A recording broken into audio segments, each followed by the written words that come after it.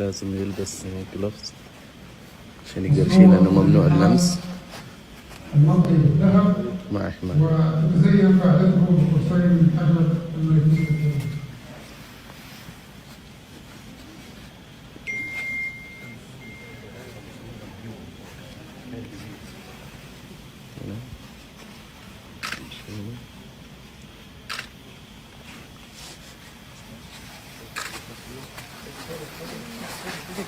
Can you get back, please?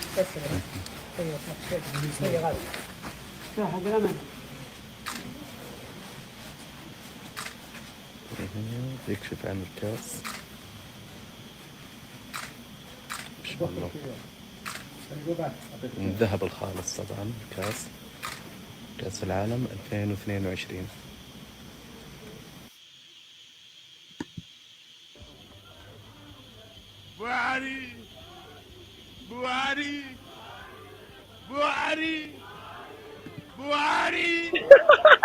Buhari, say it again, Buhari.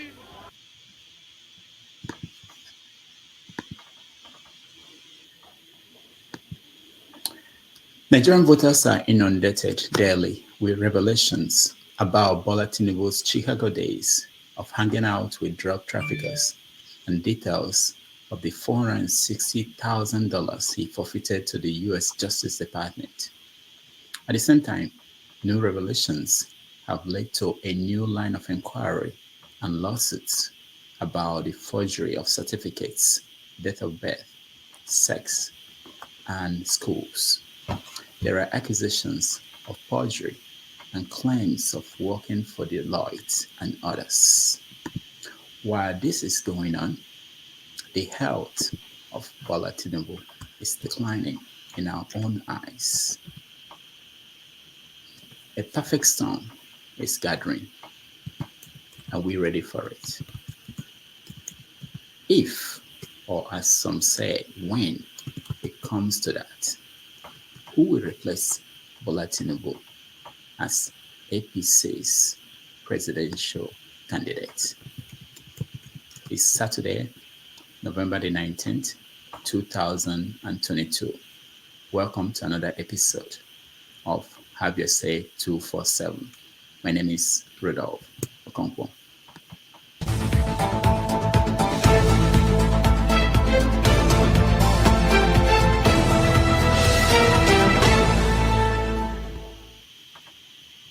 What is your interest, considering the fact that all of these issues that you have reported transpired in another jurisdiction may not have any effect whatsoever here in Nigeria, because it's not something emanating from our courts? Are you aware of anybody within the Nigerian jurisdiction taking this up as an issue? So with regard to the drug trafficking in itself, you're right about that, in that it didn't take place in a Nigerian jurisdiction. So as a legal issue, strictly speaking, in Nigeria, it's non-existent because it took place in the US. So on the basis of that, it's going to be very difficult to make this a legal issue. However, there are ancillary issues which I know for a fact are being taken up now. Probably either later today or before the end of the week, this is going to emerge. So I guess I have the privilege of breaking this on national TV. I happen to know for a fact that a lawyer who is based in the FCT is actually taking up some of these issues independently. He has filed a criminal complaint, which should have been actually served on Bola Tinubu yesterday. If it wasn't served yesterday, it should be served today. And these issues are with regard to the fact that he has essentially committed perjury on his INEC EC9 declaration. So some of the documents submitted were falsified. Some of the claims he made, such as having claimed to have been employed at Deloitte LLP, are manifestly false. We've gone to the extraordinary extent of obtaining subpoenas for his purported former workplaces, his former schools, Richard J. Daley College, Chicago State University, and there are all sorts of discrepancies, right? And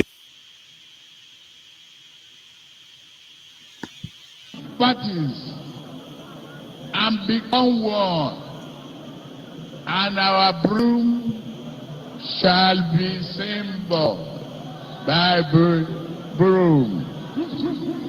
Broom, broom, broom, broom. Broom, broom, broom, broom, broom, broom, broom, broom, broom, broom. Town hall, different from Bala Blue. Blue, Bulaba.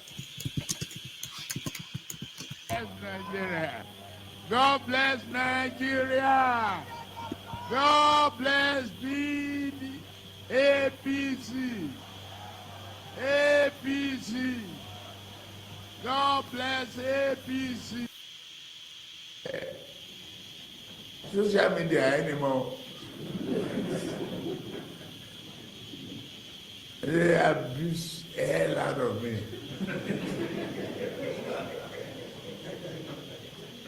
If I read it, I get high blood pressure. I get angry. I don't read it. No. If I want to hear anything, my children or any of my workers will tell me, this one say this one. If I'm tired, I say, please forget it.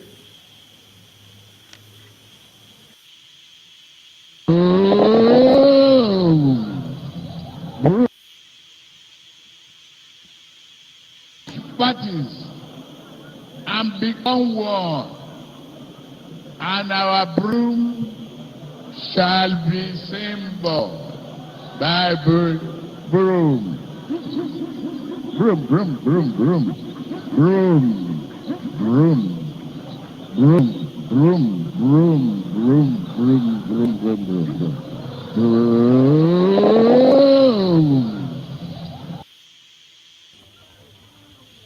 Buhari, Buhari, Buhari, Buhari, Buhari, say it again, Buhari.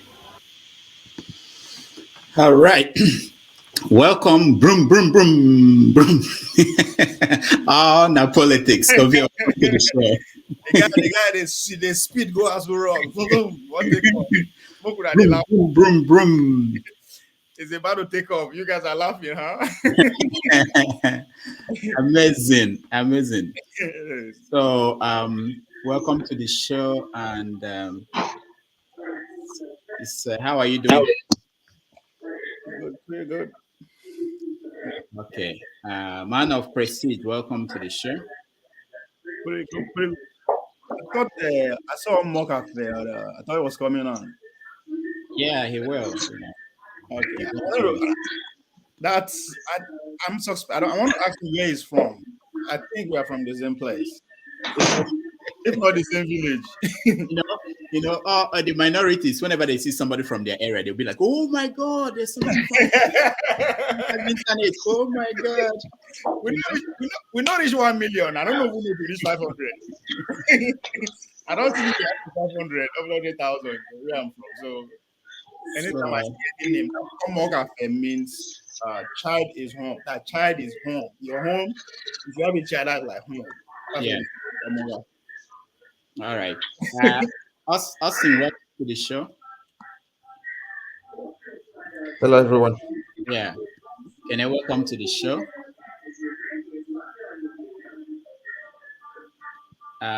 We're hearing echo from somewhere. It's muted, I think.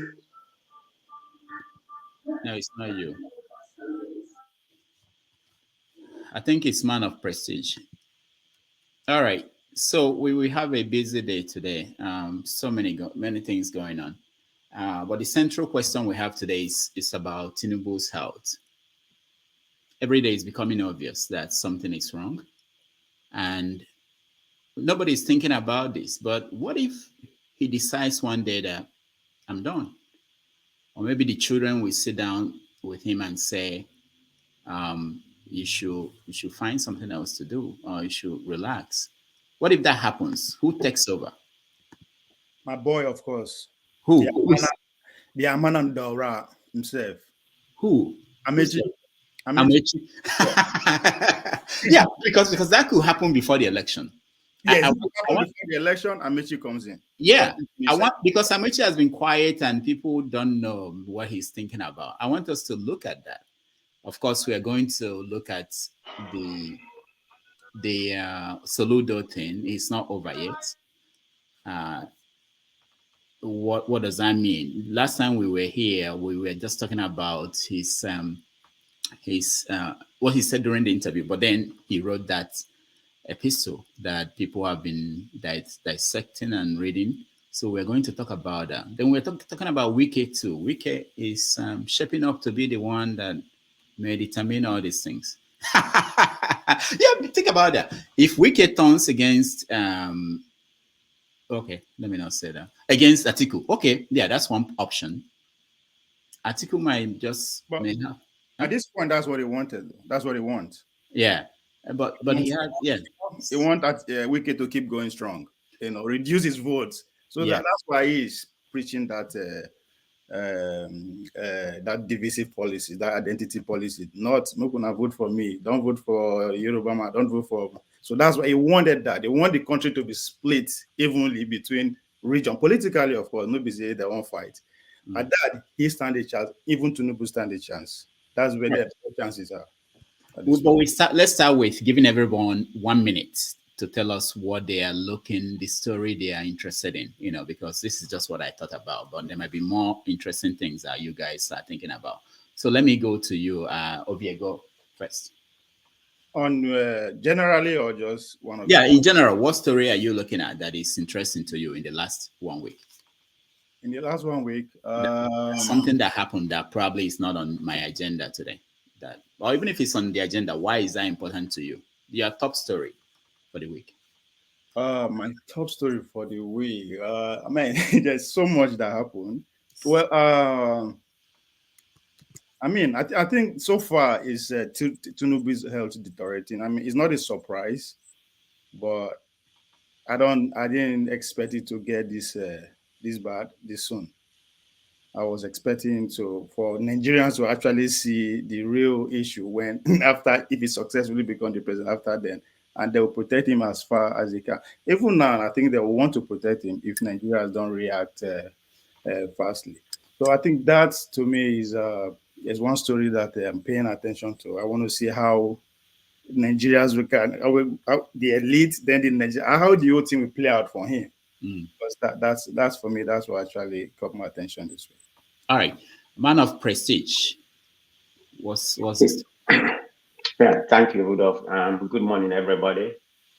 Yeah, I'm looking forward. I think my main topic is pretty much around Tinubu on two phases. One of them is visit to Imo and what transpired there. People walking out after them.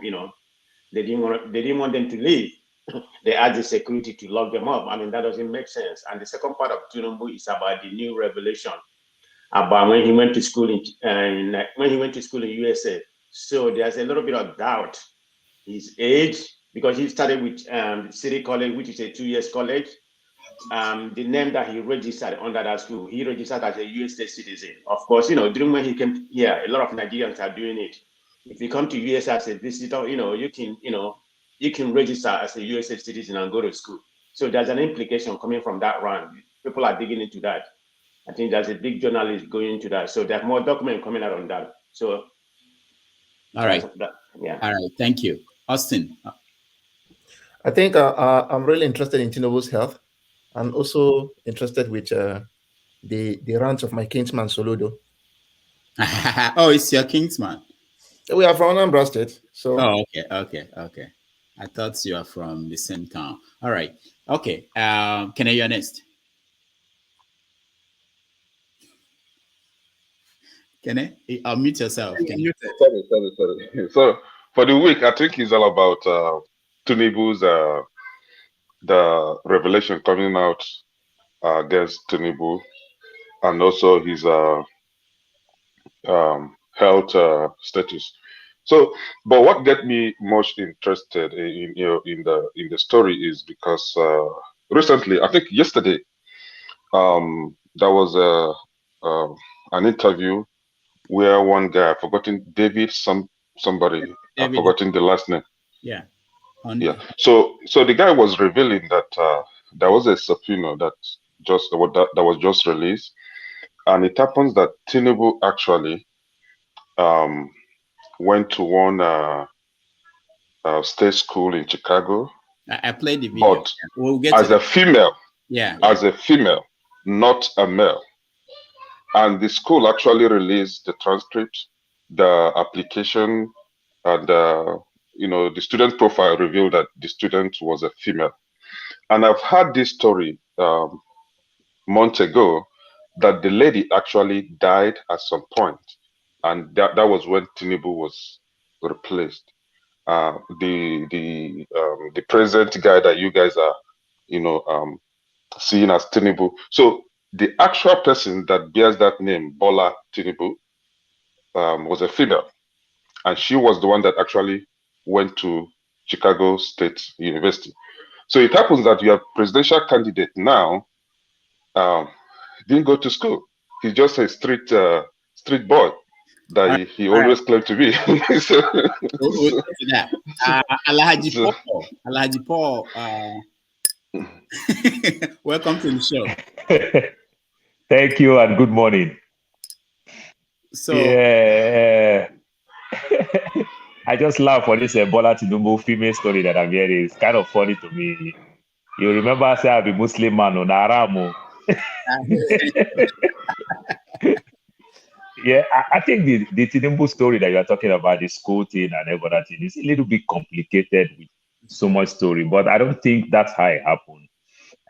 The story about the Tinubu thing is, I think the way it happened is that there is a Tinubu that got an admission, you understand, to go to school in the US.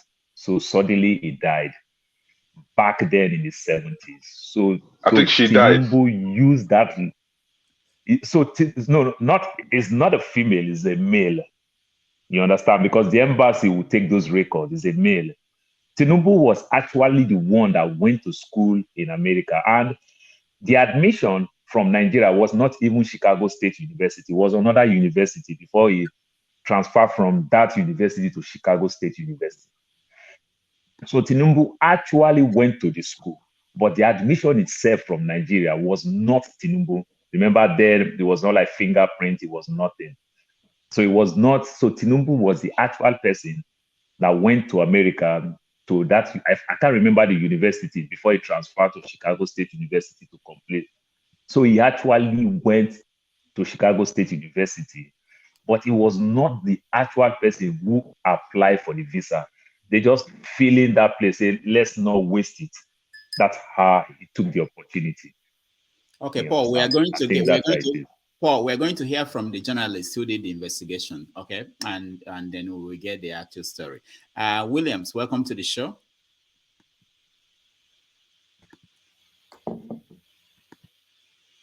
Unmute yourself, Williams.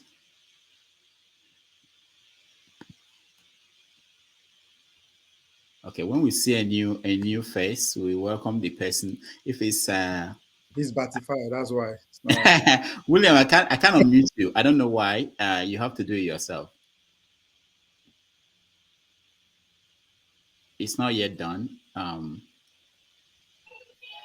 Okay. While we wait for William. Doctor, I call Abiola people, they're not irrelevant. I call Abiola people, they're not irrelevant. They're not going to get 2 votes. All right, Williams, you try, and whenever you are, I see that. Okay, no, I see that you're on. Then we can talk to you. Blessing, welcome to the show. Thank you, Doc. Good evening, everyone. Yeah. So Blessing, Blessing, we are trying to get just a sample of what people are thinking about the story they are looking at. So in this last 1 week, what came out as a top story for you? Nothing really. The Amoda story has been with us for a while now. At least anybody that's been on the internet for a while knows that.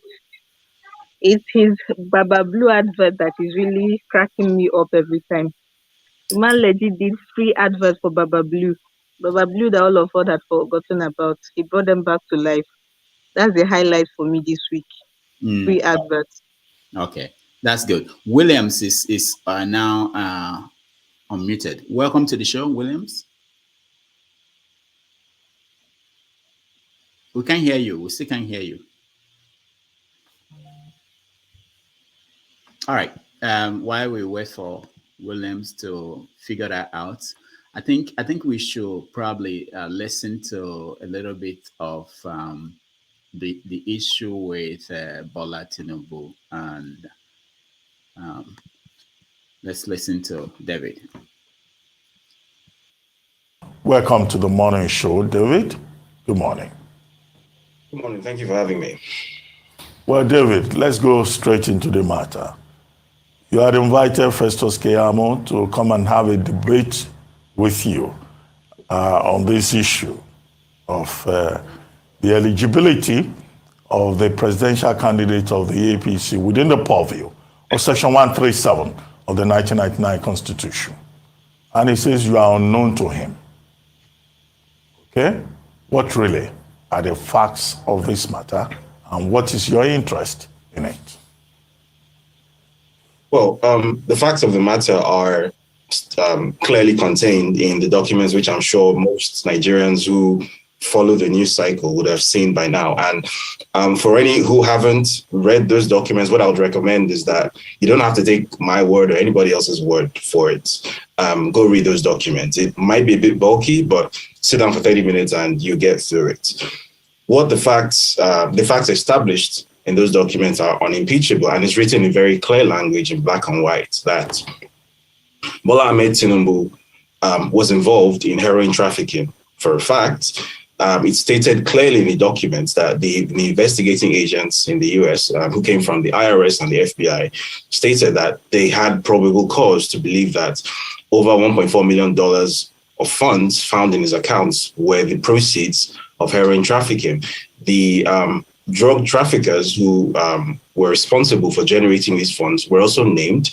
And if you read those documents, he acknowledged his relationship to those drug traffickers who went by the name of Abiodun Agbele and Muiz Adegboyega Akonde. In addition to having a close relationship with those people and being on the board of a company called Compass Finance and Investment Company with both of them. In fact, his wife also had a joint bank account with Muiz Akonde's wife. And the address he opened one of the accounts in question was the same address that Muiz Akonde, who was the drug kingpin, used as his drop-off points for heroin in Chicago. And perhaps most significantly of all, by his own admission in these documents, at the time all of this was going on, he was a treasurer at Mobile with a fixed monthly income of $2,400. And by his own admission, he had no other source of income. So somebody with $2,400 of monthly income, which comes to about $28,800 annually, had about $1.4 million in the bank. All right. That's a little bit of the story from David. We play more of that as we go along. Let me start with you, Blessing. How is it playing out in Nigeria? No, let me not say why, how. Blessing, we can't hear you. Mute yourself, please.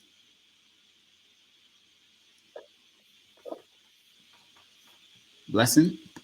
Can you hear me? Okay, yeah. Okay, go ahead. I'm sorry about the network connection. It has been worse this week. I'm really sorry about that. So yeah, unlike in the past where his story had come up, this time around, I think people are actually more interested. I don't know if it is because elections are closer, or if it's because the mainstream media carried it. It's been generating a lot of attention. People are actually stunned. They are making jokes of it. Others are angry. But generally, it's receiving a lot of attention on the street. So make no mistakes about it. The story is out on the street, very much so. There are different versions of it, but yeah, the story is out on the street and people are reacting differently to it. So people find it funny. They're like, so this man, he was a woman before and he's now a man. And some people find it serious. They're like, now wow, so why are they pushing him? Others couldn't care less. But yeah, the story is out on the street, and that's the change. It's no longer a social media story. Right. Thank you so much. Omokafe, welcome to the show. Hello. Sorry, Omogafe, before you start, are you from Ososo? I'm from Ate. Ate, okay. Yes. So, Omokafe, Yeah. we're talking about Bola Tinubu and the stories that came out this week about his everything. To be honest with you, let me park. This is not something I will say on the road. Let me park. So I'm sorry, guys. You see, as a country, as a people, we don't ask the hard questions of the things that we should shed light on. If this story has been in the public domain forever, we remember when Buhari was coming, they told us that as long as he presents a NEPA bill, they are okay with it. And we have seen a NEPA bill government in the last 8 years. So fast forward to this time and looking up to the elections in 2023, Nigerians are failing yet again to ask the hard questions. All these allegations, if I must call it allegations now, that are coming out about Bola Tinubu, why are people not interested in finding out the facts for somebody who wants to preside over our country? For somebody whose documents that he presented himself on 2 different occasions, in one place it was a female. Okay, let's say maybe that's a typographical error, right? The year he's claiming that he was born are 2 different years. And I have it on very good authority and accounts that this guy is not who he claims to be. This is in open, everybody knows. But again, because we play politics of is my brother, is from my region, I don't care. Anything he likes, let him do. After all, he's not the one who destroyed Nigeria. Then who is going to repair Nigeria? If the person who's supposed to be the lead and the head is a person of questionable character, why do we want to go ahead to bring him in as our president? That is one. 2, this man again is telling us, his body language, his everything is telling us that this man is not well. Unfortunately, this is not something I am happy about. Everybody is going to get old at some point. But the point is, this man is old. This man is babbling. This man is not coherent. Do we need somebody again for another 4 to 8 years that is going to take us through this same kind of downward spiral? Because at the end of the day, we are the ones, whether we live abroad or we live in Nigeria, we are. All right. So Hello? Yeah. Hello? Yeah. Yeah. I'm sorry. Let me just round up. We living abroad or whether at home, we are the ones who are going to suffer bad governance. And have we not suffered enough as a people? It is time Nigerians begin to ask questions and begin to do things the proper way so that we can save the country. All right. Omokafe, thank you so much. Let me welcome Adeni. Adeni, welcome to the show. Thank you. Okay. Adeni, I know you're in Nigeria. I'm not sure where you are today, whether it's Abuja or somewhere else. But yeah, I'm in Abuja. I'm in Abuja. Okay. Thank you. This new angle to the Tinubu story, how is it playing out in Nigeria? You see, my brothers, generally, I want to ask, what is happening now? Is it not irritating to you guys? It's very irritating, left to me. And that's why I say that we should not play into the hands of these politicians again for this coming next election. Because the foundation we are operating on is so faulty that we will bring in corrupt people with a shady background, and they will come and start running affairs in the country. We have to guide against that. You see, we need to restructure this country, get the right system of government that will make these leaders accountable, that will limit their powers. Because all these people that are campaigning now, wasting billions. Look at what Tinubu does get now. He went to the east, and within 1 hour, he raised 10 billion naira. 10 billion just to gallivate around the country and be telling us stories that we already know. They have not solved any problem with that 10 billion, just for them to share money among people, and at the end of the day, the same story. You see, I have taken a step further now with this, my constitution. I have gone to do proper publishing of it into a book.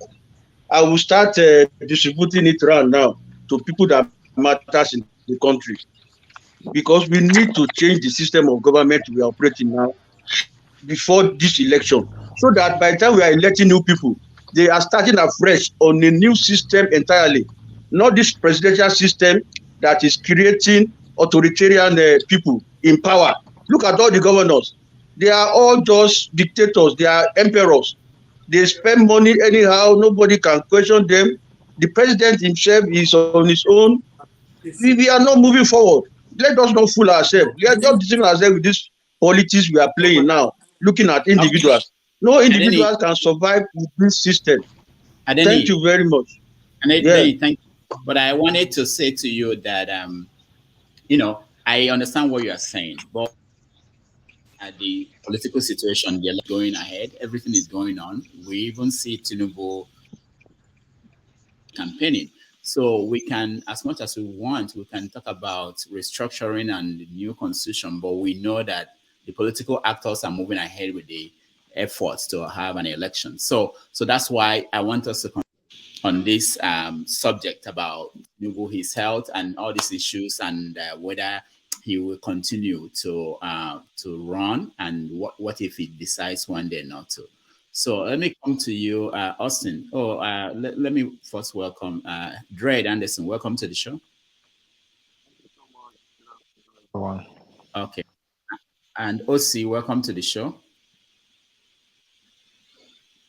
All right. So let me come to you. Austin, I don't think you said something. Did you?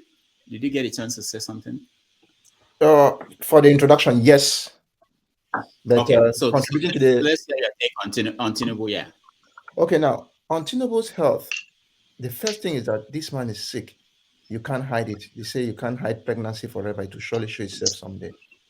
The way he speaks, and I always put it in different fora. If Tinubu was on a wheelchair, but he's very articulate in thinking, then we can talk about it. But this one, he is not psychologically fit. So I think he should be out. I remind myself of the days of the Kogi State governor is this person who died. During 2016, there is this, I've forgotten his name, in Kogi, who died before. Audu. Good. Yeah, Audu. I was serving that time in Bauchi when Audu was on TV. That was the last campaign before the election. I saw him and I told the Captain Auta, you people said that this man was a governor in 1970 something. He's still coming again to be governor now. I don't see him making it. Captain Auta told him, leave those things, that's how they were. I said, this man may not even survive one ASU strike or maybe any strike. Just for the next day, when the results were being counted. And he was leading and could not even bear the shock of that. The results were inconclusive. And if this Wada died, I now turn and look at Auta, what did I tell you yesterday? That this man cannot bear shock.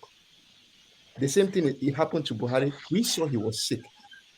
He became the president. Every day, we spend billions of naira when we go for routine medical checkup. So the things are just normal. Tinubu, and I don't know, I don't want to go into supporters and the rest, but we should know what is right. He is not good enough physically to lead the country. Now, if you come to academically, he's shrouded in a lot of mystery. If you want to talk about academic qualifications, it's not there. If you want to talk about being morally upright, it's not there. And I always say this over and over again. A man who has not been good where he was a nobody, a man who has not been good when he's out there in his field doing his business will never be good if you make him the president, if you make him the king. And that is what Nigerians should do. I don't care about his brother and the rest. So let's just do the right thing. And that's just what I stand for. Thank you. All right. Thank you so much. OC, welcome to the show. We're happy that we have a doctor here, so maybe he can tell us more because we don't know what we're seeing, but we just know that this is not normal. So OC, tell us about what you are seeing. I know you to diagnose, you may have to meet the person and talk to the person. But looking at him and watching him, what do you think is going on? You are muted. And unmute yourself, we'll see. Okay, yeah, thank you for having me, by the way. And I'm just jumping right in the middle of it. So I'm not privy to all the discussions you guys have had before now. But to your question, again, you've already made the comment that even though I'm a physician, but I have no access to his medical record to know exactly what is going on. So I am going to be very pedestrian on my comment regarding his health situation. But we've all watched him, we've all seen him, even during the convention in Abuja. So we don't need you don't need a soothsayer to tell you that something is just not right about this guy.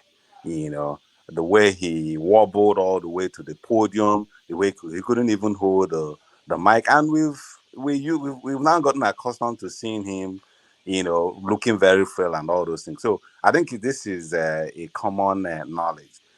For somebody who is looking to superintend a nation as sick as Nigeria, and a nation who've already gone through the days of Yaradua, and the fact that he was sick, suffering from kidney disease even before he became a president, and then we know how he ended.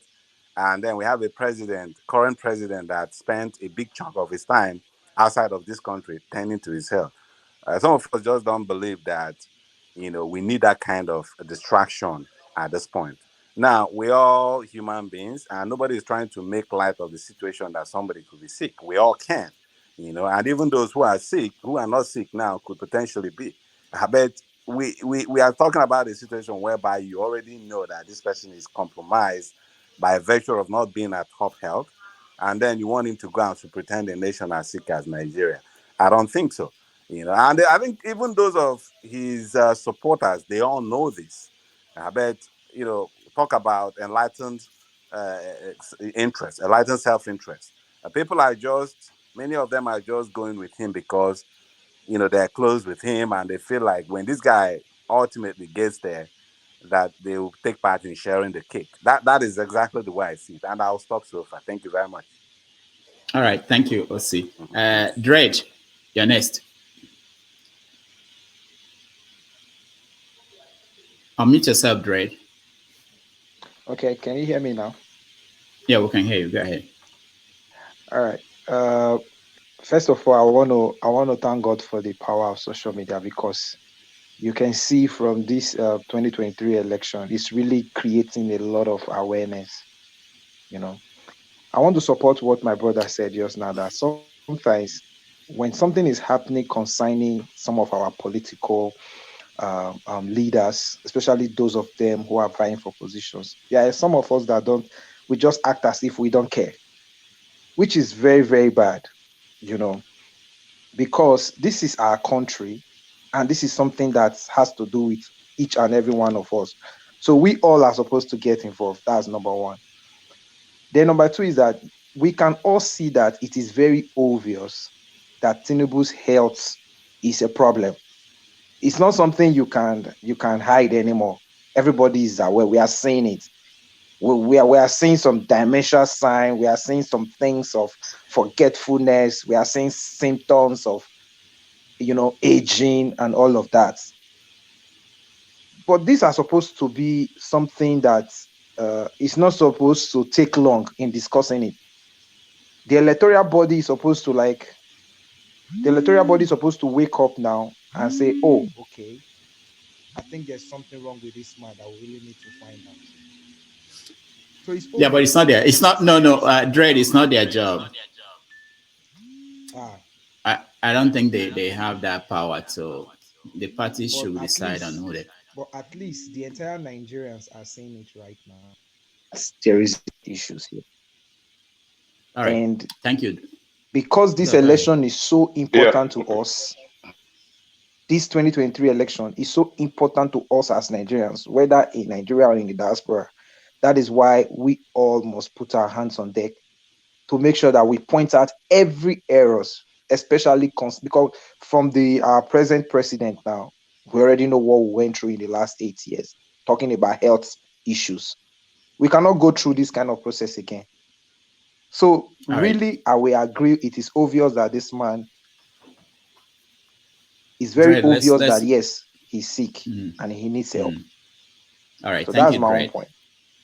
I just wanted to drop something.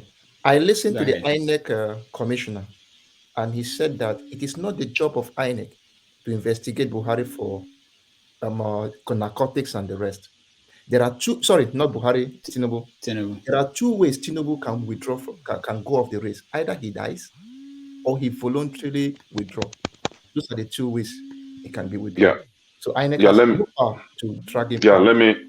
let me come in here, right? I think okay, I will put it this way. Nigeria happens to be a country where criminals that are being convicted from other countries run back to and grasp power. And this is why I say this.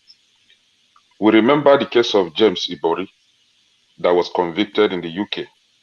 He came into Nigeria, applied to campaign, to vie for the position of governorship election. He won. He went through INEC's screening and scrutiny. He won. He skated through, right? He became the governor. We have the case of the current Speaker of House of Representatives, Femi Bajabi Amila, but his own wasn't a criminal case anyway.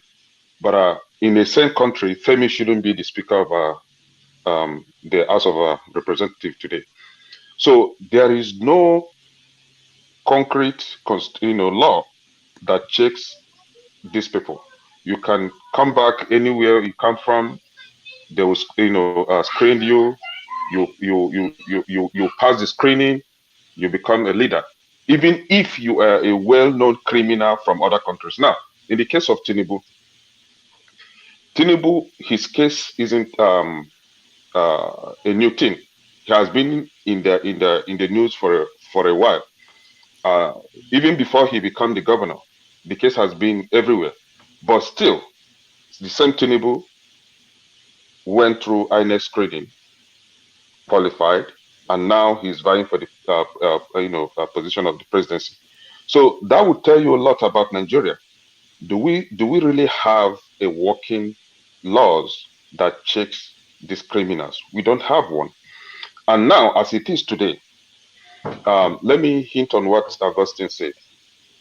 You and I, we can't do anything. We can't take Tinubu to court and have the court sanction him.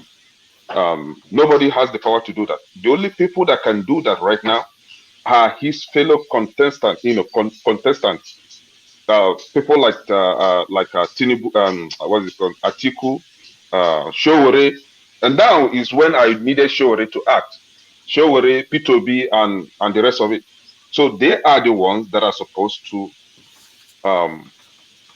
petition Tinubu and let the law know that INEC cannot even do anything right now. It is the court that will come in and say, okay, this is what the report will receive from your opponent, and now the court will now go and verify. It's very easy to seek for subpoena from United States. It's very easy. I can seek for subpoena, on anyone here. But the thing is, we don't have a working constitution that check these criminals, so everything can go. Tinubu, when it comes to his health, I saw somebody say that Tinubu is not sick. In a way, Tinubu is not sick. Tinubu is aged, and one of the symptoms of old age is dementia. So Tinubu is having dementia. Is obvious. Is visible everywhere. He's having dementia, and I saw somebody again say that that APC is currently having a campaign in Delta State, and the stadium is filled. And why are people following him? No, I'm watching it live here right now. Nobody is following Tinubu. What happened? What they are doing right now is one section of the stadium. They park their stomach infrastructure, the youth there, with their red cap and all that Tinubu insignia. They park them there just on one side and they focus their camera there. That is the politics. That is the 419 there. So nobody is following anybody. All right. Thank you. Oh, who did I miss? Ovie, have you said something? Okay, Ovie, go ahead. Ovie, go ahead. Yes. I think at this point, Bola Tinubu criminal case, whatever, is a distraction. It's just noise as far as I'm concerned. And the joke is on me and you. How many of us actually take time to study the presidential system that we are operating on? We are operating on a system whereby only the players have the power to set their rules, to change their rules, to do whatever they want. If you pay attention very well, that's why this is noise. You pay attention to the signal. Early this year, I think a law was passed that you cannot sue any presidential candidate unless you contest with him at the primaries. These people are ahead of the game. We can make noise as much as we can. The noise we are making can only lead to a sympathy vote. For him, about his health, for God's sake, at least majority of Nigerians know this man is going to run for election. Maybe 2, 3 years ago, nobody say anything about all that until now. That me and you cannot do nothing. Just like I agree with you, Austin, that said the only thing I take Tinubu out of the way is three things actually: his health, him withdrawing, and if Nigerian masses were able to lie around and vote against him. If not, we cannot stop him with all these things that we are popping out every day. It's noise. This whole time that the investigative journalists bring all these things out, you know, all those days and weeks would have used it to actually analyze these people's policies or even study the process they are operating on. It is too late. We can make noise about that as long as we can. Nothing is going to change regarding him going straight to that election. And if he win, they will protect him as far. The system will protect. We might not even see him. Buhari now only travel with the complaint. You know, the guy interview they complain. We might not even see Tinubu when he becomes the president. Because they bring out the communication via his spokesperson, writing letter and all that. And just nothing, just even in America that we live in, it happened. Nobody's not the same thing, no difference. Biden was protected for as long as they could. We they see today now, instead they do blah blah blah blah blah for TV. What can they do? Now America, where everything works. It is the system. I am 100% against the presidential system of government. There's nothing. Once you scared that primaries, and guess what? Democracy is a game of numbers. What they fail to tell is that is the numbers they are allowed to participate, not necessarily the majority. How many people were allowed to select our president? The delegates, they are the one that will select our president. So when we say we should shade all this noise and everything and pay attention, just study the system, we would have get rid of all these things even before they get to the primaries. And many of us, we are not ready to involve people in the party. We don't get card. But we can complain, we can do whatever I want. Today, Delta State Stadium is filled. The same man they make speech. The stadium is filled. People are saying it's a paid agent. Just like something I think Kulata said was making a point on the comment section. A pay protester, do whatever. All these guys that you see they are paying. They can also be paid to vote. You understand? All right. All right, Ovie, thank you. CM, welcome to the show. Okay. Thank you, Rudolph. Good afternoon, everybody. So we're talking about Tinubu's health situation. Ovie is of the opinion that it's of no consequence what we're doing. Well, I'm not talking about the heads. The heads, of course. What I'm saying that there's nothing me and you can do about it. Okay, all right. So CM, go ahead. You see, ideally, I think I've thrown a challenge one time that the best way to address the issue of Tinubu's, let me say, alleged, because I'm not a doctor, somebody can easily say, how do you know? Although we know what is true, is, I wish I'm close to B or even Showore. All you need to do is say, somebody like Showore will say, this is my health record. Publish it. It doesn't mean, because when you say health record, I mean, there are doctors here. You have to look at everything, x-ray, know everything, and then you put the date and probably where you did it. because such things are confidential. But for you, it's only you that can make it open, or maybe in a court of law is required as a condition for the court proceedings. So if you put it on, I mean, if you put it out, you will now said if every other person feel that he's as healthy as you, let them do same. So that way, probably the poor people or the masses will now take the reframe and said, yes, we need to see it. Because if you insist on making it a law by INEC or anybody, it's too late. They cannot see a way to thwart it. But in this case, use it as a personal challenge. Assuming I'm contesting, this is what I will do to force Tinubu to bring out his own, or to even force a debate on it. We all know this. It's just that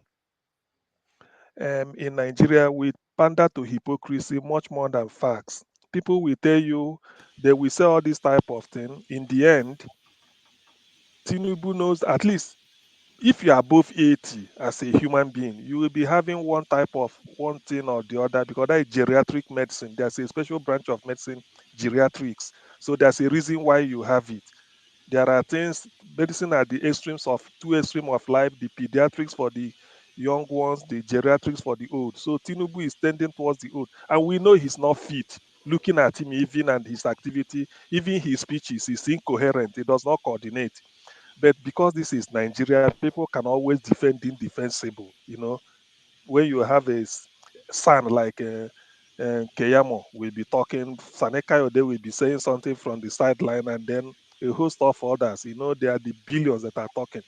So Tinubu's health issue, what I will advise is one of those 18 of those contestants, those contesting with him, take it up as a challenge, present your own. When you present your own, you now insist. If they feel, then I know the awareness that is sweeping all over the country, and people will insist that show your, even and if it's on stage, people will say, show us your health record. If you are in doubt, this is this man's own. People can always use it as an example. But that is the much I could say about it. But if I should take it as a challenge, I know I'm not convinced. He's sick, terminally ill. But who am I to take it up? If I say anything, and it's neither here nor there. So to that, and Tinubu knows he's ill. But what we are saying is that will will his sickness or his ill health impact negatively on his ability to perform the role of a commander in chief while in office? The answer is yes. So that's what we're saying. Not that you can still be ill at 80 and still nurse it till you get to 100 and still be moving around. Some people are 80, diabetics at 80, and then they're doing well. But can you be able to hold a meeting, stressful job of a commander in chief, no matter what? Will it impact negatively? That is look, please step down, do not go. But whatever I'm saying, although I don't think that we are making noise, or maybe they're not discussing it, or discussing it is like we are making noise or rattling. No, I don't think so. It's worth discussing. Look at the how much Nigeria has spent on Muhammad Buhari for ill health. You know what it means? It's like a budget of its own. But Nigerians, being what they are, they will sweep it all under the carpet, paper over everything. When they have opportunity of arresting a situation, they won't. By the time Tinubu gets in now, those that are pushing him, they may say, let him step down for Shetima, and then the power will move again. So this is a game, but it's only a game that the contestants will help us sort of to set a discussion in motion. If they could do this, I yield. All right, thank you so much. Man of prestige. Yeah, thank you, everybody. About Tinubu, I heard what Obi said. I mean, some of the things that he said makes sense, that in a Nigerian space, because of where we are in Nigeria, nothing is going to happen. Nothing is going to come out of what we are talking about in reference to Tinubu, both his health and his character. That's true. But as a country, we have a right to talk about it. Even after nothing is going to happen from the government, from the INS, I mean, they are the government in power right now. So I don't expect any kind of a lawsuit, to review anything or to indict him for anything. That's not going to happen in Nigeria state. But we have a right to let the common people know about Tinubu character, his head. I mean, like the doctor said, we are not privy to his medical information, but you can see, I mean, the kind of person, by just looking at him, that he's very fragile. There has to be something going on in his health. We don't want to go through what we went through, during this presidency of Buhari. We don't want that. I mean, it might be 4.0, which is going to be worse than what we have right now. So we have a right to say what we want, and let the common people know who don't have that much information. So we should do that and inform everybody what's going on in Tinubu, every kind of information, because when you are running as a president, it doesn't matter what you did maybe 40 years ago, 30 years ago. It's supposed to come out and let the masses make decisions based on that. So that's what I'm going to say on that area. Thank you. All right, thank you, Paul. I'll come to you, but before that, let me just tweak the subject a little bit. Let me play a video. The other aspect of Tinubu, which is when we talk about the record. And I asked that question advisedly. Well, my interest. Considering the fact that all of these issues that you have reported transpired in another jurisdiction may not have any effect whatsoever here in Nigeria, because it's not something emanating from our courts. Are you aware of anybody within the Nigerian jurisdiction taking this up as an issue? So with regard to the drug trafficking in itself, you're right about that, in that it didn't take place in a Nigerian jurisdiction. So as a legal issue, strictly speaking, in Nigeria, it's non-existent because it took place in the US. So on the basis of that, it's going to be very difficult to make this a legal issue. However, there are ancillary issues, which I know for a fact are being taken up now. Probably either later today or before the end of the week, this is going to emerge. So I guess I have the privilege of breaking this on national TV. I happen to know for a fact that a lawyer who is based in the FCT is actually taking up some of these issues independently. He has filed a criminal complaint, which should have been actually served on Bola Tinubu yesterday. If it wasn't served yesterday, it should be served today. And these issues are with regard to the fact that he has essentially committed perjury on his INEC EC9 declaration. So some of the documents submitted were falsified.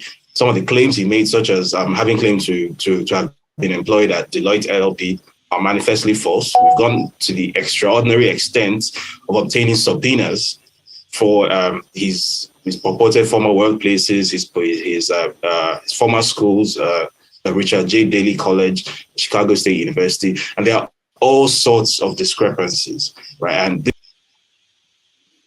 all right, Paul. Yeah, doctor, that interview, I watched the interview, and I think the interview went well, but sometimes some of the questions that Ruben Abati and Rufai asked, it's like they're just asking questions. It's like they're almost scrolling and doing more than asking questions to also screw Tinubu to bring some of the things that will make people even talk more about Tinubu. That is one aspect of it. Then also, we are talking about Tinubu's health. Let me just throw a little bit joke out of it. The Christians keep complaining that Tinubu is doing Muslim. So that thing Tinubu did yesterday was just speaking in tongues to make you understand that he married a pastor. He was just speaking in tongues. So talking about Tinubu, the lie has been there. Everything has been there. But the way our people is. My younger brother today called me that there's this girl that just came outside. She was getting married, and she declared officially some of her members. She's at Oboni. Then they started screening and everything. And I said, why? How many religious people in Europe came to Africa to colonize the Africa to become Christians and Muslims? But look at how many redeem in America, Winners, Christ Embassy, and the like. You can't even see one white man in any of our church, except some of us that marry white woman or marry white man. Or we go beg homeless person to give him shower and give him free food. After they eat, they go. They don't come back again. So this is the type of people we are. We are not being truthful to ourselves. This man is struggling with his health. The man can't keep up with it. And it's going to affect us tremendously. And the big picture, Tinubu will go there. If he didn't make it, the vice president automatically will take over. Then it will become another problem because they're going to do another 8 years.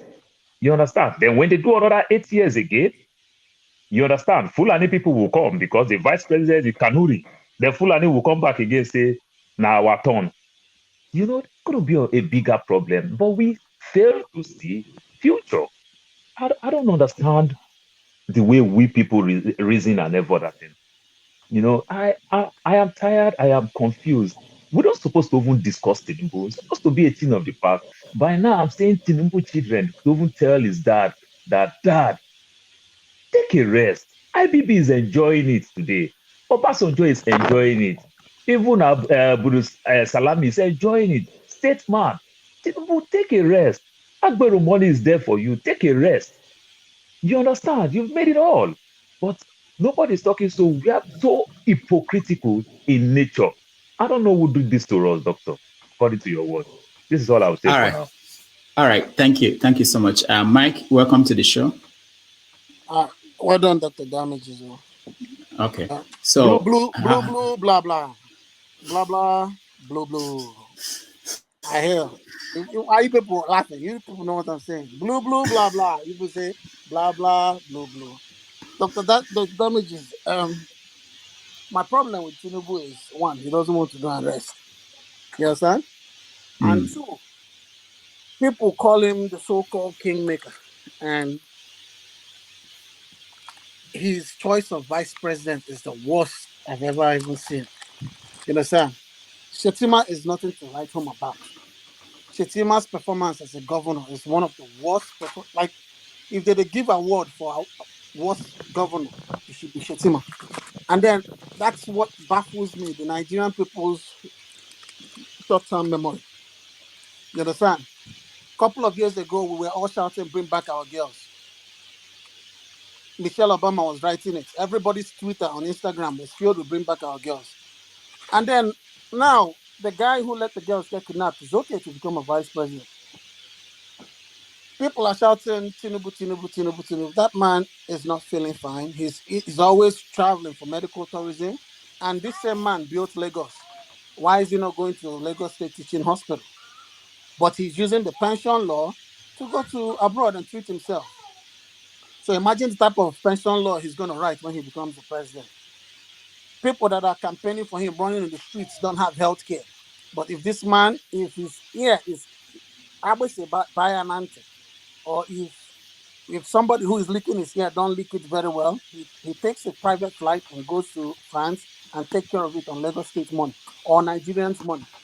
The thing is, like I said, I don't understand how Nigerians forget so quickly. You understand? If this man is a kingmaker, there were a bunch of Northerners who have credible characters that he could have chosen. But they know their plan. How will anybody stand a Tinubu and Shetima ticket? Someone who was recorded on a call spewing hatred for the Igbo people. Even you could see his face when people were walking out in Imo State. You understand? He knows, like, that face is like, I go show on a pepper. That's the face he has. You understand? Tinubu, with his criminal cases and people trying to cover it up. Even the Nigerian press would not even ask the right question. Donyi is talking something. You people are not even questioning Tinubu and stuff. This man forfeited 460,000 United States dollars, which stated that it was proceeds from crime. His wife, the pastor we're talking about, also used her account to open the money that drug dealers use in funding the account. And these people, this guy can't even get a job somewhere in a civilized country just because he's famous and he has money. And bear in mind, if somebody's a drug dealer in another country and run away from that country, you don't just go back to Nigeria and become a born-again Christian. A drug dealer is a drug dealer. They are the scum of the earth. You understand? They don't think about the lives they ruin. They don't think about the individuals or the generations they ruin, because a drug dealer can just ruin a generation wherever they are. All right. All right. Thank you, Mike. Let's change the topic a little bit and let's start by watching this. Spread your investment. Some will go up, some will come down.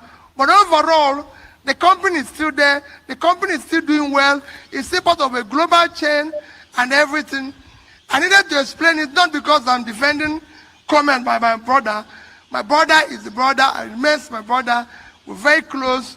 I remain prayerful for him. For other things which I didn't succeed, God has given him opportunity to do it and succeed. For me, yes.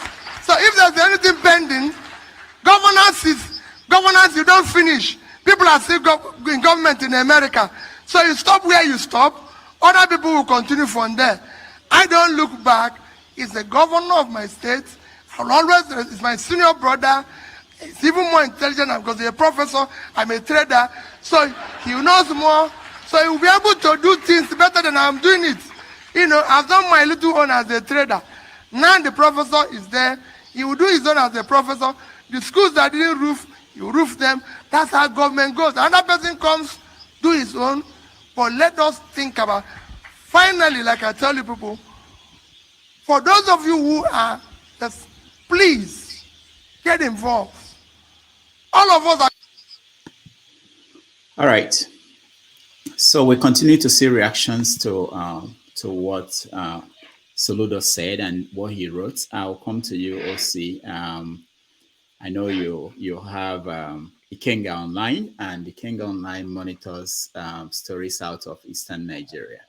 So what is your take on Charles Soludo and the reaction to the letter and the speech? OC, unmute yourself a little bit. Okay, yeah. So thank you again for having me. I'll say it's rather unfortunate that we're in this position, and I say that not lightly because Soludo is somebody who we can all agree, even if you're one of his detractors, that he's a very intelligent guy. He's very brilliant, and he's one of the few guys in the Southeast that we actually look forward to. As a governor, we've all been rooting for him, but then this happened. And I think there has been a lot of speculations whether it's APC that sponsored him and any of those things, and maybe not. We'll get to know that in the future. But one thing I could say is that as humans, envy is something that we just cannot divorce from human nature. I think it was Gore Vidal that once said that when my friends succeed, I die a little.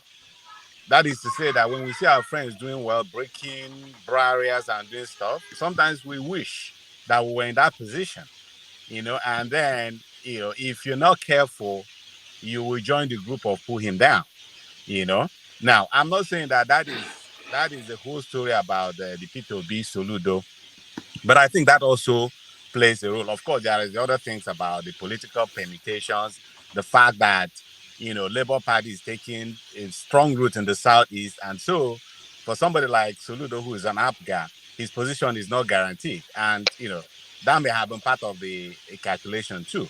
But what is very instructive here is the fact that Soludo went into that interview knowing fully well that whatever he says about P2B will be x-rayed to the minutes. But he took the bait. I mean, if you watch the Arise, the Channel TV interview, you could see that Sheun was actually goading him. He was throwing that bait to him. And he knew, And for a guy who was very careful enough not to wade into the CBN currency change crisis because he knows that, it's going to be very controversial. He took the bait doing the other one, So again, it's very, very unfortunate. And to the point of what he was talking about, Soludo's, P2B's investment being next to nothing.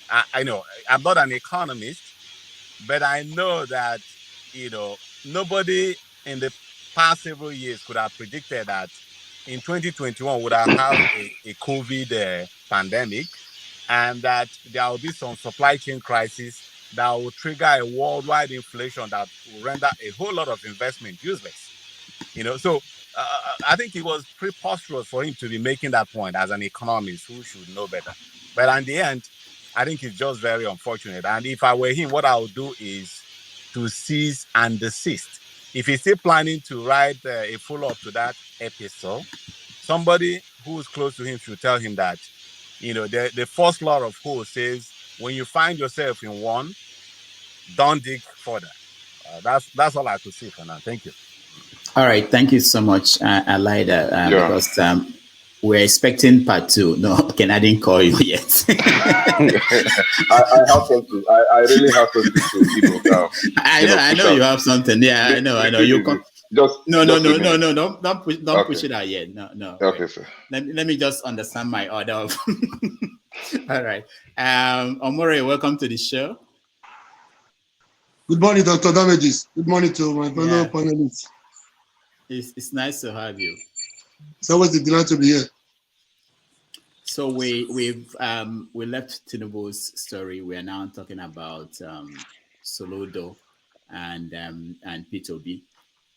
So like what OC said, there is we know that there is a part 2 of that article that he wrote. We don't know whether he will release it, but Omori, have you been following that issue? Yes, it's a very funny situation. I don't know where those missiles are coming from, but at least I expected it from that angle, from that area. I know it's politics. I find it difficult to fathom, the genesis of that crisis. If it must come, I know there will be missiles. Not in some state like Anambra, not even from an elite, an intellectual like Soludo. I don't know what they are struggling with. Sometimes I'm forced to, apology to my fellow Igbo brothers here. Do they really know what they want in the Nigeria project? Oh, I don't get it. I've been taken aback, I don't know what they want from Obi. I expected if I want me support from that angle, from that area, he might not be a saint, he might not be an angel. I mean, considering what we have right now, in the most notorious criminals like Atiku and Tinubu, I expected an overwhelming support for Obi, at least a home-based support.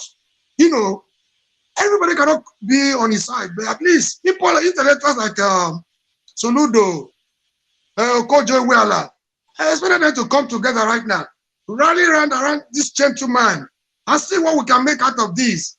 Like they always say, if that one does not work, they go to the other one. At least, let's see what we can make out of this situation between now and February. I mean, it looks like a very promising opportunity. I mean, for that injustice that has been done to that region, and I can't understand the way they are going about the game, Sorry to say this again, if it comes to politics, I think I wish our brothers could learn the way they learn the apprenticeship game. We all have a long way to go, but they particularly have a long way to go. If they miss this opportunity, I think Biafra may be the only way. And even the Biafra, when it comes, I still have my doubt, because what I'm getting from the people around me, the forces within Biafra struggling against the Biafra itself is even stronger than the one coming from the Fulani region. Thank you. I rest my case for them. I have another opportunity. I hope and pray that we advise Soludo to shield the sword, allow peace to reign. If Obi will win, if he cannot support Obi, it must not look as if the intercontinental ballistic missiles are coming from this, from people that are supposed to use his brothers. So if you cannot support Obi, let us shield this one and be quiet. The rejoinder is trying to come up with, the part 2 is not necessary. Or else, he will be committing some political, blunders. Never can tell where it will take him. It's not good for him. It's not good for any of them. Those that started it right now, they are cooling off in somewhere in London. I don't know where Soludo will end up if he doesn't stop. Thank you. All right, thank you. Okay. Omo Cafe, you are next. Thank you again, Dr. Damages, and thank you to everyone on this call. You see, I'm sorry, this apologies first to any Ndigbo or somebody of Igbo extraction on this call. The truth is, personally, my own opinion, Ndigbo has always been their own problem. The reason why I'm saying this is very simple. You see, going from now to 2023, Tinubu has the backing of the Southwest, whether you like it or not. Atiku has the backing of his region, whether you like it or not. What does that mean? That gives them the opportunity to get on the max with the support of their people. You see, whatever the differences, the PhD guy, the pull him down guy now has with Obi, I think as a man, men to men, he should have called Obi. Hey, Obi, see what's going on, or see what I discovered, or whatever. But again, let's look at it. Obi was governor 8 years ago, or maybe about 10 years ago. So why should what happened 10 years ago be what you will hold on to now in this year preceding a major election for you to now come out and start talking? I think that has shown that Soludo is a man of little thoughts. I saw Soludo as somebody who we should all look up to based off of his antecedents, his resume, and what he has done in the past. But for him to go down cheaply, you are not a governor who doesn't have a certificate. You do have a certificate. It's you are a confirmed professor. So the thing is, at this point, you would expect that the elites in the southeast should rally round Obi for once. Let them see how they can push this man. The thing is, Obi might end up not winning, but the support he gets from his constituency will go a long way in the future for that Igbo president to emerge finally at some point. But if you don't show him support now, if he doesn't get the support from his own region, I'm telling you, Obi is running on the leg. He's running on the limb. All right, thank you. Kenneth, go ahead. Yes, thank you. So when it comes to the what Soludo said against Obi, I think it reminds me of of an Igbo proverb or idiom that says "Ogologo aboye na nwamo etola." In a literal translation, means tallness is not a yardstick to justify the maturity. A few weeks ago, Dr. Chris Ngige, the former governor of Anambra State, granted an interview with the same Shehu of Channels TV. And Shehu was trying to set that trap bait to Chris Ngige. Chris Ngige refused to fall to it. He remains that both Obi and Obiano did their best as former governors. So he refused to support anyone publicly or go against the other. However, when it comes to Professor Soludo's case, like I said it here last week, it was intentionally premeditated. He knew that he was going to Channels TV to try to pull P2B down. So it was already designed to play out. So now this is it. Soludo. I don't like when people are trying to justify, trying to generalize what Soludo say, to Igbos. As it is today, right now, I think Soludo is on his own, right? There is an Igbo proverb again that says, "Itela kana tipa buaja." Soludo has hit his hand on a tipper loaded with sand. He's on his own. When it comes to politics, I think Anambra State particularly share some similarities with the people of Edo State. If they are for you, they are for you. If they are against you, they are against you. Somebody like me, I wasn't surprised that Soludo said this. Prior to the election, I knew that Soludo is coming with a hidden agenda, just like the governor of Imo State, Pope Uzodinma. There was an arrangement. This is what I felt. I didn't know how truthful is it, but this is my own thought, that Soludo had an agreement with the people from Aso Rock, that is the APC. I know some people are trying to, link it with PDP. No, I'm saying APC. in the plan, in the agenda.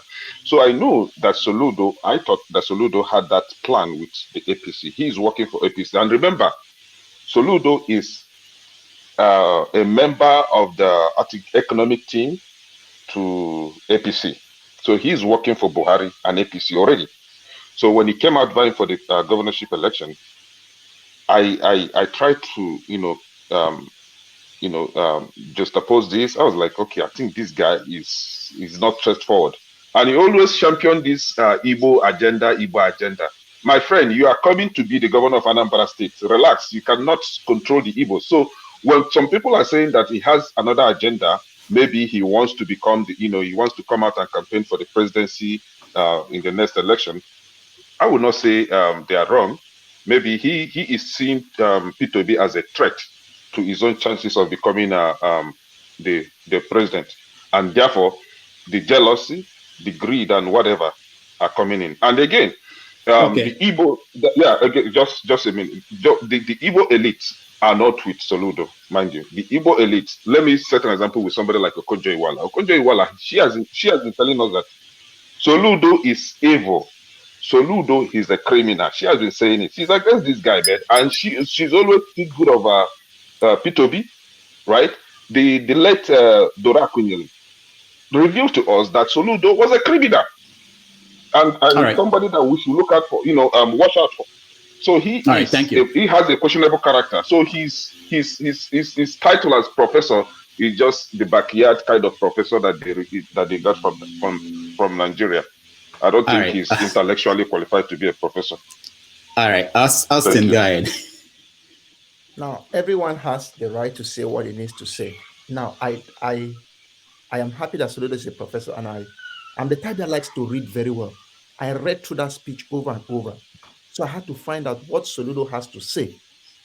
But in that speech, he never mentioned anything that indicted that, Obi, you are corrupt because of this. You did this kind of thing. There was nothing like that. The second thing is that Soludo directed us to the power brokers. We must go to PDP or to APC, the giants, to liaise with them. We have been liaising with them for more than since 1999. What have we gotten from it? Nothing.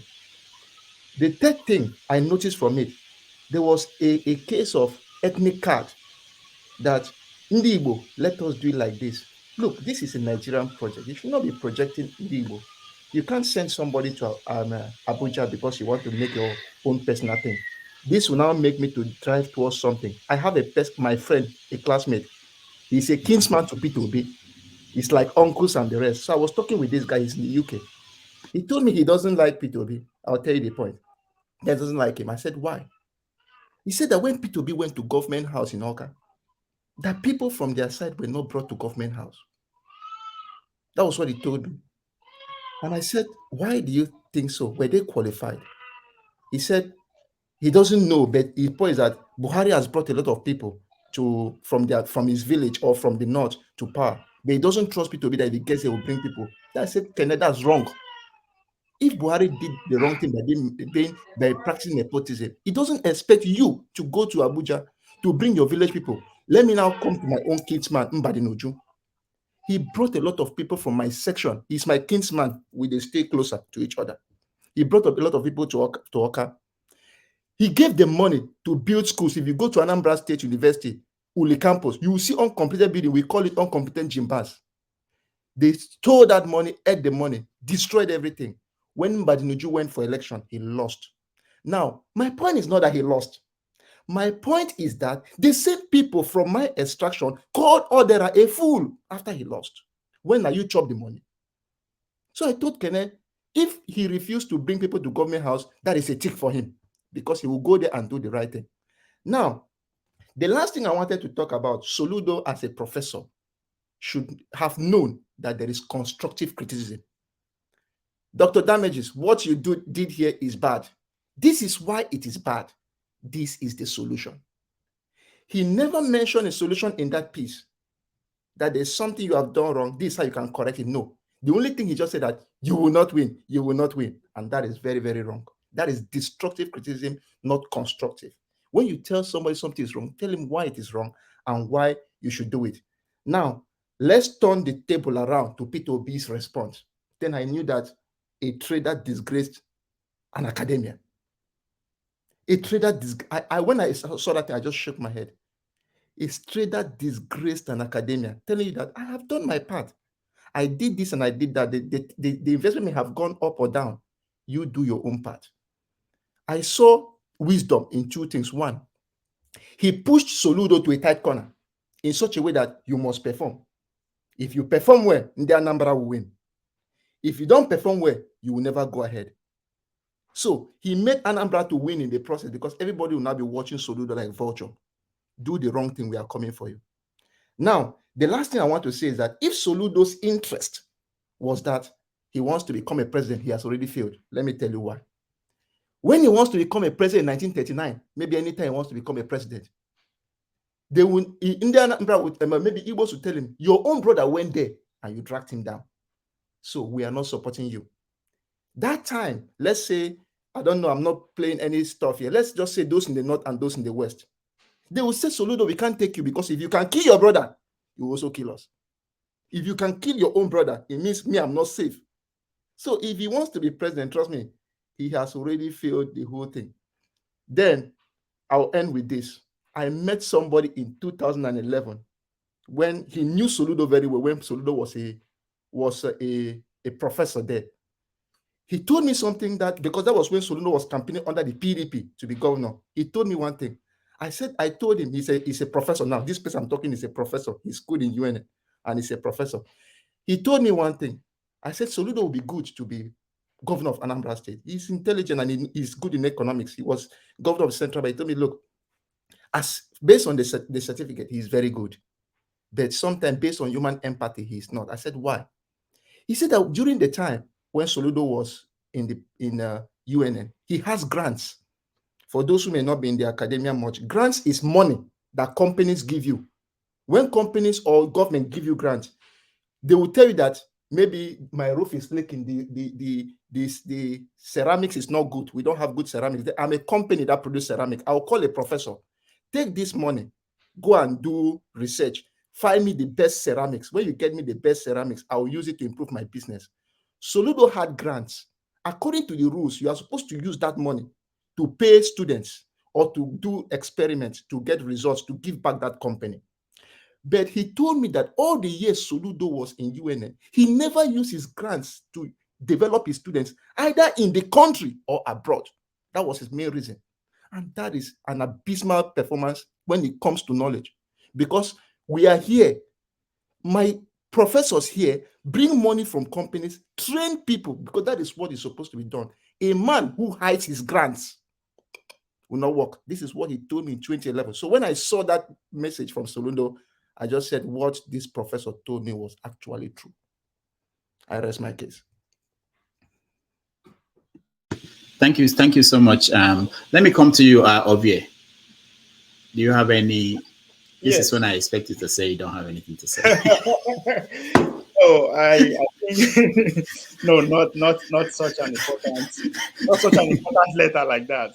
I think Soludo's letter will go down as one of the most important letters written in this electoral circle.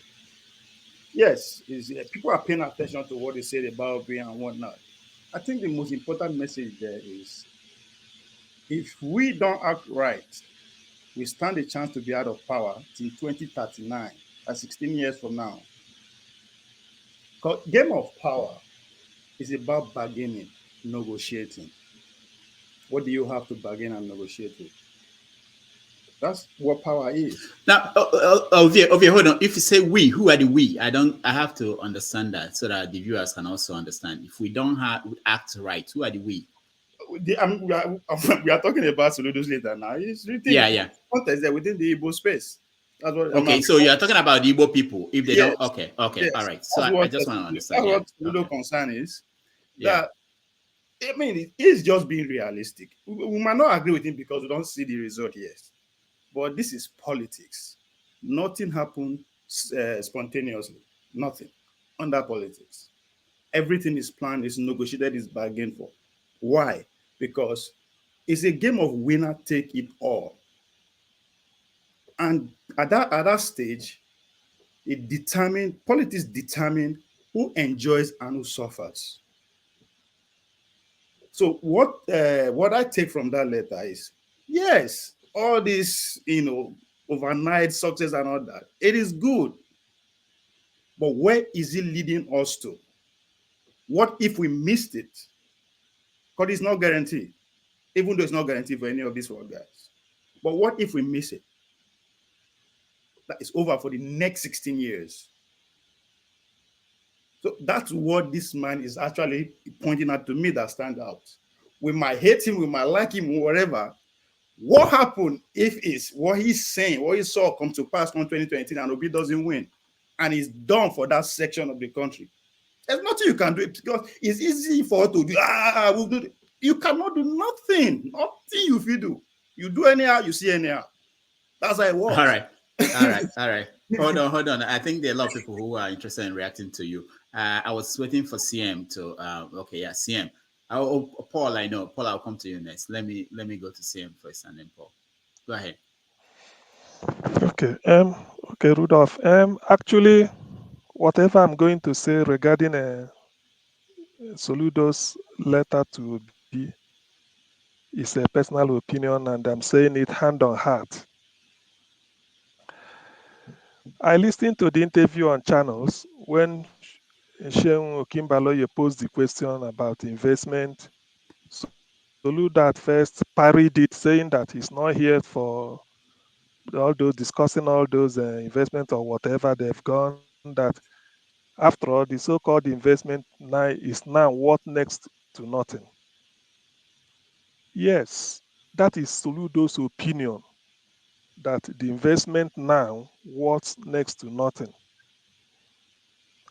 How I wish everything stopped there, because where I'm concerned is that putting it in writing. If we have stopped like this, and people even before then, after that, people started talking. What do you mean by next to nothing? He could have gone a step further, because we all know it. The business you have, if you have say 1 million naira in Nigerian bank, let's say 2010 when Obi was between 2006 and 2014 when Obi was governor. By 2022, definitely it won't worth the same thing.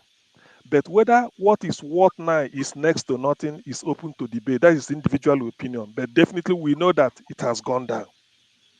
That is for sure. Nobody can dispute that. Naira has been going, the value of the Naira has been going down at least since 2006 to 2014 when Obi was there. But if you ask me, is it next to nothing? I may say no. Somebody may say yes. So that should open for debate. I wish it had stopped like this. But the aspect that pained me, or I didn't feel happy about, was putting in writing, you discuss with Obi that he won't win and he knows it. No, that is going too far. That is playing Nostradamus, and that is straight. What they call that is a sort of pulling the logic beyond this elastic limit. I mean, you don't play God.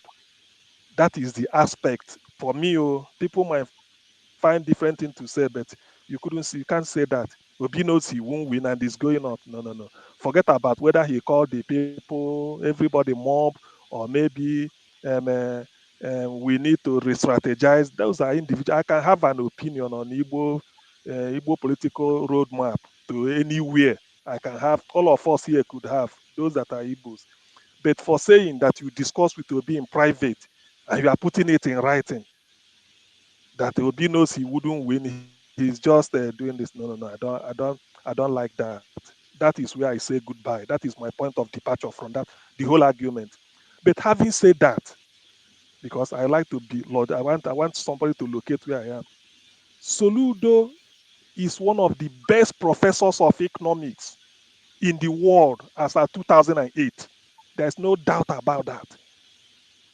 If you are playing football today and FIFA, which is the world authority on football, say they want top 20 and your name is there, there's no football coach, nobody can query it. In the year 2000, and I think they founded the FIFA 1930. By the year 2000, FIFA was 70 years old. They asked Pele of Brazil, Edson Arantes and Do Nascimento, Pele, to compile list of I think either 100 top top 100 footballers in the world. J.J. Okocha's name was there. Austin Pele put J.J. Okocha's name, and some Brazilians he left. So Soludo, as an economist, has written so many books. He has written. Somebody cannot go UNN and make first class and be the best student in 1984, 1987. You come back to be the best student in masters. 1989, you become another best student in PhD overall in the whole university, and you become a professor at the age of 38. When you met the requirement at the age of 33 in some state university, he said no, he wants it in UNN. Apart from that, 2008, there's world economic meltdown. When Western countries survived, all they did was say, look, let us now form economic policy that never again. There's a man called Professor Joseph Stiglitz of Columbia University in the city of New York. He's a Nobel Prize winner in economics in 2001. World Bank, IMF called him to please look for your likes. Soludo is the only African out of top 20 economists in the world. Britain, with all their Oxford and Cambridge, there was nobody from Britain. All you hear is Asians and the Americans, and Soludo is one of them. So he worth his weight in gold. Nobody can doubt that. The plan he had for Anambra State, I've been following him. If he executes it, whether he borrows money, Anambra is going to modernize. And he's not coming there to eat money. But then now, something must be a flaw on a man. If not for this, nobody is putting searchlight on Soludo. Whatever he's doing in Anambra State, remember, when you dislodge Agbero in Lagos, they can go on Facebook and they're writing something about you. You think that there is the people reacting. What Soludo did in Anambra State, the way he started, we've never had a governor that can stand on a mountain of refuse, one hand on the microphone, the other one covering the nose with everybody, and was addressing the people that he do something. That alone endeared him to people.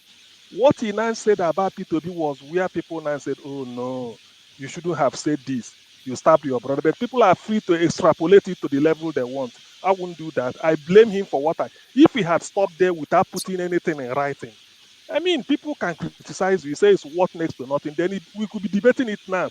We would have been saying, Obi invested, what is it? Maybe invested 100 million. Okay, we'll be talking of figures. How much is it worth? Some may say it's 1 billion. Some may say it's 1 naira. That is next to nothing. We'll be debating it based on that facts.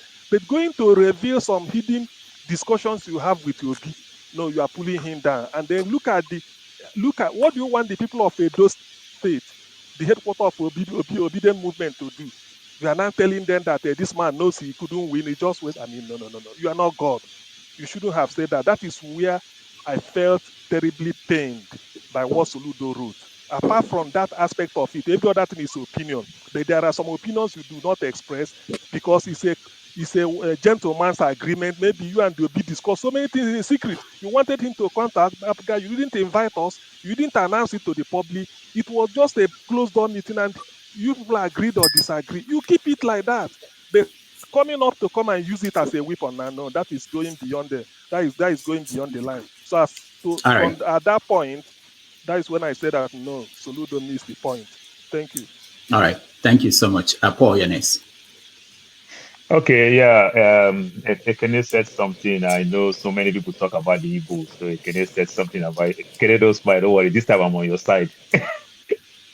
So I hate the fact when people talk these things that Igbo, they are not corporate. I don't know what you are talking about. I'm an Urobo man. We have so many tribes as an Urobo. We don't get along. The governor, the Urobo man Okowa is speaking today. As an Urobo, we say that person is not Urobo. You understand? Three Edo people make mention about Igbo don't cooperate. Uromi people and Bini people don't get along. Uromi people and Awishi people, they don't get along. It's everywhere. Modakeke, you come to Yoruba, you see the Ondo people and the Jebu people, they don't get along. It's everywhere. So let anybody come and tell me any tribe that cooperate. In the north, they get the same problem. That's why some people can even pretend to be Fulani when they are Kanuris, because it's happened everywhere. So Let's leave that aspect. The only place that I think they can cooperate very well, maybe Heaven, even though at the time, one time Heaven too was not cooperate. That's why Lucifer left. So let me go to Soludo. Soludo talking about investment. Soludo did a very, very poor essay because I read that article. You said this investment is next to nothing. But you did not tell us that this man invested, the investment that he invested was wrong, was overpriced, was anything. You didn't give us any clue for us to debate, for us to challenge Soludo. You didn't do anything. Then at the same time, in your article, you said you save money. And you said Obi is saving money. Why Anambra people are suffering? Is Nigeria not suffering 2008 when you, Obi, use Soludo save money? Was Nigeria like Paris? Was like Nigeria like Dubai in 2008 when you said you saved money for Nigeria? You understand? So I don't understand why he's doing that. But let's not take it to a whole tribe, a whole people called the Igbo people. No, I think it's wrong. Soludo just did what he's doing. Maybe he's still feeling that thing that Obi win him. You remember they contested and Obi won as governor. You understand? Maybe he's still holding that brief. I don't understand. But saying what he said, I think it may be very, very wrong. My mother of blessed memory used to say something. My mother said, the British people will say, you don't throw the child and the bathwater away. But my mama used the local way. Say, when they bath a bad child, they will throw the water away. But if they bath good child, then they also drink the water. They go still throw the water away. So this thing that Soludo is saying, it will come back and hurt him because some of us now, like me that is supporting the Igbo, I will come back and remind you that Igbo, it's time for you people to remind you, Soludo, say, you be good picking. As we go back, you now we'll throw your own water. We'll not go support you. That is wrong. Don't do that. He has his own opinion, but don't just criticize with no fact. You understand? And you said you save money as a special advisor, as a CBN governor. Obi saved the same money. You criticize the Anambra people are suffering. I don't think it's very, very, that thing that Obi did, Soludo did, was completely wrong. We don't know what he's doing. Some source will tell us that maybe indirectly, APC know that they can't win the Southeast, seeing future. So indirectly, they support Soludo to win so that with time, it's going to cross carpet. Who knows that? It may be possible because our politics, we play it professionally when we are doing the wrong thing. That's when we play it professionally. We don't play it professionally when we intend to do the right thing. That's all I will say for now. All right, thank you. Okay, so let's move things up a little bit. I want to I know there are 3 people that just joined us. We'll get to them, and I want to make room for new people to join us. There are some people who are interested in joining, but let's think about this. Rohan, I'm coming to you. You'll be the next to speak on this topic, but I want you to think about this along the way. If this were to be the governor of Lagos State criticizing Bola Tinubu for what he did when he was governor of Lagos State in this campaign, how would that play out? Rohan. Yeah, good evening, everyone. I believe you are talking about Soludo's paper. Yeah, yes. Well, we are all Nigerians, and each and everyone will have their own way of viewing things, depending on the factors surrounding it. If we take it emotionally, yes, it's going to affect us, but definitely Soludo is playing his own game, and he has the right to play that game.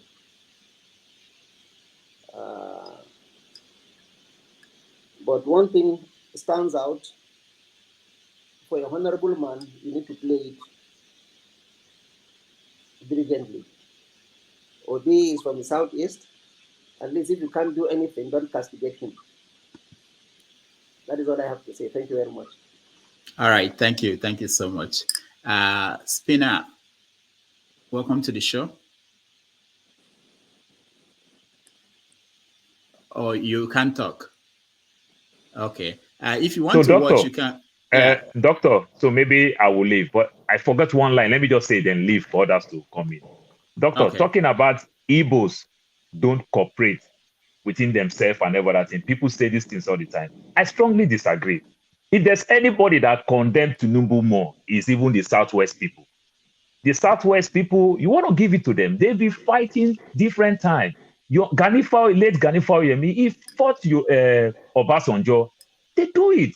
You understand? If you do it for the love and for the good of the people, the strongest Yoruba pan-Yoruba, the so-called Afenifere, some faction of it, if we want to call it faction, they support Obi. So why did they support Tinubu? So let people stop this thing that say, oh, Igbo don't cooperate, Igbo don't cooperate. That is the height of stupidity. It's a lie. They use it to weaken the Igbo when other tribe want to say so. No tribe, they cooperate, my brother. No tribe. Okay. But that's how it's supposed to be. Anyway. I muted myself. Let me listen, I'm gonna talk then I will go out and listen to you guys. Ovia, next time you talk, don't tell us what to think. Don't be defending Igbos. Just talk, say your opinion. Don't speak for me. I'm an Igbo man. You understand? Oh, are you talking to me? Yeah, don't speak for me. I don't speak for you. I speak as a Nigerian. Yes, you do. What are you here talking about? I don't speak for you. I don't know. No, you do. Shut up. You do. I don't speak. No, okay, guys. Hold on. I'm a Nigerian. I have my opinion. Listen. Okay, hold on, everybody. Hold on, everybody. Let me say this. Okay. When you are here, this is have your say. What is this? Okay, have your say. We let everybody have their say. What? Whatever your opinion is, it's your chance to speak. So let's respect people. Let them say what they have to say. The same way we let you come in here to say what you want to say. Okay? But okay, I understand. But what you may not like what anybody is saying, talking about, but let them speak. I will give you paper. You will repeat. You know, you write. Okay, listen. Okay, go and do the other one. You want some people talk. Go ahead. They talk as if Nigeria is okay. Do you understand? To say that Igbos will not get into power till 2032. What does that mean? Does it mean Nigeria is doing okay? As far as I'm concerned, Obi should step aside, let Tinubu take over, and then Tinubu will kill Nigeria. Nigeria will die. Some of us want Nigeria to die. That's all I have to say, idiot. All right, thank you. Okija, welcome to the show. No, Kenny, no. Hold on. No, I just want to drop this and go and give others space to come in. I like that. People will know now if they want me to make them talk, they'll say I will drop this and go. All right, go ahead. So can I talk? Okay, the thing I agree with Oga Paul completely, and also agree with Oga CM. However, I want to correct some impression, right? Yes, you could be a professor, world-renowned professor without character and common sense. What I mean by common sense, I mean wisdom, right? So yeah, Soludo is a professor academically, but he lacks wisdom and he lacks character. So yes, no tribe is that 100% united, and that is where you see democracy. Because if everybody following the bandwagon, that means you guys are not practicing which is democracy, right? So in Anambra State, in Igbo land, generally, we practice democracy, where everybody is entitled to his own opinion, just like Soludo is entitled to his own opinion. However, his own opinion has done him a great damage right now, because the people, his subjects, are against him. And what is going on right now is that Soludo is done with his first term. So meaning he's not coming back for the second time. And again, lastly, my Biafran brother that just left, right? Ovie is our man. Ovie, we know Ovie is always speak for Nigeria, you know. He's not going to tell us how to think. It's obvious. We have our own reasoning. We think the way we want to think. And when it comes to Nigerian policies as it is now, nobody should ask the Igbos to negotiate. We have been negotiating, especially with PDP, and it's not working out. So they keep playing us the game. So it is now for us to think for ourselves and negotiate within us. And now the negotiation is not just for Igbos. Nigerian youths, especially, has negotiated for themselves, and they are rooting for Obi. Whether anybody likes it or not, Obi is going there. And whoever that is campaigning or voting, supporting Tinubu is an enemy of progress, is an enemy of Nigeria. If you're supporting Tinubu or Atiku, you don't mean well for Nigeria. You could support Kwankwaso and Sowore, that is okay. But if you support Obi, that is better. Thank you. Bye-bye. All right, thank you. Can, who is speaking? Did I? Okay. I just want to say that at 12, that is about 8 minutes, we have somebody joining us. He ran for election in the US here to be a state delegate in Maryland. So I'll ask you guys to hang around, and he may have some interesting things to tell us about his experience. All right. Okija, welcome to the show. So we've been having a conversation on Soludo and Obi, and Kene just said that Soludo is not going to get a second term. It's too early to say that. He might just perform so well, turn Anambra State into Dubai, and then people will vote for him. So I don't think we can just say today, less than a year in office, that he won't get second term. Go ahead. I don't know if he's gonna get second term. I think probably, I'm gonna urge other parties, next election, Anambra election, they will not, I don't know. I hope the point is that INEC will not approve it, but like LP, they should have nominated dog, a goat, and other people like pig, and the pig and goat they will transfer to Soludo in Anambra State, next election. That's for sure. That's for sure. I'm gonna be, I'm gonna be saving money anti-Soludo project for the next election. This is, it's like, it's not that you don't disagree with people. You can disagree with people, okay? But when, you are trying to run someone down, do you know what I was thinking when that letter came? I didn't believe it. Then when I believe it, I was thinking about Zik, thinking about Ojukwu, thinking about all the Igbo leaders that died. They were turning in their graves, where did we get this person? What was happening? One for, and basically he if you guys don't know what is a bar for, they met a bar for it, like an illiterate woman. I mean, that was not what it signified, but that's not the meaning of mbaf. Come on. Yeah, I was going back. It's not like Mbafo is an Igbo name, a woman that was born in Afode. But because when Oyibo came, people started looking that up. People call him Mbafo, Mbweke. If you are not bright, they will say you are Mbafo, Mbweke.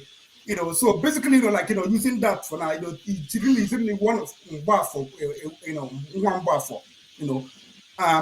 What will suit him is like Igbo market days, probably Afonobi. On Afonobi, we should, we should contribute money, buy him a chair, one of the low chair, for them, you will go to Afonobi, be happy with women there, you will go to Mpokeja and be happy with women there. That's basically what you have to do. And that's what you have to do for him. I mean, he has. Listen, CM, you come here talking about Harvard, whatever. He has that man. He has no sense. There's something that's called common sense. He has no common sense. He has none of it. Listen. One thing Peter B was, I couldn't believe it. I was only being balanced. I was presenting a balanced analysis. I was born and raised in presenting a balanced analysis. That is the way I was born and raised in Onitsha. And I met this guy in Lagos, well-to-do, he had money, so he was, we're talking, he said he would want to send his children, children back to Onitsha to be raised. I said, why? You have money, you can afford private school. He said, no. He said, don't you like me now, what I've achieved? I said, yeah. He said, Onitsha. That's where everything came. Peter B was born and raised in Onitsha. Peter B, after that, take down on, I was like, Peter Obi is a philosopher. If you know Peter Obi, if he was in the time of the Bible, Peter Obi would be like, you know, one of the wisest men ever lived. He took this man down without saying much. He took him down, you know, just like that. I think, you know, like, I don't know what to say, but this guy, he should just stay. I just don't know what made him, you know, came out with those nonsense and you know, start babbling. And I was just thinking, about what about for his wife? I read Rudolph's article about, you know, what where is Nonye Soludo? That's Nonye, his wife.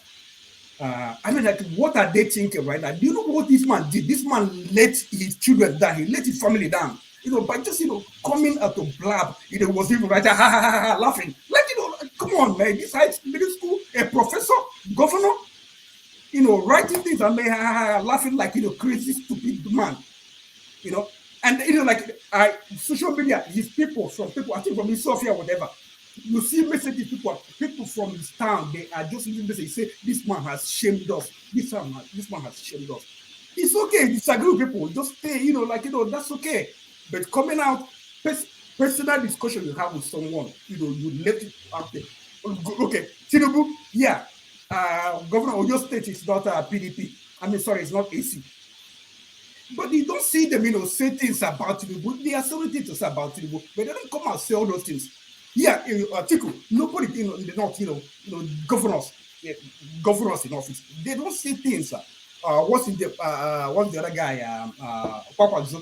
Even his own governor used to say some things, but since this election, he has kind of mellowed down. He doesn't say much about Papa. But this guy, you a governor, you just open your mouth and just, you know, part one. He said, yeah, that was part one. But Nigerian movie, is it actually not Nigerian movie part two? They're gonna let him come out with part two. We are waiting for him to see his part two.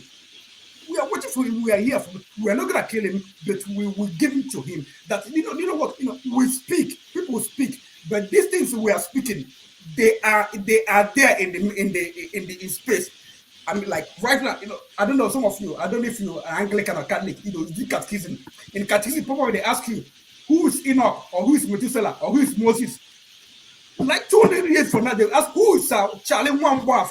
Do you know what people will say? Charlie Wambua, who is Charlie Wambua? He said, a stupid, dumb man, you know, that he hate that hated his people. I mean, that all right. Okay, all right, thank you.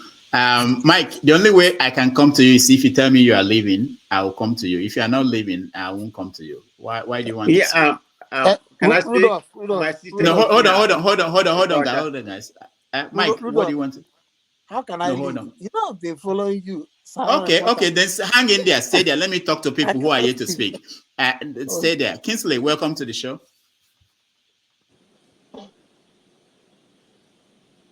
Dr. Damages, good evening. Can you hear me, please? Yes, nice to see you. Yeah, it's good. It's been a while, and I've been very busy missing up. Okay, so let me go quick to it. You see, there is always a way character failure comes to haunt any man. And this is what is playing out when it comes to Soludo. I'm just looking at Premium Times write-up on Okonjo-Iweala attacks Soludo January 28, 2015. This is what Okonjo said, and I will quote it. Soludo has shamelessly pondered to so many past leaders that Nigerians are asking one more time, what position is Soludo gunning for? There is definitely an issue of character with Professor Soludo and his desperate search for power relevance in Nigeria. Nigerians should therefore beware of so-called intellectuals without character and wisdom, because this combination is fatal. You see, when this was released, so many people come in defense of Soludo, you know, because so many things were not known. But, you know, eventually today, this thing is coming back. You know, he has come a long way to shoot himself in the leg and to expose himself. First of all, he has put a lot of politicians political allies on their toes. Nobody is going to take him seriously because he betrayed a personal discussion he had with Obi for whatever reason. Because saying that Obi refused to join ABGA means that Obi joining Labour was not particularly to serve Nigeria. It was for a political reason, to sell a national interest. That's on the one side. Then on another side, Soludo criticizing a man who saved up from the same state and invested and saved money when he has started off wrongly by borrowing money already. The state is in debt on his account, means that he is already scared of the achievements of Obi. So there is a sign of desperation trying to topple a record that Obi set in the state. And because he couldn't beat that, all he could do is to pull down the very man. Then another thing I would say is that he has also shown exposed himself, taking him more seriously. You know, can you hear me now? Okay, you're fading in and out. Can you hear me now? Yeah, go ahead. Go okay, round up. So yeah. In rounding up, I want to say, let me leave Soludo alone because already people are no longer taking his professor role very seriously as we used to be. Most of us admired, his elevated intellectual ability until today. Everybody has seen that even in a village meeting, his arguments don't pass the test of time. But coming to the unity of Igbos, I can tell anybody that cares to listen that no tribe unites more than Igbos, except if there is no ideological front such person is pushing. That is the fact of the matter. Now, people keep seeing Nigeria as a tribal division. Meanwhile, Nigeria is a class division. We are polarized by class. These guys you see, like Soludo and others, are all fighting for class retention. And Obi seems to be someone who is fighting an ideological battle. And that is why you see a lot of people rally around him. And that is the fact of it. So if you keep expecting Igbos to rally around their criminal leaders, then you're mistaking it. What every Nigerian wants is someone who is seeing the future that they all desire. And one, they have seen it in Obi, that this man is going to where all of us is going, while every other person is taking us to where we don't know. Let me stop here so others can. Thank you, Kingsley. Maxwell, welcome to the show. Thank you so much. Thank you so much, Dr. Rudolph. You keep damaging people all over the places. I've been watching your videos, YouTube and Facebook. It is not easy, my brother. Keep damaging them. Thank you. Keep putting, instilling, morality into people's head that refuse to understand. I stand on the existing protocol. You see, the reason why I came in here is just to speak about my people, where my mother comes from. My mother is from Abia State, an Angwa woman, and that is where I come from. My father is a Ghanaian, and I had the opportunity to serve Nigeria at the military level for 18 years, and I'll continue, to repeat this thing to some people. Why is it that Igbos are hated this much within Nigerian space? Why? There is an adage they said in Igbo language, Otto. I don't know, Dr. Damages, please forgive me, and I will say it the way it is in Igbo, how they say it. Otto enweneze, but Otto yahufueze. The Kpekus has no teeth to bite, but there are some, cassava, the Kpekus we see, and they begin to grow teeth to bite. This is what is happening to the Igbo people in Nigeria. If you don't want them in that country, why don't you allow them to go? The people that was reduced to nothing after the Civil War, irrespective of the amount they had in their bank accounts, they were only given 20 pounds. And they used that 20 pounds, roll themselves from the porter, and now become where they are today. And someone will wake up and tell me that they don't deserve to rule Nigeria or to lead Nigeria. For 60 something, let's say 62 years or thereabout, who has been ruling the country? What have you benefited in that country? You don't have light. You don't have electric. You don't have good roads. ASUs are constant, strike. The students are in their houses. What is going on? This is the reason why I said that Nigeria, what kind of country is that? That segregate among tribes. Why? You see, instead of us to continue to hammer on the misguided statement of Soludo, we are here putting Igbos on the spot. If there is anybody that is united in that country, Igbos are more united than any other tribe. I was in the north, Nguru, Yobe State, very close to Borno. You see Igbos there building, selling, doing businesses. If you go to Sokoto, you see them. In fact, they control Kano, one of the local government in Kano, where I serve in that 3 Brigade, Kano, Bukavu Barracks. The Igbos control Sabongeri. They have representative in that state. If you go all over Nigeria, tell me who are more united, who are easily relate to people, who can relate to people in that country apart from the Igbo people.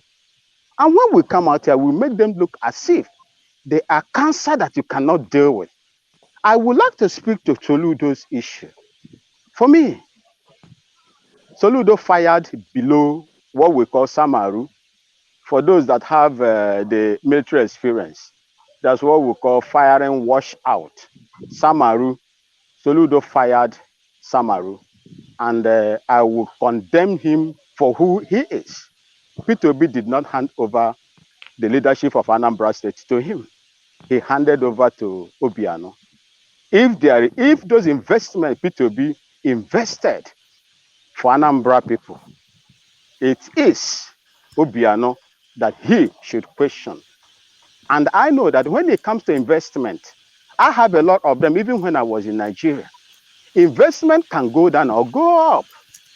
At least there must be something, there are profits or interest that will accrue from that investment that the man said is worth nothing.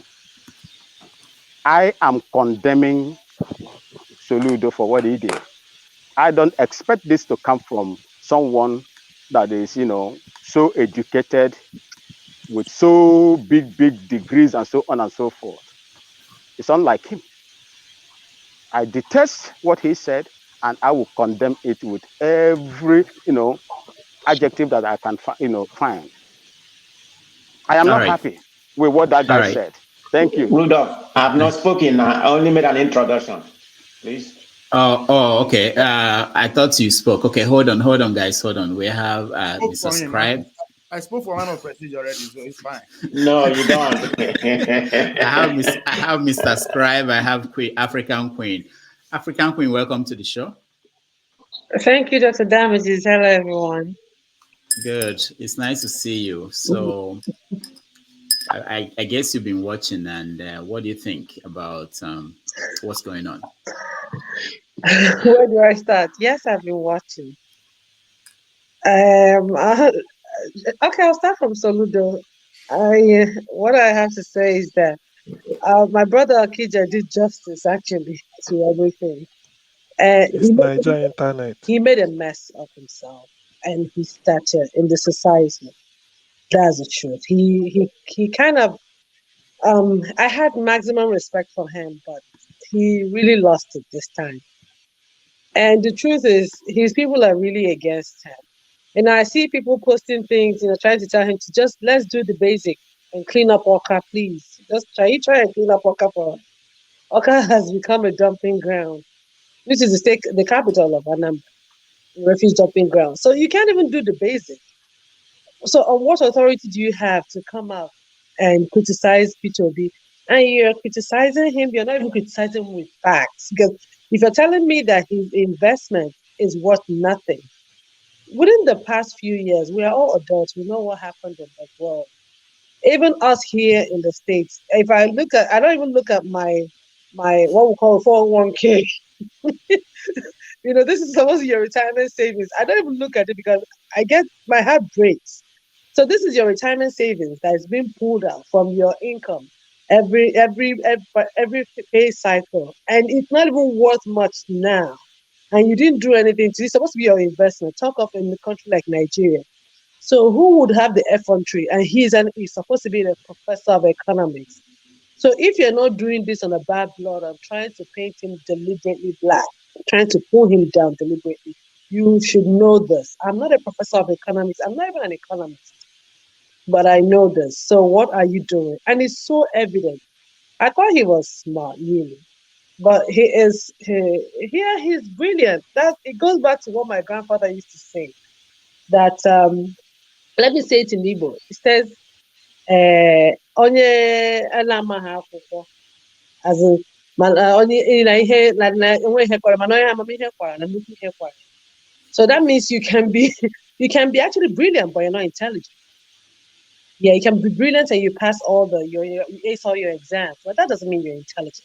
Intelligence is, common sense and intelligence, they go hand in hand.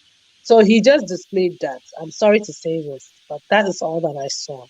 And Peter Obi did absolutely gorgeous. His response, epic. He didn't need to say much. He just, with a sentence, he just pulled him down. They should actually look at that man and learn certain things. He's a very wise man, beyond his age. So that's what I want to say about Soludo's case. Okay, thank you so much. Mr. Scribe, you are next. After that, we are going to rant. So okay. Think about your rant. So Mr. Scribe. Me and CM are the same school of thought. I really appreciate you, CM, for having a very balanced approach. Okija, I respect your opinion. But I just want to say like this, the Soludo thing, I just feel like it's now shrouded in a lot of emotions, and we should try and decouple a lot of things from there. What was Soludo actually pointing to? I think people are missing some things. I respect the fact that people are emotional. Obi is taking that cruise and everything, but I want to give you some other areas that you need to look at. Some of the Soludo said that, people are, Okonjo Iweala say he's an arrogant man, we all know. Yeah, fine. But leave that aside. But when you look at the build-up in the interview and everything, then finally he now, messed everything up with the article. But read that article closely, even the title. I think there's something we're missing here. We're missing a lot of things that, for a fact that, yes, Obi, the wind is behind him, but what is he going to meet? Where is he going? What are we seeing now that is a reflection of what might be by the time he becomes president? And that is what concerns me. If I have the opportunity today to vote, I will vote Obi, but I will still continue to point the fact that we should not say like Obi just going to have a free meal ticket and everything. From the minute he joined the Labour Party, the ideological differences and all that, we should not look at it. The investment, the so-called investments, some of those things that we've looked at some of the ones that we know about, they have traces to him or his family. The Sabmila one still has, he said his brother is part of one of those companies, blah, blah, blah. Indirectly, it can be seen that maybe this guy is this thing. So there's a lot of things that this whole thing is just shrouding and everything. And I want to advocate, just like CM has done, a very balanced approach. Soludo is a human being. We shouldn't use this to kind of feel like, people fail. People do, like you said, not brilliance is not intelligence and all that. Fine, he's had his day in the market square. Obronya lack not 1 year. It's not a mad person that the shame will come upon. It is his brothers. So those people who are saying that Igbo people are not united, well, I will leave it to the other people who have clearly spoken in favor of that. Historically speaking, the biggest political disaster we've had in Nigeria's history is Akintola versus Awolowo. You know, then if Jim Wobodo versus Zik Okpadi Asika versus Ojukwu. If the war wasn't there, these things would never happen. But look at Akintola versus Awolowo, totally uncalled for. Gani Fawehinmi versus Obasanjo, totally uncalled for. So Igbo people are not divided. The only thing is that Igbo people are the most misunderstood, and allow me to explain this. Igbo people, when you go back to the Inri Kingdom was the purest form of democracy that's ever existed in the world. Harvard, I'm quoting Harvard scholars, right? It's the purest form of democracy that ever existed. You see, one thing that religion did, the advent of the white man did to us is that we came and Igbo people adopted things that are not matching to their egalitarian roots. And this is where we are misunderstood. And this is why when we are being interpreted, even Igbo people misinterpret themselves. Because we refuse to understand that Igbo Enweze.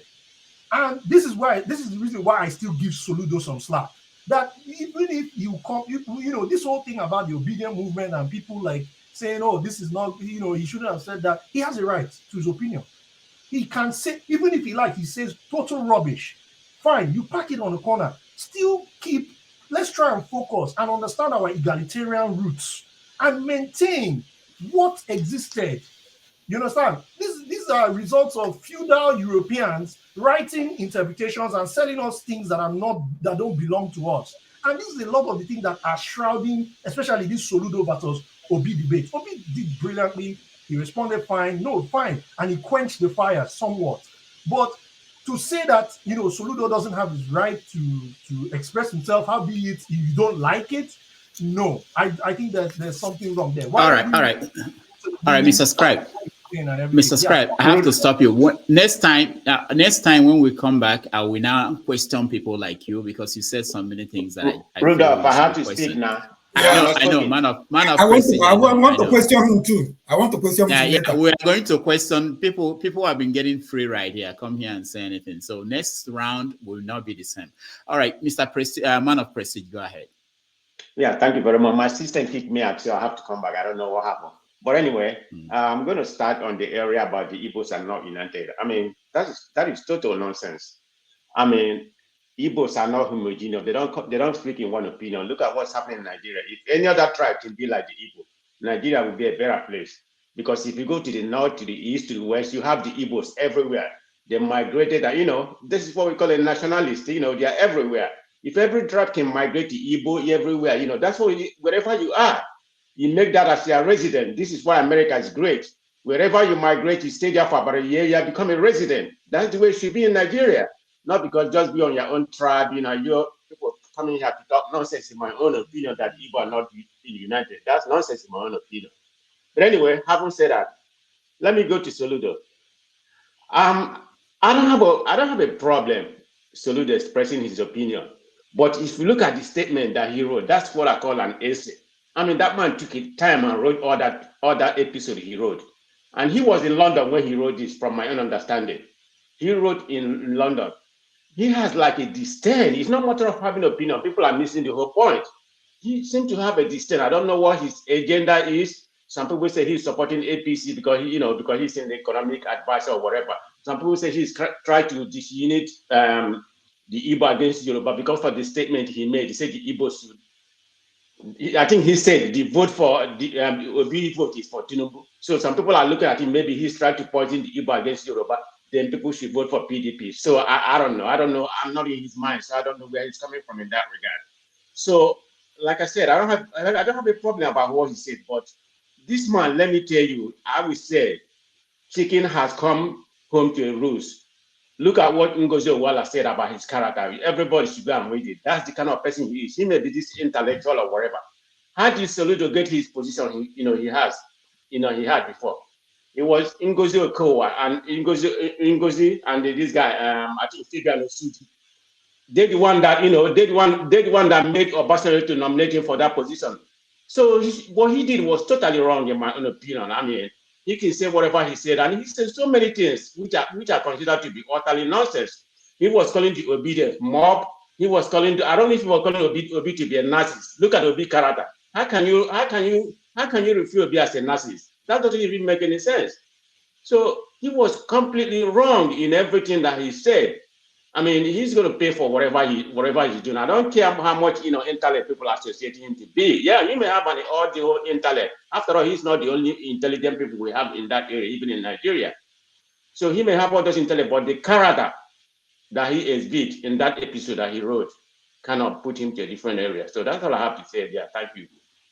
All right, thank you so much. Now let's go to rant, and I will start with Ovie. You have 1 minute, and you go. This idea that anybody that criticizes the Igbo space is anti-Igbo is ridiculous. I did not put Igbo on the pedestal today. Soludo did. And I was asked to respond. I am responding, and they say, oh, we hate Igbo. No, not getting along is a human thing. It's not synonymous to any tribe or any region. It's a human thing. But in this game, it's about collaboration, whether you like it or not. When we are criticizing that, we are not criticizing because they are Igbo. It is the region. If you cannot, you say, oh, I've been supporting PDP before. Fine, maybe you did not do your negotiation well. That's why they took it and give it to Goodluck Jonathan. You understand? There is no way the way the founding fathers of that country divide the country regional into states. Is it per region? We are criticizing just your region. How are you getting along with other regions? Politically, it's not business or whatever. It's an agreement. If you don't do that, you cannot become president. Assess yourself. Why are you keep losing? We are losing to people that will say they are not educated, they are illiterate, they are stupid. But we keep losing to them. There's a reason. You can accuse them that, oh, coming together is a cake or whatever. It is getting the result that is required. How are they using the result? Not to our benefit. Who cares? But they got it. All right. Thank you, Obi. When going next to CM, 1 minute, rant. Your time starts. Unmute yourself. Rant is to say most people that are spoken or people always say Igbos should unite. I agree. But if the Igbo should unite the way you people think, it will be a problem again. It will be a big problem. So this thing called unity, everybody wants Igbo know they unite, Igbo know they. If we Igbo decide to unite now, it will be a problem. It will be a very big problem. So that's why Ojukwu used to say, it is not the Igbo that we are that is causing the problem. It is the Igbo that you people, other people see us to be. Unite. Igbo man can unite, but when they unite, that will be another threat. They say Igbo, you see Igbo, they don't unite inside market, only them. Look at now, this party, they don't dominate, they start talking Igbo domination. What you people call, that's why when we spread our tentacles. Okay. All right, thank you. You know, but Dr. Rudolph, CM didn't even reach 1 minute too. Look at it. He went over. All right. Mike, you're next. Okay. But see, Soludo having all these accolades does not exempt him from being stupid or being envious or being jealous or even being classless. You understand? Rudolph, I cannot borrow you money. I cannot lend you money this year and come 8 years later to come and meet CM or Okija, 8 years later and ask him how is the money doing. You understand? Obi left money in that state. Now look at how the arguments we're having. We're not even arguing about embezzlement. We're arguing about investment. You understand? Nobody's even talking about embezzlement. No, Obi didn't embezzle nothing. They don't have anything on him now. They're talking about his investment. It wasn't good or it was good. Obi left money for somebody who did not make use of the money. When you have an investment and it's going down, you understand, at least you pull it out and do something. Obi kept the template for that money so they can bring in foreign investors and come into that country and develop the country, the state. Anyway, I just all think right. Soludo is jealous. Okay, we're doing rant now. It's not about Soludo and Obi. Anything you want to rant about, Anything, yeah, that's you what are I'm saying. free. That's Yeah. what I wanted to rant about Okay. it because I think he's a jealous man. Okay. All right. Thank you. Odike Rohan, you're next. gerewa mmadụ anya ọ na-aka That's na-eme 2 minutes. That's 2 minutes, Rado. That's 2 minutes. Rohan, no. I cut him off. Rohan, go ahead. There is always a saying that my Igbo brothers always say that people don't like Igbos.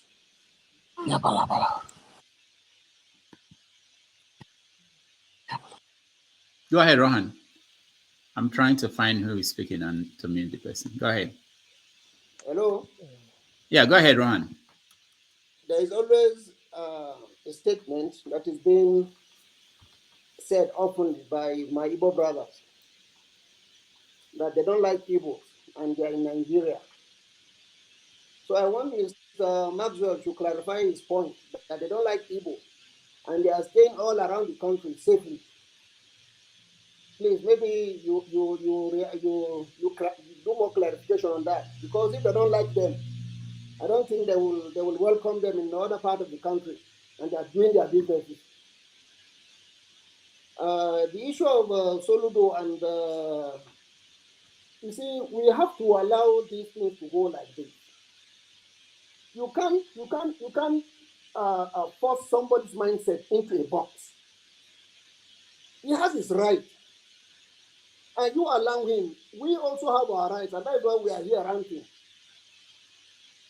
We don't know how he, Soludo, came to be, and each and every one of us are in our own spaces trying to see how to also survive. So we should allow him to say what he wants to say, and then we can go on our ways to rant. Thank you very much. Thank you, Rohan. Okija, you're next. 1 minute. Yeah, Soludo has the right to rant, but it's 1 minute, but he ranted on 79 pages, saying nonsense. Okay, the thing is, Nigeria, Nigeria, you have so many people who went to school, but what is lacking is intelligence, smartness, street smartness. So, and that's what P2B, has. Like Soludo, someone said that in Nigeria, someone will have about 20 years of experience, 20 years of experience, work experience. But basically, if you condense that, just 1 year experience, just basically what Soludo, he has experience, teaching. That's he's limited. It's not like, he's not a cosmopolitan in knowledge like P2B that went to travel, went to different schools, did different things, did business and some other things. So his word, is enlarged. That's the problem with Nigeria. We need some people who are street smart, not people who just, have degrees upon degrees. And people are saying something about Igbos are united. Igbos are united. Give us something good, a good cause. Unite. Just like Biafra, just like Maso people are now united. Just give us something good, like people will unite. But yeah, there will be some disagreement, but we will unite. Igbos, they have unity. All right, thank you. Man of prestige, 1 minute. Okay, thank you. In summary, to my opinion, I think Soludo is being mischievous, about the statement, the episode that he wrote. I mean, there's no doubt about it, because he's being hypocritical. If you look at the speech during the debate that he made, he praised Obi overwhelmingly what Obi has achieved. Now he has come back to say Obi has not done nothing. Look at, for example, he said Anambra unemployment, rate was the lowest in the whole country. I think he said it was 13%. And he said, the poverty rate in Anambra came down, from 53 to 14%. I mean, you gave him all this accolade. Now you coming to contradict yourself. So that's why I call him a hypocrite. I don't know what his agenda he's trying to portray, but let's see what's going to happen. Thank you. All right, thank you so much. Maxwell, you're next. 1 minute. Thank you so much. Mr. Rudolph, you know my position. Where a child is crying and pointing finger, if the mother is not there, the father is there. Nigeria is not bereft of good leaders. What is happening in Nigeria is the 1999 constitution. And as long as the Nigerian government, the Nigerian people allows that 1999 constitution to prevail, you will never make any headway. 1999 constitution is anti-development and anti-old southern Nigeria. If you can remove it, like Ojukwu said, let my people go. Thank you, and God bless you. Thank you. No need to use the bell. African Queen, 1 minute, rant. You have to mute yourself. I said, Dr. Samuel, you can't give me 1 minute. I just got here. No, this is for rant. We are going to talk about other things. No, you have time. We are going to give you more time to talk about other things. Yeah. Okay, first, let me address something I saw in the comment section. Kulata, the prestige time that Soludo was referring to was not under Obiano. Please do not mislead people. Go and listen to that debate again. You are the one that should listen to that debate. Please. It was under Obi, and he was very specific, addressing Valentine Ozibo. And he was telling Valentine that that was actually under Obi as an ABGA candidate, not a PDP candidate. Please, it's high time we stop giving out all this half-baked information and misleading people. And my own rant is not even about Soludo. I think we've talked about him. It's about Tinubu and some of the Tinubu supporters. Honestly, I see Tinubu supporters as criminals in waiting. I'm sorry to say this, because they know they know what is wrong. They know what is wrong, and they're trying to foist this man who is obviously not well on us. Nigeria is in deep problem. We are in a bad place in Nigeria. Tinubu, a man, he is not in his prime anymore. And I have an older person who is in the 90s who has more clarity of mind and of speech than Tinubu. So he cannot. I don't know why they are supporting him, other than it's all turn by turn Nigeria Limited, right? Everybody's trying to steal, so they'll come in there and do the needful, what they usually do. But they were actually they're going to destroy that nation the way they're going. It's not going to work. That's the truth. It's not going to work on that bad. It's not going to. All right. Thank you. Thank you so much. I like that. All right. Mr. Scribe, your next. I like people who stay within one okay. I just want to say, I want to use my time for two things. First of all, Mukololo, Emilokon, Namu ne. That will lead to Nawa ne. You understand what I mean? Nigeria is an economic project. That's a good one. Nigeria is an economic project of the West. Always think about that. 2, release Mazi Nnamdi Kanu. It's way too overdue. I don't know why we're not talking about this. This is absolutely disgusting. Mbazulike Amechi is now dead after this, someone promised him that he would allow the courts to take progress. Now the courts have declared. Also, the lower court has yielded to the provisions of the higher court. So now we're in a standstill because the other one has declared. The other one say, oh no, the other upper one now has this thing. Please free Mazi Nnamdi Kanu. It is unjust. It is unfair. All right. Thank you. Thank you so much. I like that everybody got a chance in 1 minute to say something. So this segment where, first of all, I want to say that anybody who wants to give room for new people to join, we welcome that. But what I want to do for this next hour is to have people talk to each other. That is, question each other. People say things here, and sometimes we don't question them because it's their turn. It's their have your say. They've had their say. But this segment now, we are going to, if you have a question for somebody, like somebody has something to say to Maxwell, let that happen. So I won't go by turn. If you raise your hand, I will let you speak. And if I have a question, I will also ask somebody. Yeah. Dr. Rudolph, anybody that is going to ask me a question, ask me on my field. On my field, please. I know it's based on what you. It's based on what you. It's based on what you said, probably. Mike, go ahead. Okay. I wanted to ask CM UK why he thinks Soludo being a good governor is because he stood on a garbage dump, closed his nose with the mic, and talking to people. Someone who is educated like that shouldn't even have that thing there in the first place when he's addressing. If it's the market people that are putting that refuse there, he should probably set up international standard sanitation department. You understand? Hire the labor, make it since the city is always dirty, maybe make 24 hours employment for sanitation workers, and then come there with probably recorded video on a projector and tell the market people, Nigerians like mediocrity. You understand? Any little thing, Soludo no nearly ikpo doti na agwa anyị okwu, nwa onye a dị lawyer. You understand? And then later they'll give him chieftaincy title or make anything. I don't think him doing Like those Soludo little surprise things. you. Watch. All right. Thank you, Mike. Thank you, Mike. Go ahead. CM, you can answer. CM, unmute yourself. Yeah, 1 minute. This way first. You misunderstood. Oh, sorry. I've unmuted.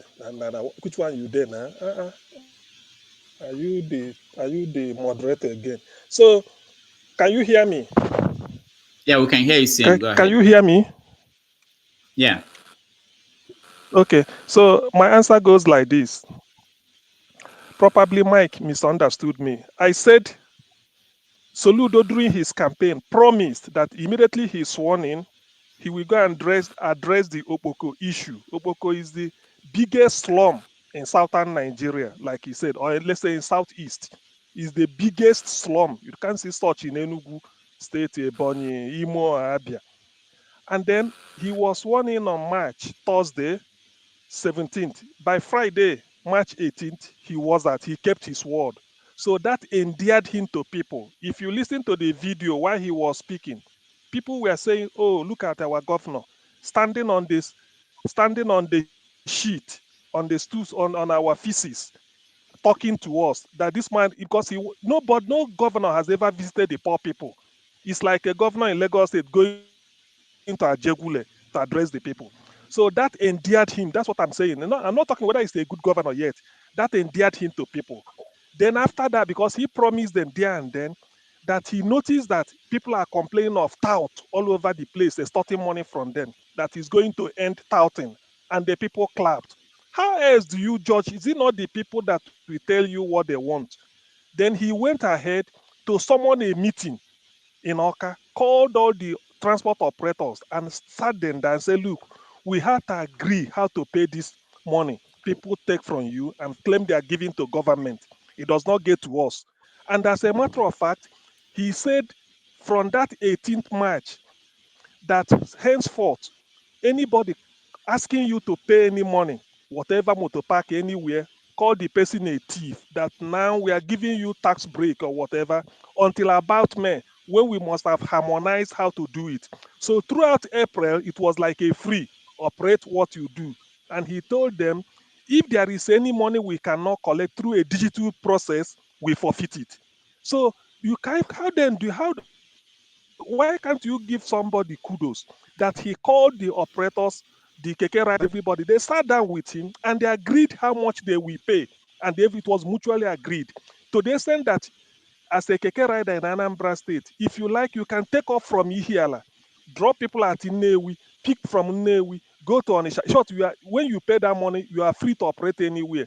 Before, you can't try it. If you did not register at Ihiala Park, you can never pick a passenger there. If you get to Nnewi, the same. So they were disturbing them. That's what I mean by he started well and the people liked it. Even the fact that they are paying tax, people are saying, yes, we can see what he's doing with our taxes. He's constructing road in Anambra State everywhere, worded contract, every local government. Now I can tell you that is provable. But I balance my view by saying that does not mean what annoyed me was what you discuss with P2B in private. Maybe you want him to come to Apga, he refused, and you said, okay, I wish you were. Then you are now putting it in writing to what is it? So that is where he pained me to the extent that he's predicting that Soludo, that P2B will never win, and he knows it. He's not, that's why I said he's not Nostradamus. That pains me. You can't, even if it's only God knows who will win. So to that extent, I score Soludo 0. He shouldn't have done that. He should, if you say the investment is worth next to nothing, it's open to debate. Somebody might say, okay, I've seen it. The investment, although it dropped, if you keep your money in the bank 10 years ago in Nigeria, by now you know that the value has dropped, you can say, okay, yes, it dropped, but next to nothing is open to debate. But for you to go and put a secret you discuss with a gentleman openly and start to no. That is where I said no. That's why people are annoyed about what he did. Putting it in writing and then he's wasting his time, all those things, and then saying this is what he should do. So that is balance.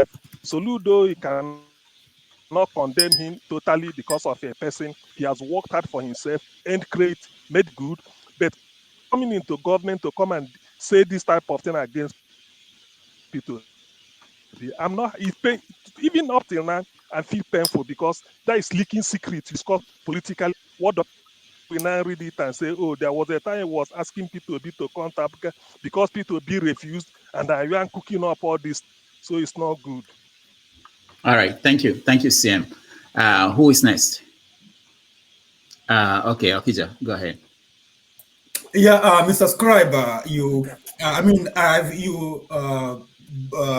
keep saying all these things for the past 3 weeks now, you keep saying, if P2B wins, what and what, all this, so I want to share all these things, that, in your mind, what those things you are thinking, because you have not been specific. You just, put some things and it's not clear. So I want us to, hear them, and then maybe we can understand with you. Can I go? Okay. All right. Scribe, I'll give you 2 minutes. I think unless anybody who has a question for Scribe can also throw it now so that we can deal with that. Okay, once. these are if given an opportunity today. No, hold on, Scribe. Hold on. Anybody here who has a question for Scribe? Okay, go ahead, Scribe. Answer the question. If given an opportunity today to vote P2B, I'll vote. I'll vote for P2B. But however, I have concerns, and these are my concerns. First of all, the ideological differences that exist between someone who is clearly a capitalist going into a Labour Party. We have seen at least snippets of what I would call, especially how they look at how long it's taking them to bring out their manifesto. The party released a manifesto, but the candidate is, again, sort of like withdrawing it, saying that doesn't represent his ideas. So you can see I've already said this even before they even did that. So another one is Mr. P2B clearly belongs to what I call the elite, in the sense that he has a lot of things that he has said. This is a man who attended Atiku's presidential thing. He on Twitter, he's quick to show that he has some references to him. In that context, I see him like a Trojan horse for the PDP. Another thing is that that Mr. P2B, he has I would say, a way of looking at everything that has to do with the 1999 Constitution. He hasn't fully, people have asked him this question, he dodges it.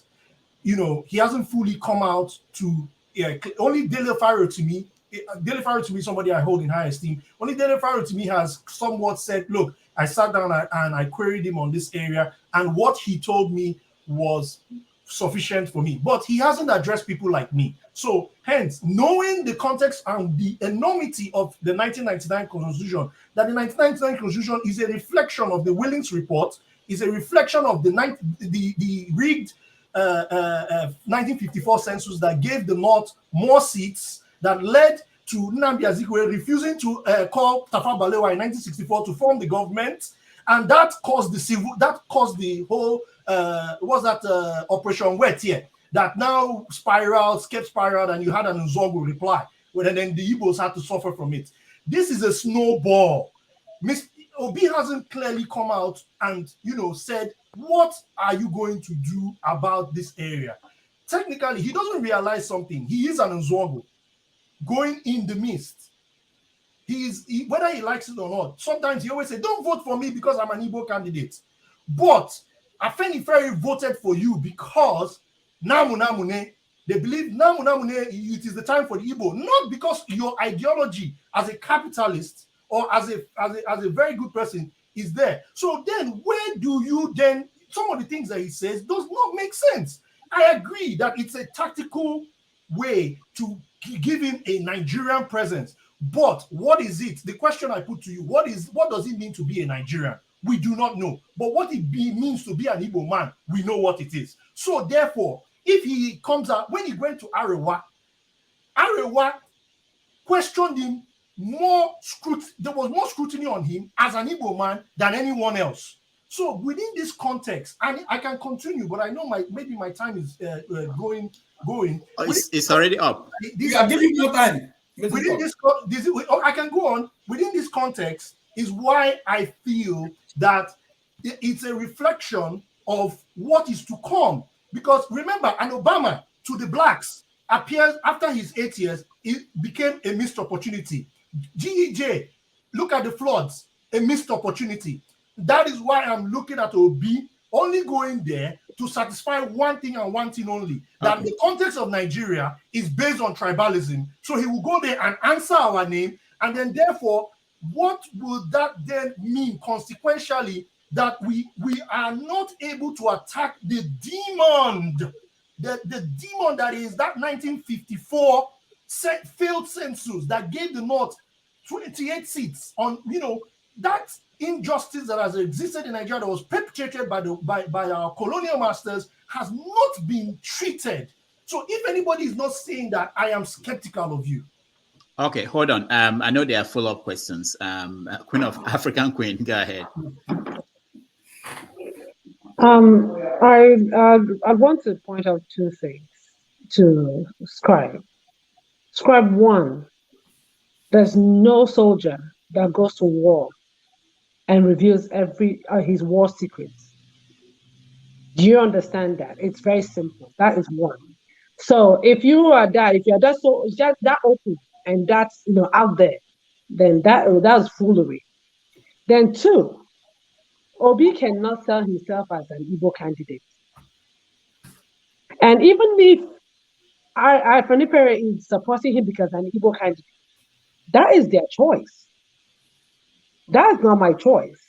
Because if it was not Obi, and maybe someone like Rocha, and will Fanipere come and tell me that they're supporting Rocha because he's an Igbo candidate?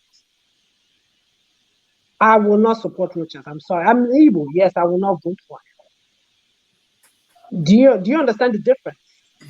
So yes, what Afenifere is saying is all good. We understand that. That's their take. That's their stand. But it's beautiful. We Igbos, I can speak for myself as an Igbo.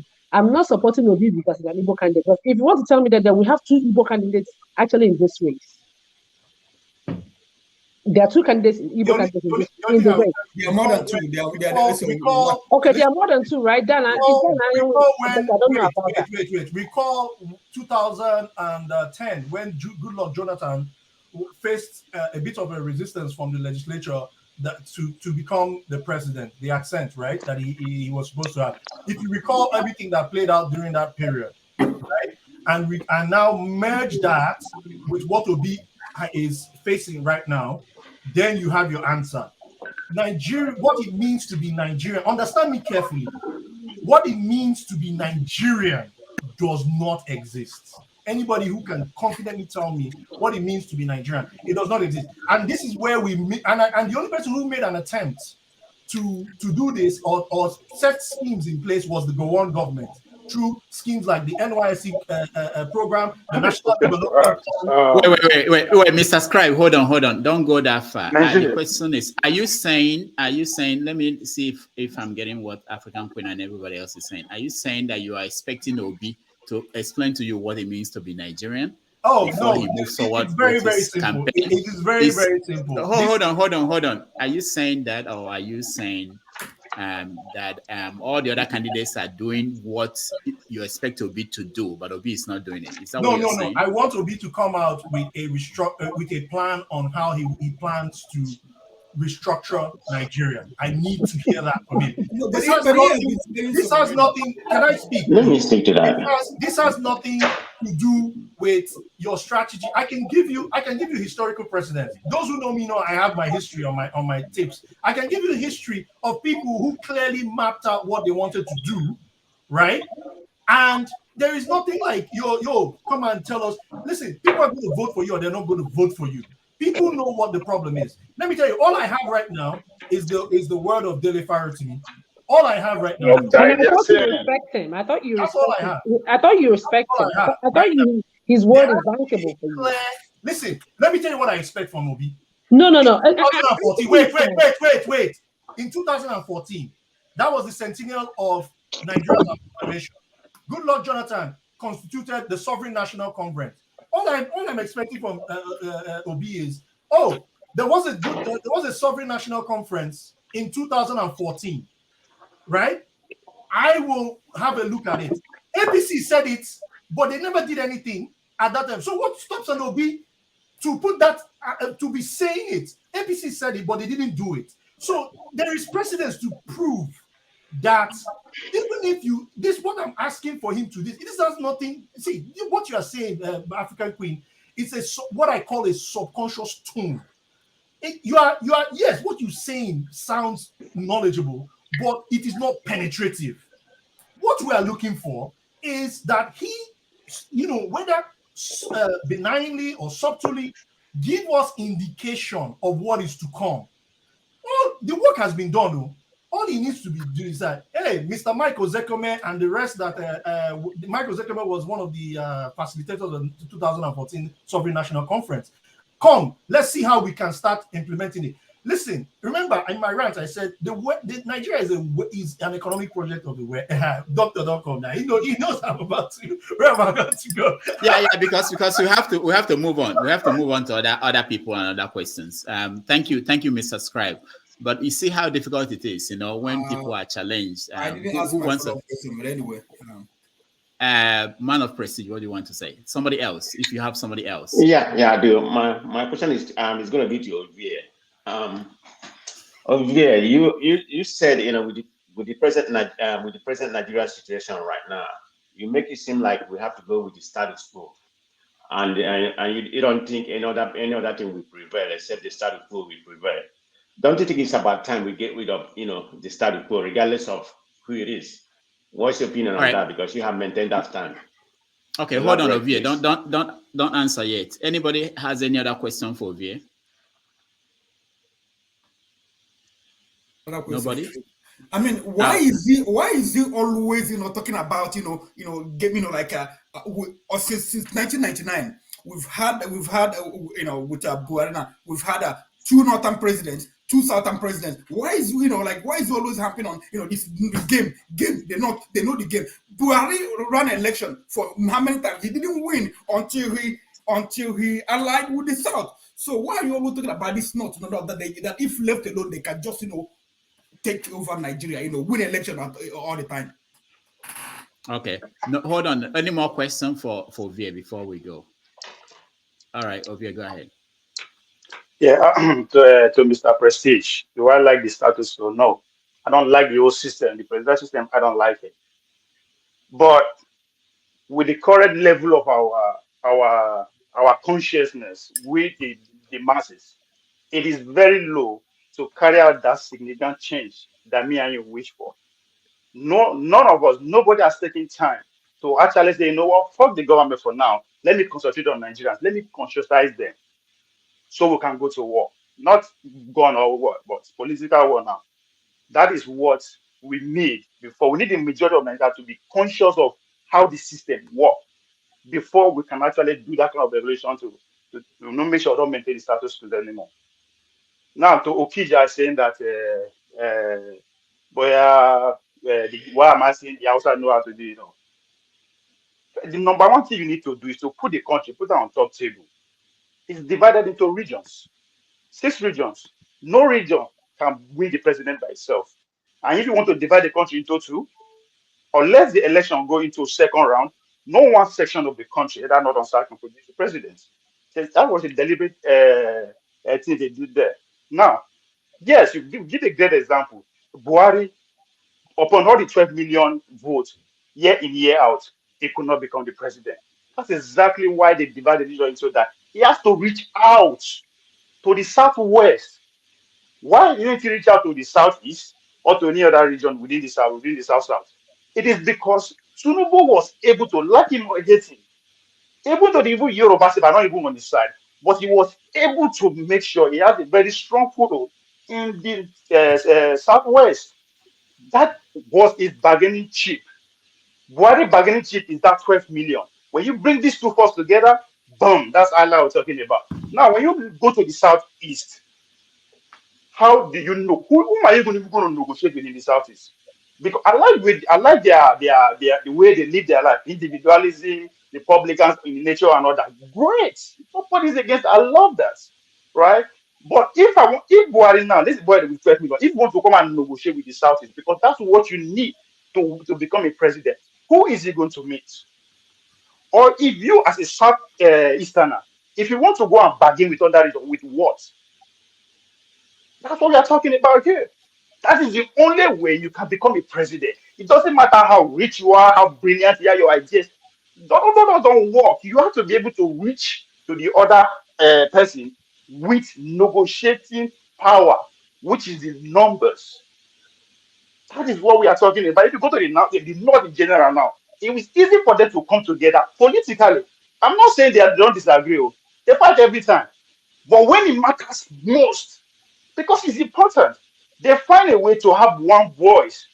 You can say it's easier for them because they have one religion. They can speak together as one. Coming down to the south, even the religion that we call our own Christianity, a redeemer don't want to see what's it called? Catholic eye to eye. Then how do you bargain? How do you win? How do you align with what? You don't have it. So that's what I'm saying. I'm not saying no. Because the game we are playing, that is the only way. It's a game of numbers. If we are coming as a Southeast, what is he going to negotiate with? That's why I say, if you pay attention to what Soludo is saying, that's all he's saying. Obi is going to war solo. Oh, that's bravery. That's commendable. That is encouraging. But is it going to get the result by doing that? No. Nobody has ever done that and succeed. Not even in the Western world. Not. Sorry. Point out what Scribe said. The problem with you say something that who is he going to contact in the Southeast? What you are missing is this. Southeast is not just like Southeast. There are more Igbos outside Southeast than in Igbo land.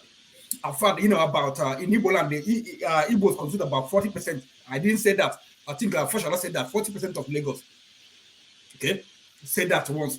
So okay, so if you want to get, just like I said before, if you want to get Igbos, you have to get something that appeals to them, and also know the fact that Jonathan didn't win.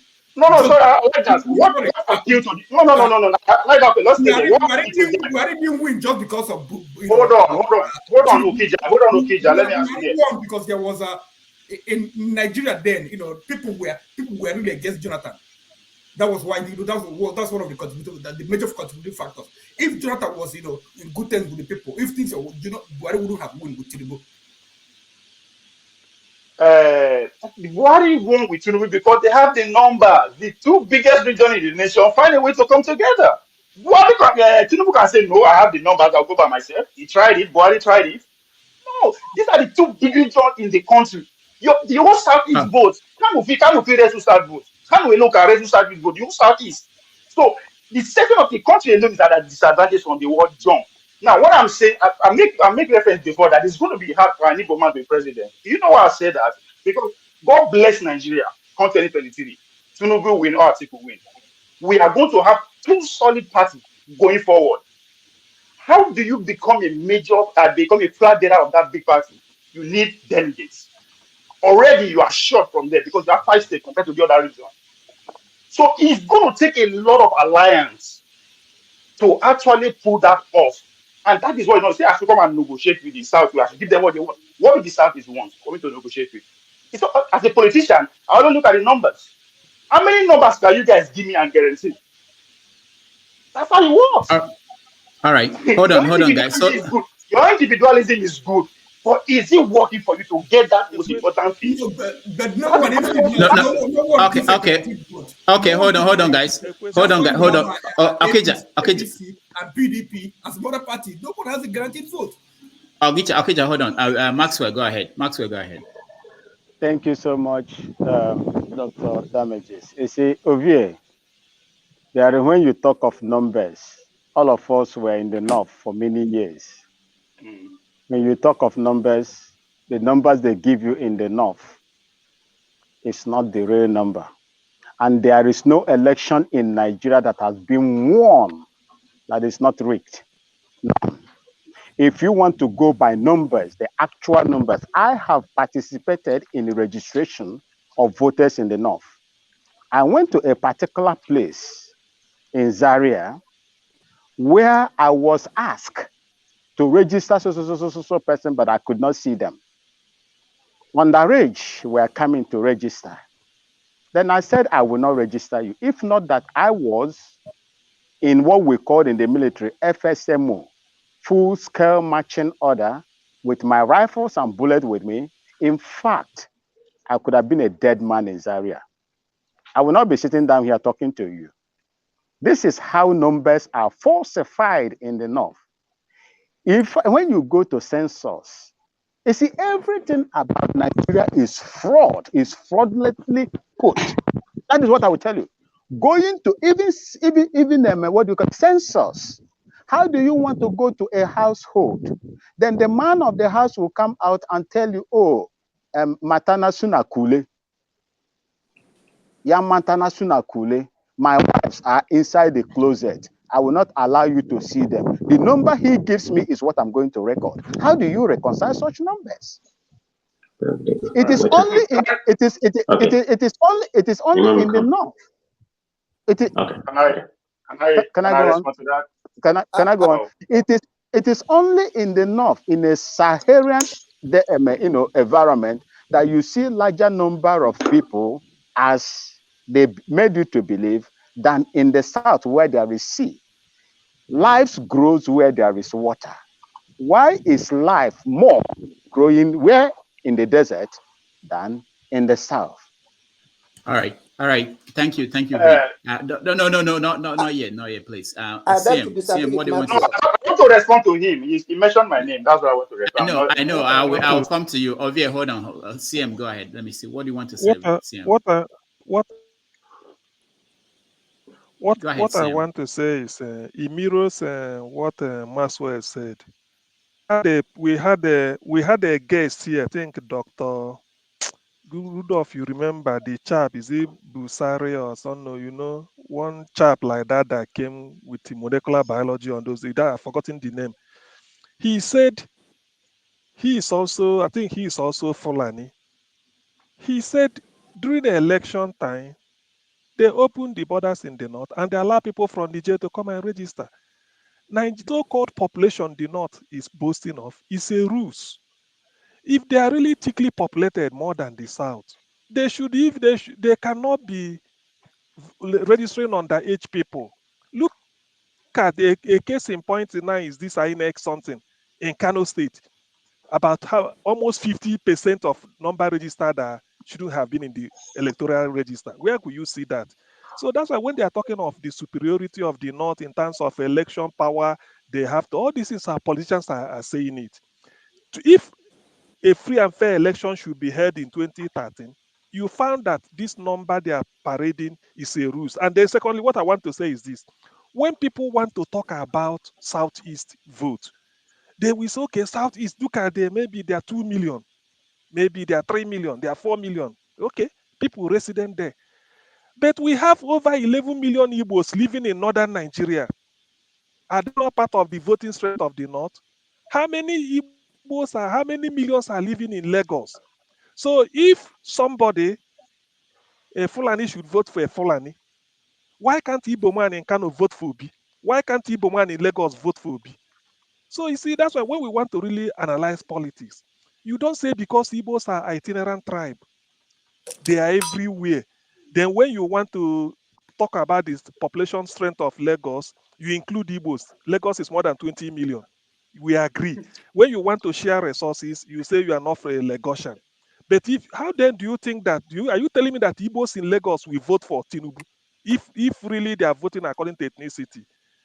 So Igbos in Kano and Katsina and Sokoto and Medugri will vote for Shetima. Why can't they vote for Obi? Are they not Igbos?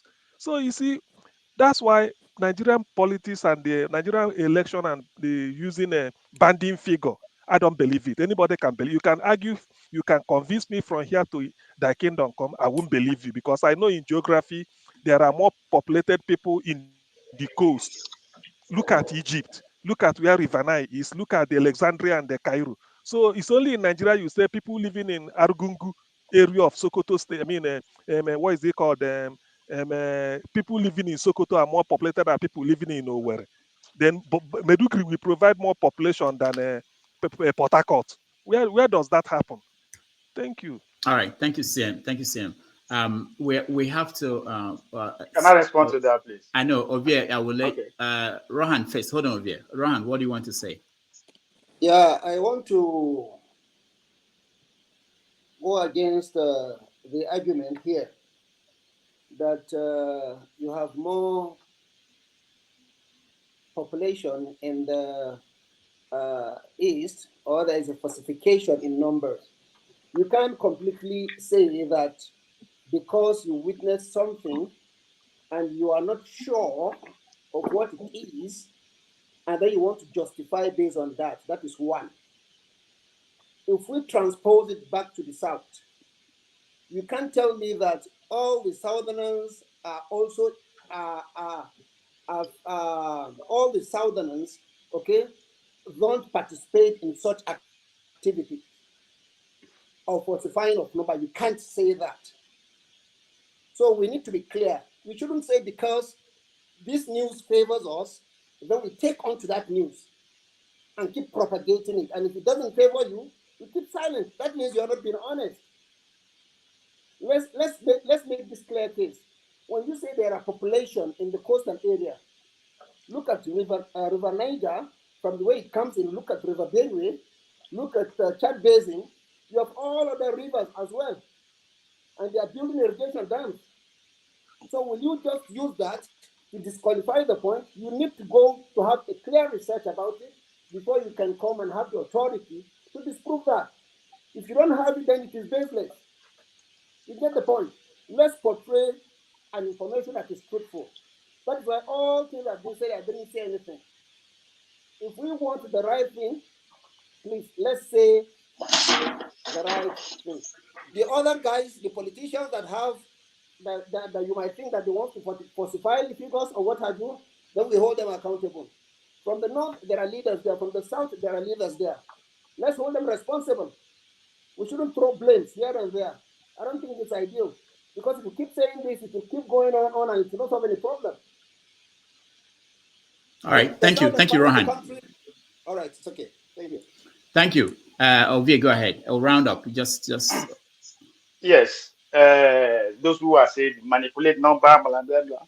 That's a breaking news to me. That's a big deal. No nation in the world don't manipulate numbers. There's a reason why you do that. There's a favor. The more number you have, the more allocation is coming to your end. Anywhere in the world, not just Nigeria. Right? Now, that's exactly what we are saying. The further you are away from power, the more you think other people are doing more for their region in terms of manipulating these numbers. The question is that, is it allowed in the game or not? The thing I wouldn't catch now in the thief. Why is it that you cannot manipulate the number, even though it's going up? Because no election in this world is free. America, where we did, dead people vote during the last election, dead people. So there's no way you don't manipulate it. That is why you pray to be on top. When you are on top, you have the monopoly of everything within that space, including violence. If you want something, you don't need that. You 7 minutes to go there, it'll take out. That is why the power is very important. So the manipulation of number that is the argument, bullshit. Go and manipulate it if you can. It's allowed. Since you cannot up to now, nobody has brought to book or anything. It's allowed. I'm not talking about, most of the time talking about fairness, justice. That's bullshit. Me and you know that. You guys are not equal. Nobody knows, oh, it's fairness. You can say that. Power don't know who they come. It doesn't know your name, your religion. It don't care. Power don't care all that. Go get it. That's what it is. So these people that they criticize every time, they understand the game of how society works. Not just they don't go over, they don't go, but how society works, what runs the society. They understand that. And that is where we are getting it wrong. Get the power and manipulate it the way you want. If it go with you, fine. So The way we complain, we just sit down and complain and miss the obvious. I don't analyze my policies based on what ought to be. This is how it should be. No, what is happening right now? As for today in Nigeria, the Northerners on record have the numbers more than the South. You can disagree as you want, but that's what the record book is saying. And that's what I will listen. That's the most important thing. You understand? That's how you will say this emotion, it's not a Buru Buru said, that's what my professor said. You have to be focused, be on ground, know how, look ahead.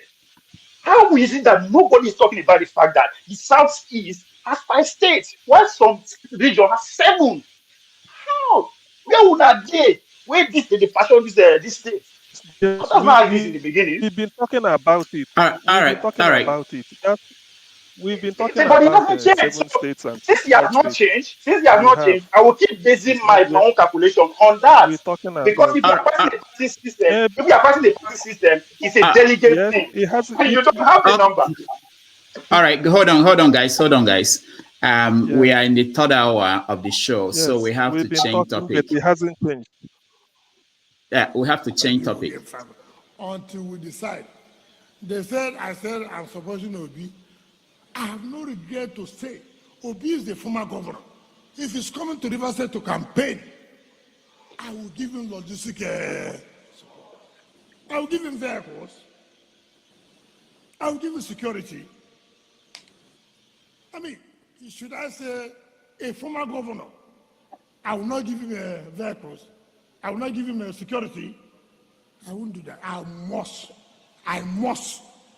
give him logistic support. And I told him yesterday, look, my brother, let the truth be told. No, not one. Not one. House of Assembly, House of us, there. If you didn't there, it's not something you should learn. There's no other party that also, is anybody here? If he didn't there, the only party you have here is what? People's River State not a chapter. That's the only party you have there. That's the only party. If you like say anything you want to say. They said they will sack me. I've been looking for the day they will sack me. Yendeba, yendeba, yendeba, yendeba.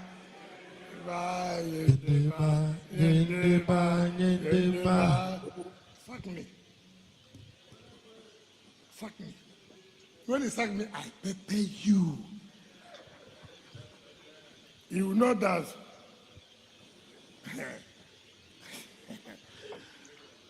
Can you be what? Shoyi, who will not be like that, too.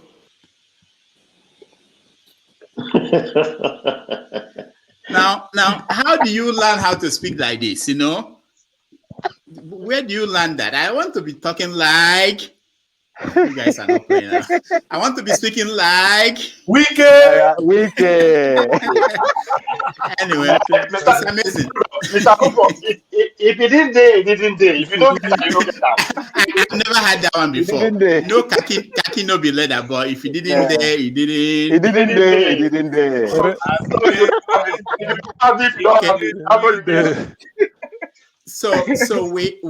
we're going to talk about Wike, but not immediately. What we're going to do now is coming. Yeah, Wike, we'll talk about that later. But I have someone who wants to join us. He ran for to be a state delegate representative in Maryland. He lost. I couldn't get the people that won in Georgia. I got someone that lost, but he wants to. I want us to talk to him and have an experience, see what he went through for a few minutes, and we can also question him. So we have to make room for him to join us because we have only 10 okay, spots.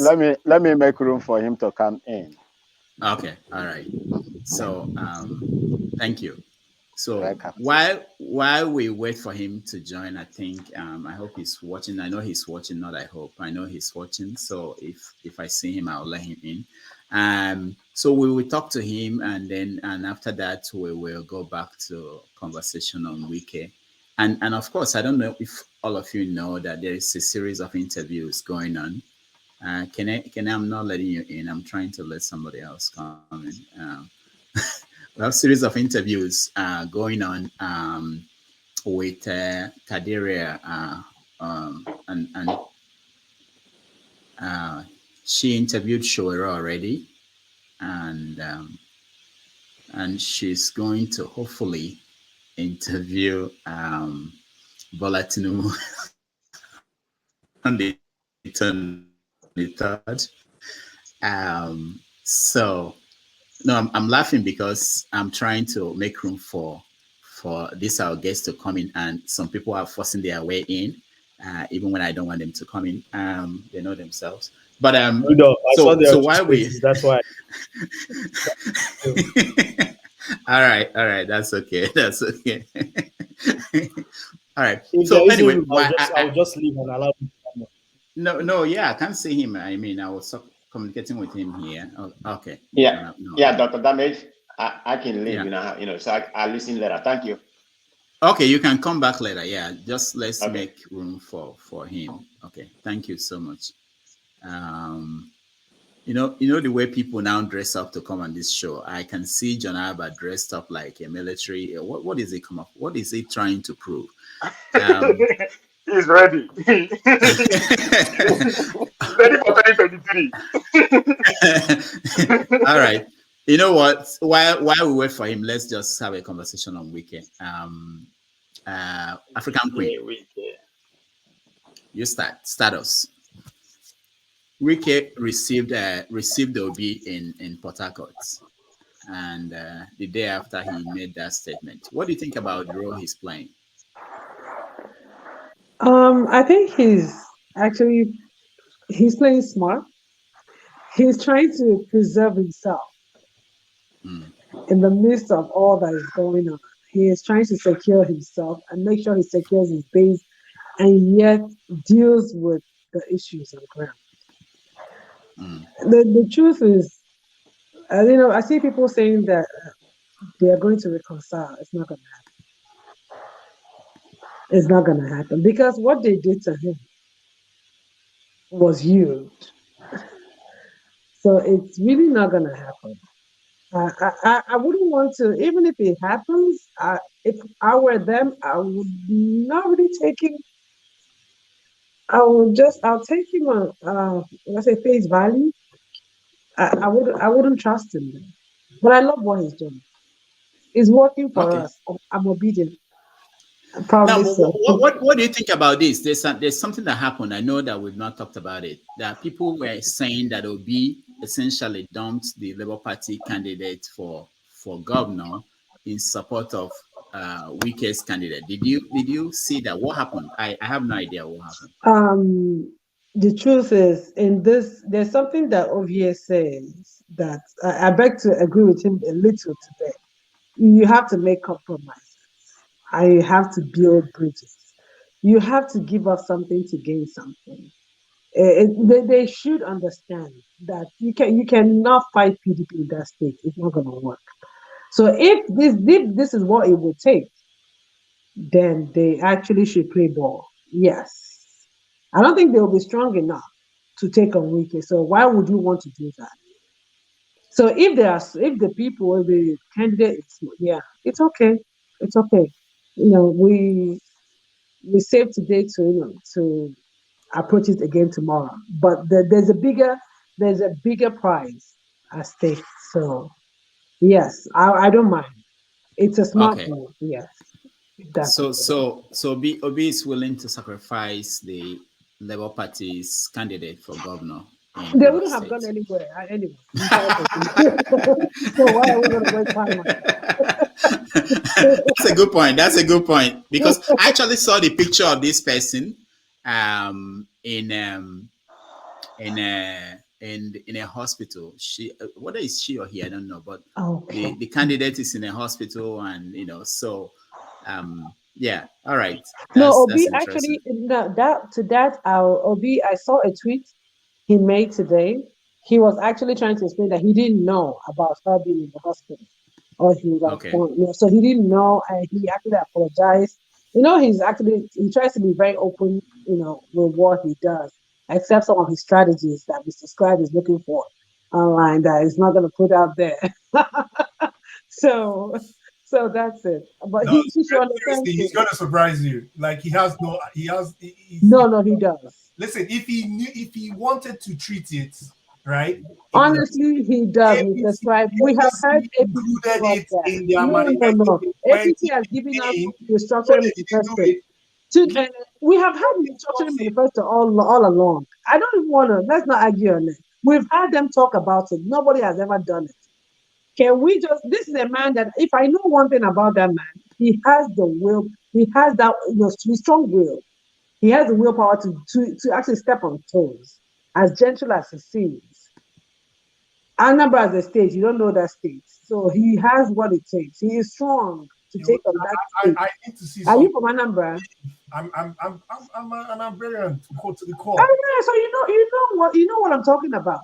No, I don't know what you're talking about. It's not simple. There's things that I cannot even say here, right? Surrounding the gentleman that I dare not even say. Okay, I can only come and look at it objectively. Okay, what he needs to do to. I'm not on the fence about him. He's the best candidate. Okay. Sure. What I want if he's going in there, that from the time he is going in there, we kind of understand what it's going to be. Look, his choice of Yusuf Baba Ahmed is also another reflection of what's going to happen. The people he has surrounded himself with is also another idea of what is going to happen. When you look at the presidents around, those people around him, you begin to see what kind of the early days of an Obi government. Like Delefaro to me. No, not Delefaro to all. Why? He's around him. Delefaro to me has already clearly said that he will not take up any position only if he is given the portfolio to dismantle the 1999 constitution. Okay, so that's Delefaro. Clearly, he has said it, right? But Delefaro is not interested. I'm talking about the Oselocas of this world. I'm talking about the people around him, the Patutomis. Those people around him. Mr. Scribe, how do you dismantle the constitution? No. Very, very, very simple. By executive fiat. Very, very simple. By executive fiat, calling for a referendum. Which country? Okay, hold on. Scribe, hold on, guys, hold on. I thought we were talking about Wike. What happened? Hold on. Let me welcome John Abba to the show. John Abba, welcome to the show. Thank you, Dr. Rudy, for having me, and thank you, my fellow panelists. And Ebelechi, welcome to the show. Happy to see you guys. Yeah. All right. So while we still wait for, we have a guest that we're waiting for. I think I just found out that he is in Tennessee. Maybe they don't, I don't know how. But as soon as we get him, we go to that conversation. But okay. So Wike, we were talking about Wike. I know African Queen said, how do I say, who has something unique? Let's hear from Dominic. Dominic. I know. Obi, hold on. Dominic, na doctor now.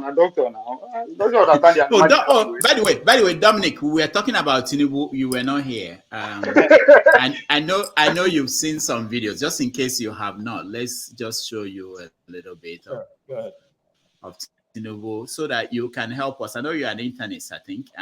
Oh, by the way, I forgot. Also, African Queen, you're a doctor. I didn't ask you to tell us. Let me. I'm just kidding. I'm just kidding. Go ahead. Okay. All right.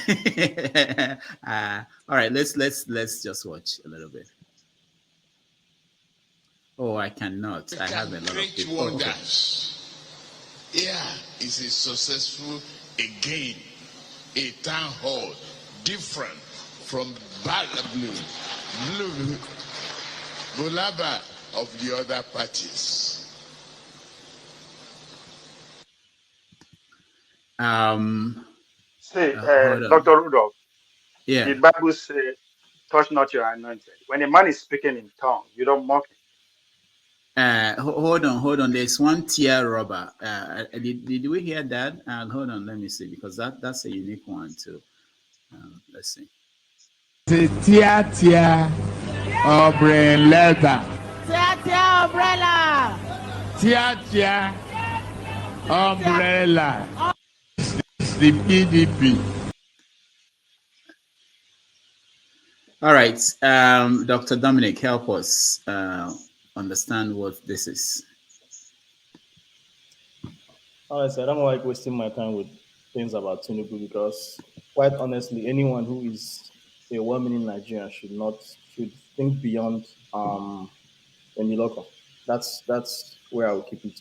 I'm not going to go into talking about his health, because I'm not privy to his medical record. But some of the things that I've seen are a little bit worrisome. I think he should retire and take care of his grandkids.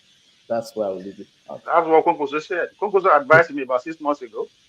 Yeah, African Queen. Hold on. I know all these doctors are always saying this, but now we have a remote practice of medicine where you just look at people. But Tinubu is not my patient. I can't make judgment on this. Yeah, but we do remote practice of medicine now, where you watch a video, or somebody will come on video. And African Queen, what do you think? I'll actually second what Dr. Dominic said, but the truth is that that's what it is. We can't really make, a precise diagnosis of his condition, his medical condition, because we are not privy to his medical records. But that being said, we can, even as a lay person, you can see that the speech, the issue with the speech is just there for everyone. You don't need to be a doctor to see that something is wrong, because it's not a one-time thing. It has happened on different platforms. So there is something actually wrong. That's the truth. Whatever it is, I can't give a name to it. I cannot, but there's something not right about his medical condition. And yes, he is old. He is old. Baba is old. Baba should be resting. What he's doing is not fair to Nigerians. And I said it before, those that are supporting him, they don't mean well for the country. They're just waiting for their turn. Turn by turn, Nigeria Limited. They're not trying to really get us on a platform that would actually elevate the country and put us where we're supposed to be. Yeah, because if you look at it, is this the leader that's going to speak with other leaders of the world? And he'll be saying, Baba, blue, blah, blah, blah, blah. Is that what he'll be saying? So would they be interpreting that to other leaders of the world? I don't know what they're trying to do. I don't know. They're making us look stupid. Like we don't have sensible people in the country.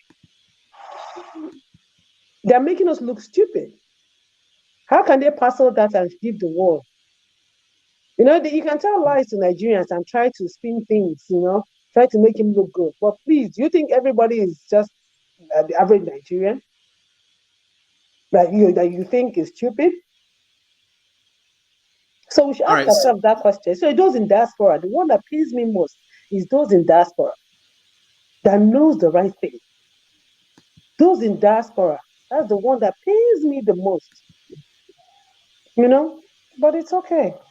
That's a good point. The point that somebody is making, that it's an opportunity to beat him now. If it's apparent that he's not feeling well, that the other parties should seize that opportunity and win. But the damages, clearly well that in Nigeria, it's no matter how much someone is damaged in social media or in the public forum, that does not equate to whether or not you win an election. Unlike here in the US, if there's a scandal, that person, either steps down or their image is damaged, they go down on the post. Nigeria is just an anomaly as far as I'm concerned. It's all about the political alliances and whatever backroom deals that they do. And someone mentioned earlier about whether the numbers are correct when it comes to elections. I personally don't believe the numbers are correct. But every single time when it comes to election time, we're analyzing political pundits, they always use these numbers, which I find very, very interesting. But I actually joined this today to talk about the article that Soludo wrote. So I don't know if we have enough. I actually have a lot to say, but okay, we'll get to that. Let me welcome Ebelechi. I think I did.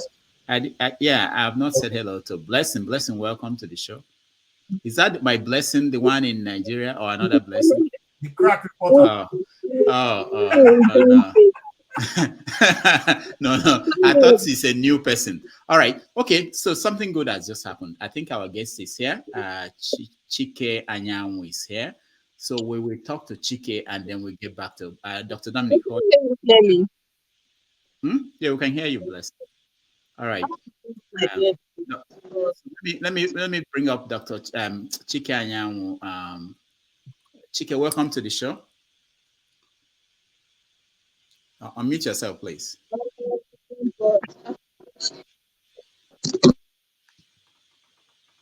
Can you hear me? Chike, unmute yourself. I can't unmute you.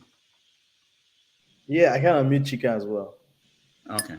Yeah, it happens sometimes. I don't know the setup that makes it difficult to unmute somebody. Chike, can you give us a thumbs up if you're not able to unmute yourself, so we know what's going on?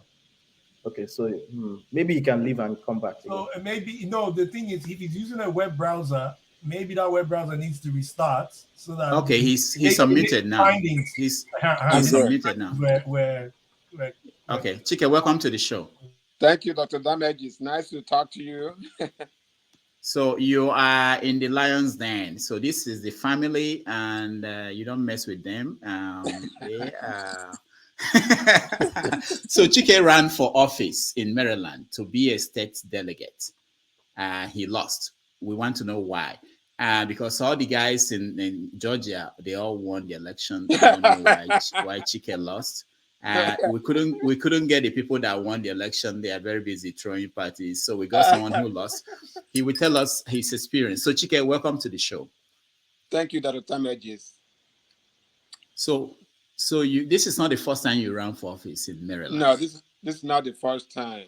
It's the second time. So the first time, is anybody in Maryland that on the line? Is anybody in Maryland? Don't worry, there are over 500 people watching. Somebody is in Maryland. They didn't vote for you anyway. Okay. But go ahead. Yeah. Okay. I used to live in the county called Anne Arundel County, which is where the seat of Maryland, the capital of Maryland, is in Anne Arundel County, in Annapolis. So I was very close to Annapolis. In fact, I was a friend of the then county executive, Steve Shue. So I'm just giving the background, just in case any one of you lived or lives in Anne Arundel County. So I lived there and I ran for a state delegate, and boy, it was awesome. It was a very good experience, and so I've been hearing you guys talking about Nigeria and how expensive it is to run for office in Nigeria. And I was thinking, man, if I was in Nigeria, the little me who would tell me to run for office, I probably would not have the opportunity. Nobody would give me, first of all, I couldn't afford it. But here I'm in a foreign land, and people value my opinion. And I was being asked all the time to run and to run. So finally, I made that decision to run. And it was the best experience of my lifetime. And so, I'll let you guys ask any questions about if. So let me start by saying how many you run as a Republican? I heard. Yes, that's correct. In Maryland. In Maryland, yes. Yeah, and you. By the way, Maryland is 3-1 Democrat. So that's why I said that. I wanted to make sure you know where you were running. Okay. So how many votes did you get? I had in the district that I ran in District 21, I had 10,000 votes. The person that had the next highest had 13,000 votes. So you lost by 3,000. I lost by 3,000 votes. In Maryland, that's not a bad loss at all. So my thing is that sometimes we are afraid to state who you are. And I went out and I knocked on every door. For I lost because I didn't have the money. I raised $20,000. My next opponent raised $150,000, and so they thought by having that kind of money, I wouldn't even have a voice. But I showed them that it's not always about money. When I went outdoors and knocked on every doors, it didn't matter whether you were a Democrat, it didn't matter whether you're a Republican, it didn't matter whether you are an independent or you are not. Even if you didn't register to vote, I knocked on every door. Every morning, 6 a.m., out, flagging people down, waving signs. And so people come to know me. And in fact, they used to call me the sandwich African guy, because I had a sandwich board behind me, and that explains what I stood for. And people were so impressed, that I would make that kind of move. And people voted for me. If I had a little more money, to get out my message like I wanted to, it was extremely close. In the beginning, people didn't even want to mention my name, but then the election approached and they saw how hard I was working. Oh my goodness, to where they will start to invite other candidates to come and campaign for them. It was, so what we did. Can I Okay. ask can I ask a few One more question. Yeah. Go ahead. questions? Go ahead, Dominic. Oh, hold on. Dominic, go ahead. Can you restate what position you are vying for, and if you lost the election at the primary level, party primary level, or at the more general level between Democrats and Republicans? No, it was at the general level. It was that I won the primary. In fact, the guy lost Congrats. the primary. He tried to run as an independent vote from me, but in the end, I was able to connect with him on a personal level, and so he gave up, and I thanked him so honestly. But yes, it was on level. Can you remind us I what thank position? again to us. It What was a position? state delegate. It Oh, was state delegate. delegate. I ran on the same. Yeah, Oh, I state see. Like delegate. Yeah, House of Rep I in the ran on the state. same platform. Okay. Yes, it's in the state in Nigeria. It will be house, I believe. Gotcha.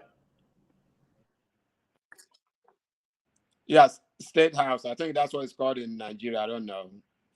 Is this state? Yes, were you vying for the federal House of Representative or Maryland State House of Representative? I think that's what Dominic is trying to confirm. Are you going to the? Are you vying to go to It's called DC or you have? no, State of Maryland. Okay. State of Maryland. Yeah, so that's the State In House of in, Assembly in Nigeria will be called. in State of Maryland, we have state senators and we have state delegates. It's Yeah, like on the I federal understand. level, you have senators and you have. Yeah. Okay. Can I ask a question? I have my question. Yes, sir. Okay. Go ahead. On the 18th of April 2020, you tweeted about how African countries should boycott China, should stop paying China loans back, the loan they stop paying back. according to you, due to their xenophobic tendency and enslavement and all that. Did you take that route because you are Republican? Because obviously that's Republican agenda. I asked that straightly because I wonder why you are more specific on China, because everything that China is doing in Africa, other nationalities are doing. So why China? Can you repeat that again? It wasn't. Speak up. I can hear Yes, you very well, please. you have a strong opinion towards the African countries that they should stop paying back. They should stop paying China back the loans. Did you take that position because of your party? Because Yes. that's the Republican movement. Why I ask that because China is not the only country in the world that is doing whatever I think they are doing to African countries. Other Western one, including one that you are representing, is doing the same thing in Africa. So why do you bring out China for support first? Well, I feel like, and it wasn't the Republican position. It was a personal position. Although of Republicans that I've spoken to, have the same position, but I just felt like China is taking advantage of African countries. They are giving us loans that definitely we're not going to be able to pay. Our children's children are not going to be able to pay off those loans. So if we could to allow them to take advantage of us, countries took advantage when we didn't know anything.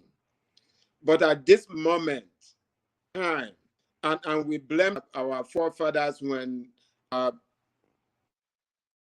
we were taken and we were punished in America and every other place. But at this modern time, if we still allow China or anybody else to take advantage of us, shame on us, especially those of us that live in the Western world, that we know what is going on and we can educate our people. Definitely.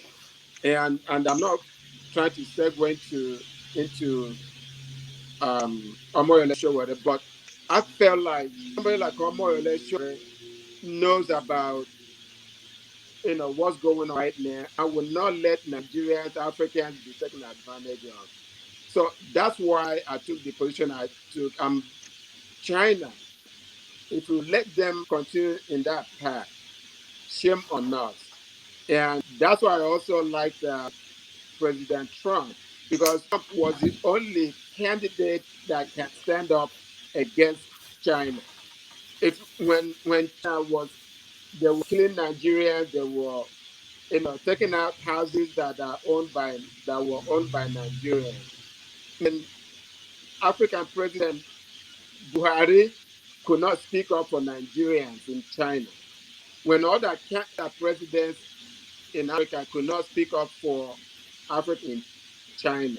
Imagine it was the same Trump that called the S-hole or whatever. But he stood up and spoke up for Nigerians and Africans against China. People wonder why do you support Trump? I do believe it's like that. If you forget his antecedent, what he talks, how he talks, but you look at his policies, you will have no other choice but to know that really means business. So you are saying Trump over DeSantis? Obia, let's No, spread it. no, Let's. no, honestly, Okay, no. yeah, entering into American politics. Let's Honestly, not. no. Okay, okay, okay. All right, He let's wants to spread it answer out. that. Let him answer. Oh, okay. Quickly, Chike. Yes. I said What Trump did you over say? DeSantis. Trump over DeSantis. No, not really. Not really. I think he has done his job. He did his job. So it's time for him to, sit down and help other candidates. I think this. I think Pompeo. We just have variety of candidates. You can't even mention all of them. So yeah, at this moment, if he runs again, I don't think I'll be supporting him. All right. Thank Wait, you, hold Chike. up, before you move on, there was something that Mr. Anya was saying, and you didn't let him finish. Oh, okay. Greetings, Mr. Anya. You said if Trump Yes. were to run again, you wouldn't vote for him. Was that what you were trying to complete? And can you elaborate a little bit Yes, why yes, now? most definitely. If he was to run again, Tell us why. I will not support him because we have younger um, people, younger candidates that have the same policies that he has, or that don't say things the way he says them, that makes Republicans sometimes look racist. So DeSantis is a good candidate, kind candidate. Mike Pence, his former vice president, is a very good candidate. Pompeo is a very good candidate. It's just a wonderful candidate. Oh, by the way, another candidate from South Carolina, the black guy, you know, um, his name is escaping me right now. He is Tim Scott. yeah, Yes, Scott. Tim Scott. Tim Scott, yeah. Very great, a great candidate. So we are not lacking candidates. So Trump, he's done a very wonderful job, and it's time for him to sit down. Okay. All right. So let me get it back to Nigeria. I know that you are interested in what's going on in Nigeria, and why I brought him here also is that some of the guys we are looking at here may get frustrated. Let's say Tinubu wins the election. Someone like Ovie could get frustrated, and he may want to run for election here in America. So that's another part of this story. But I know you are interested in Nigeria and what's going on in Nigeria. So how do you see the Nigerian political environment today? As an Igbo, a full-fledged Igbo man, I love being an Igbo man. I really do, and I'm also a pan Nigerian, I'm a pan Africanist. I wished that at this moment we have a president from Igbo land. There's nothing wrong with that at all. It's like when Obama was running, when it first came out, like I was so excited, I wanted to see the first black president. And I voted for him the first time. Even as a Republican, I still voted for Obama until I found out that his policies were not aligned with his policies. So the second term, I said no, I can't do that. So I would have loved to see an Igbo person, a Southeasterner, become an Igbo man become the president of Nigeria. You know, they use the word equity for the sake of equity. But at this moment, there's a man made for that position that I feel is meant for this time. In the man in Omoyole Sowore. Omoyole Sowore will be the best president Nigeria would have. If we think about it, if we stop thinking Igbo, Yoruba, Hausa, and all this, Omoyole Sowore is the person made for this moment. And so, because Peter Obi is a good candidate. He's a very, very good candidate. But I believe that Omoyole Sowore is even a better candidate because somebody was talking about, I think it was Dr. Scribe on the show. I don't know if it's still Mr. Scribe, that this afternoon. We need a strong person, that because Nigeria is too strong. So we need a stronger person, that will make sure that all those people that have stolen our wealth, all those people that have stolen our future will pay. They will pay for it. And Omoyole Sowore is the man that will make sure that those people, all the way from Babangida, all the way from Obasanjo, all those people that have stolen our land and given it to Niger, sending vehicles to Niger, building when other countries are having electricity, Nigeria does not. Omoyole Sowore is the man. I have nothing to gain because I have not even met Omoyole Sowore in person. But I know that I've spoken to him one-on-one. I know that that man really means business. And so I'm asking you this afternoon to consider joining him. And if you have not talked to him, I'm willing to give you his number because he's somebody, he doesn't mind talking to anybody. I am willing to give you his number, talk to him one-on-one, and make a decision. All right. Thank you. Thank you so much. Anybody has any question for him? Anybody? I have a question. Dr. Chike, thank you so much. I just want you to no, I'm not a this doctor. question. I'm not a doctor. I only have a bachelor's degree in math. That's all. Okay, we're similar ilk then. Mr.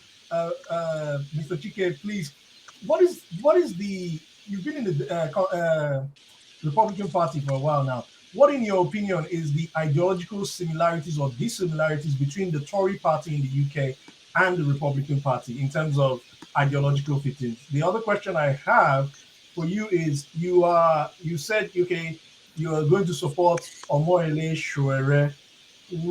What ideologically, how does that fit in Nigeria? In terms of ideology, how do you see an Omoyole Sowore matching Nigeria? What is that real thing that he's going to bring to the team that's different from Peter Obi? Again, both of them, like I said, Peter Obi is a very good candidate. He did very well in Anambra, and he will do well as president. But the only difference is Peter Obi is not going to prosecute anybody. Peter Obi will go, oh well, let bygones be bygones. But Omoyole Sowore is that man that will say, all the money you stole, you're going to bring it back. He is very fair. All the time, let me give you one example of his fairness. All this time that Nnamdi Kanu goes to court, do you know that Omoyole attend all the time? Please tell me one time that Peter Obi has spoken about Nnamdi Kanu. Never.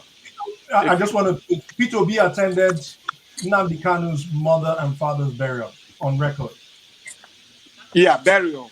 I'm talking about, he didn't want to sin, but I'm talking about going to court. Every time that Nnamdi Kanu goes to court, Omoyole Sowore there. In fact, he almost got stabbed today while attending one of the court cases. Omoyole Sowore is somebody that it didn't matter whether you are his enemy, he will speak up for you. For instance, he spoke up for Shehu Sani from Kaduna. In fact, I think he's running for governor now or Senate. No, I think governor. All right. Omoyole Sowore spoke up for us. Even when they're not, that they're not in the same party, but he speaks up for everybody. It doesn't matter whether you guys are on the same party or the same state or not. See how he attacks Tinubu or Basanjo, all those people, all those bad people. He attacks them. He's not afraid of anybody. And that's the kind of person that Nigeria needs.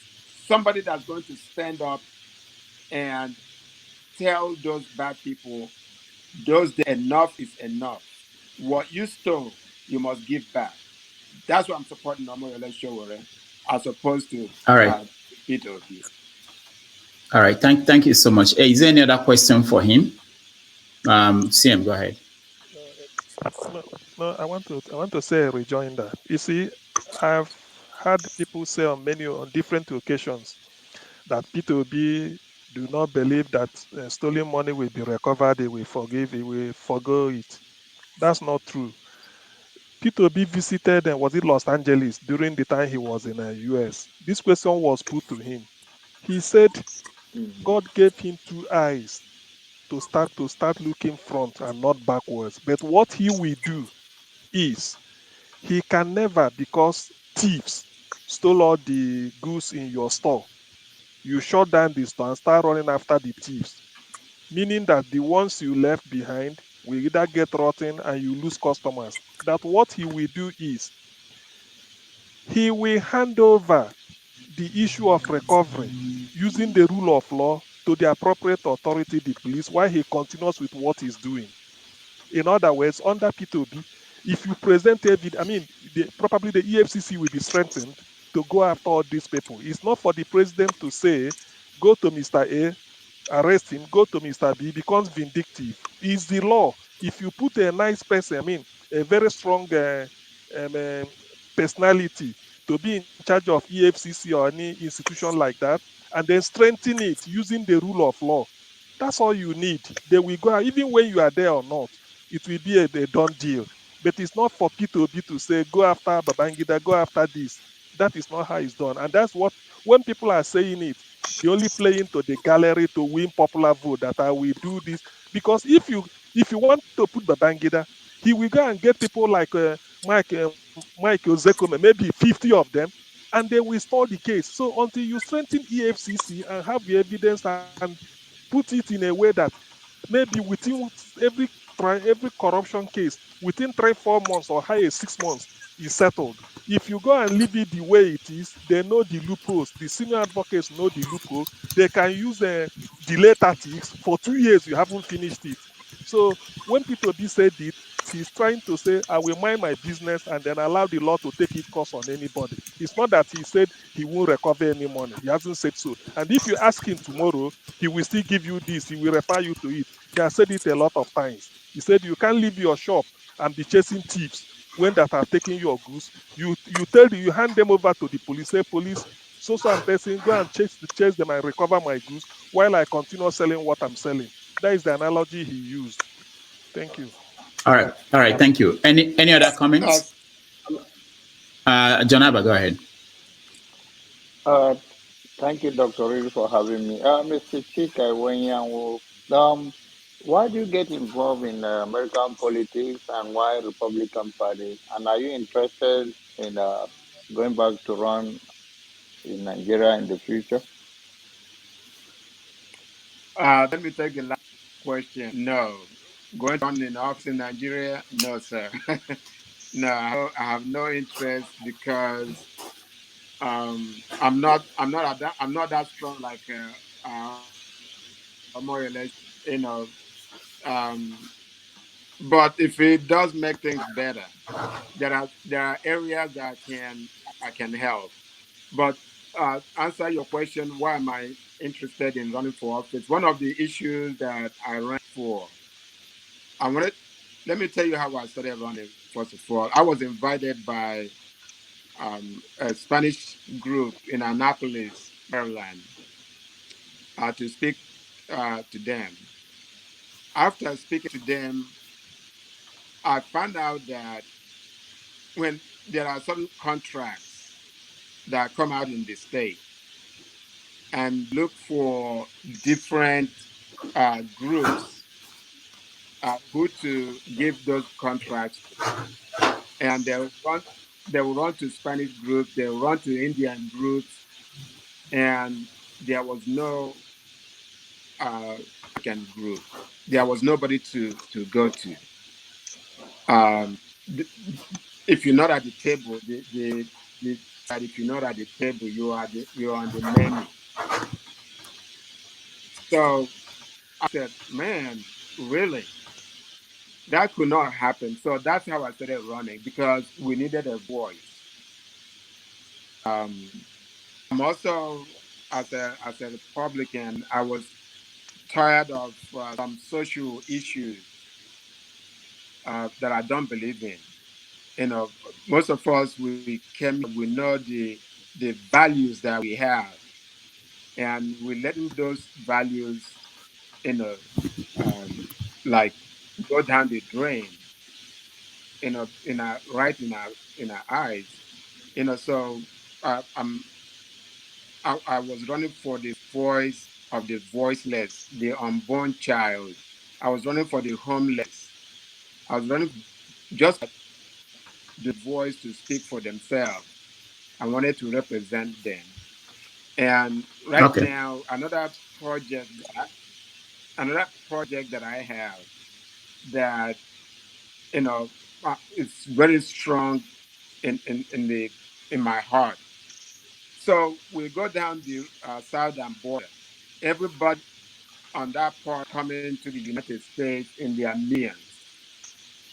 Nowhere Africans are coming because we couldn't swim to come across. You go to you go to Pakistan. We provided them airplane. I'm a transporter. So sometimes I go to the military bases. Can you believe how many Pakistanis and Middle Easterners that are housed in military bases? So what about us? What about Nigerians that want to come here? What about other Africans that want to come here? We are not given, we don't have that opportunity because we cannot swim our way to America. They didn't Biden has not provided us airplane for Nigerians or Africans to come. So we must come together. We are fighting. If that's the case, at least open up the visa process for Africans to have the same opportunity to come here. So that is the project that I am fighting for at this moment. So I'm always at the State House. I mean, at the State House, talking to my senators, my state delegates to help me, talk to the State Department, talk to Biden. I'm always talking to my federal House of Representatives. I'm always talking to my federal senators. So that is the project that I have going on right now. How do we compensate Africans? Since we letting every other person come, how do we make sure that Africans also are represented? So that is, Okay. and I need everybody to be involved in this one. So those are the little bit of issues. And at the time I was running, I was making sure that Nigerians, Africans that had immigration problems, there's somebody there to speak up for them. If you are opening up a business, many times they throw roadblocks on you, on your way. So I was there to make sure that I don't know if there's any Kenyans here. For instance, we had one Kenyan.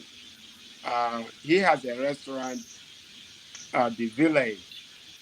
I don't know if any of you been to Laurel. It's called man,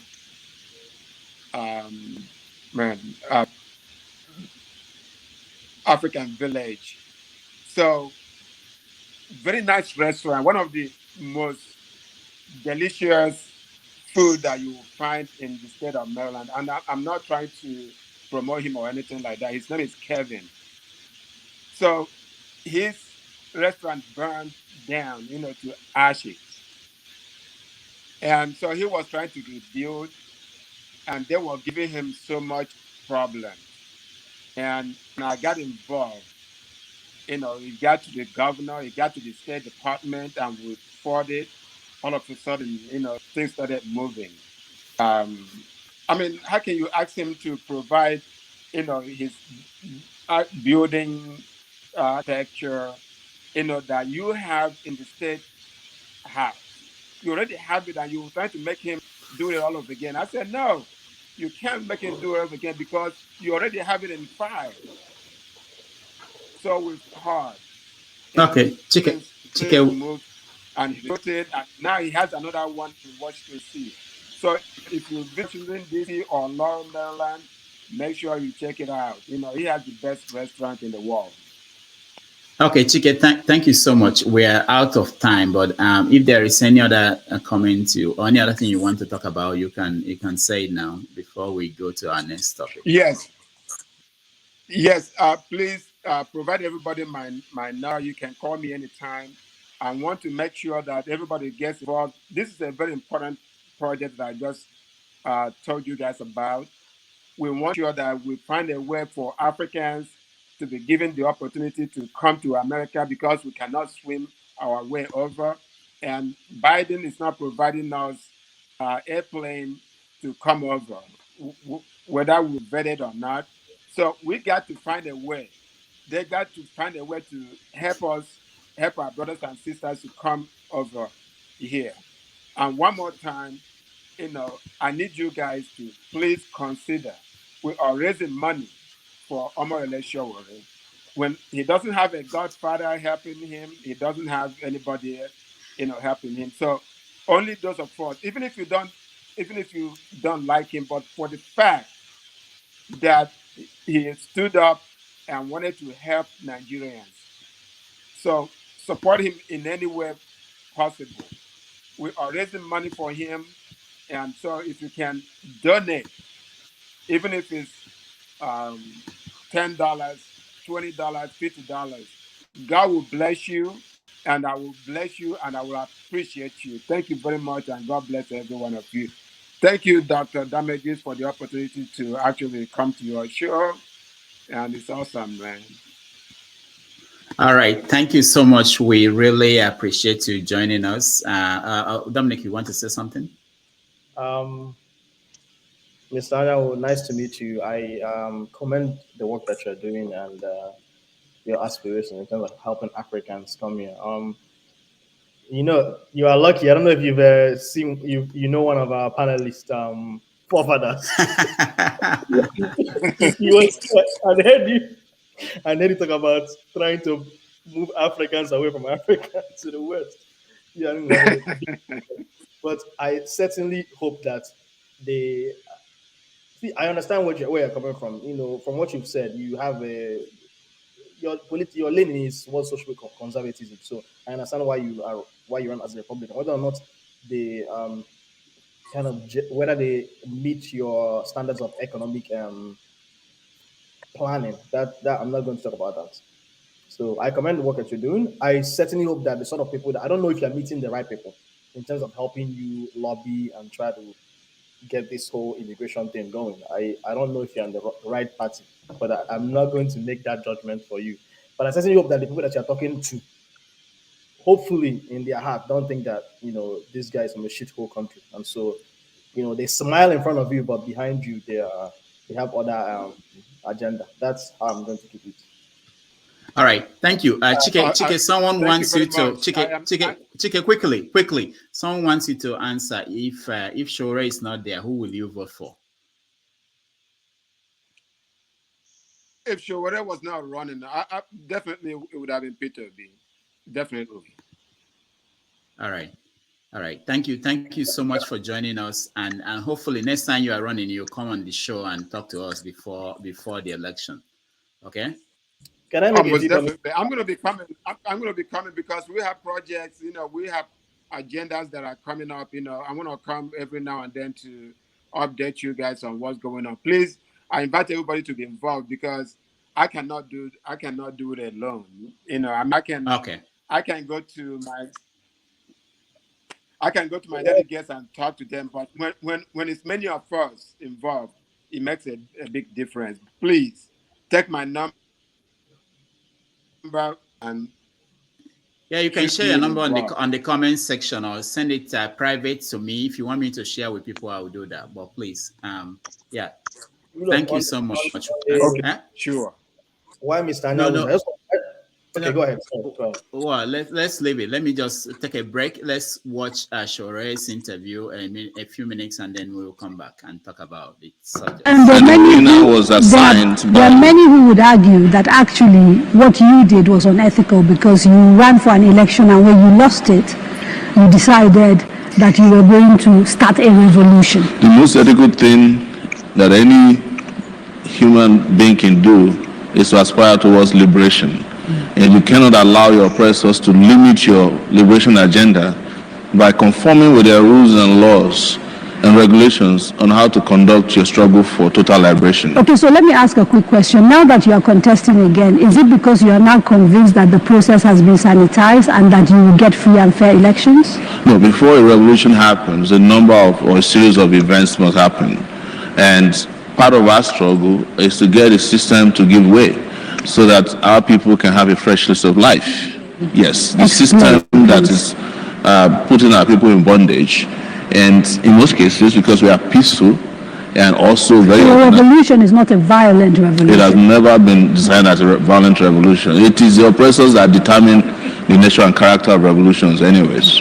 So based on that experience of 4 years ago and where we are today, is your messaging changing? Is what you are offering to Nigerians different?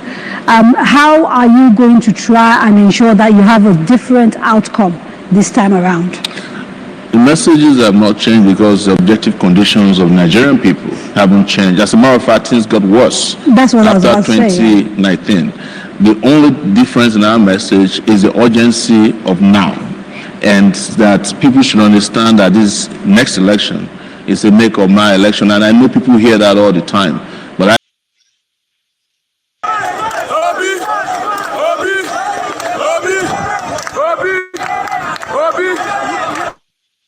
Obi, yeah, we're here. Yes, we're here. We are not going down. We are not coming down. Obi.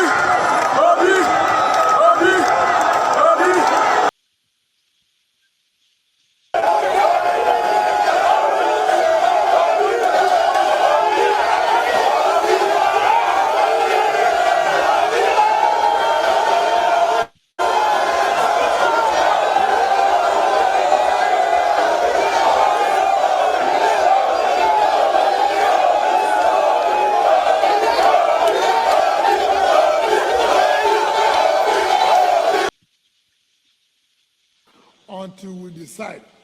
They said, I'm supporting Obi. I have no regret to say, Obi is the former governor. If he's coming to Riverside to campaign, I will give him logistic support. I will give him vehicles. I will give him security.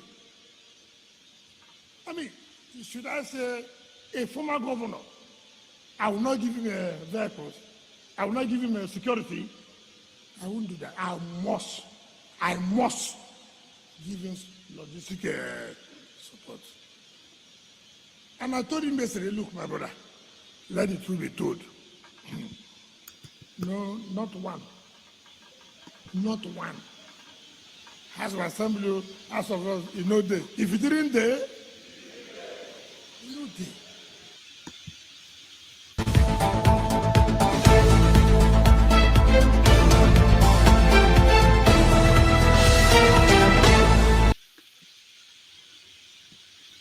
All right, welcome back. I know. I saw some of you laughing, and if you didn't, go ahead. Who wants to say something? I can say it. All right, just to make one thing clear, because Hmm. sometimes when I read articles, people are not very clear, even on the What social Wike? media. Can you hear me? Yeah, go ahead. Yeah. There's a difference between allowing a level playing field and actively supporting someone. When you're a governor of a state and you allow a level playing field, that means you are not restricting the person from campaigning, whether it's putting up posters.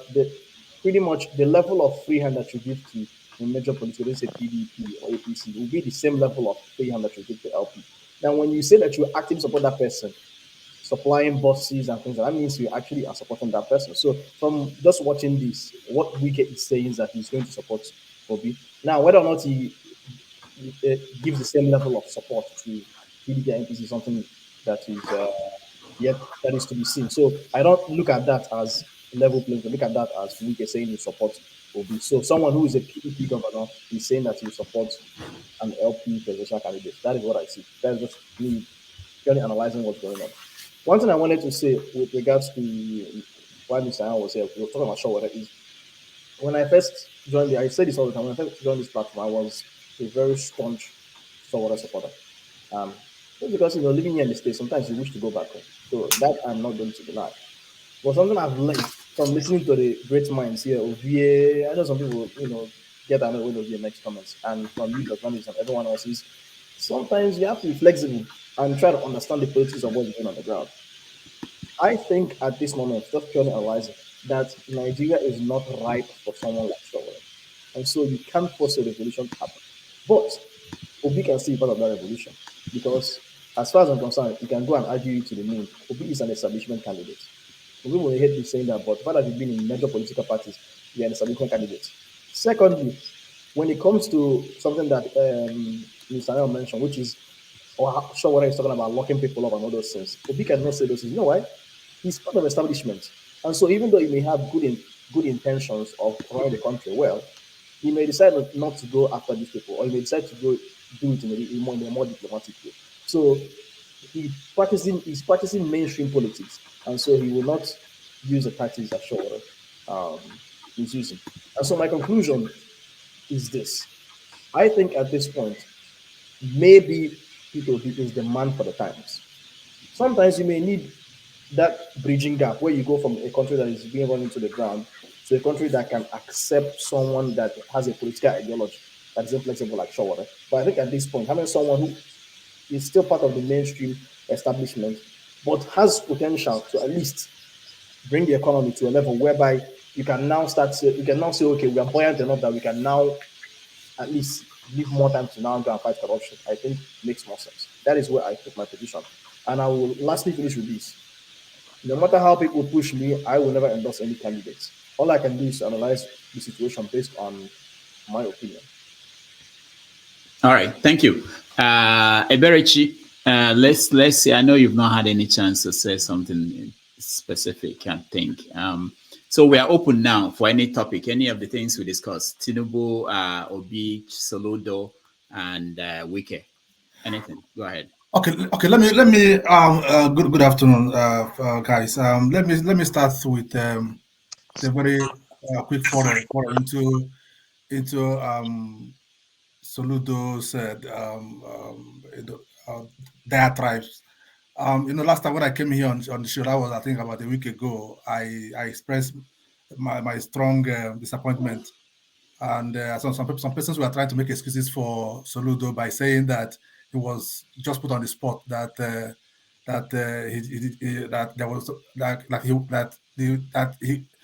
he couldn't avoid that the situation. So, but that all that excuse now became null and void. A couple of days after, when he took his time to write an epistle. So, and I normally don't take a lot of time, on reading something that long, but I really on this moment, on this occasion, I made an exception. I spent time, went through what this man wrote, and frankly, the more the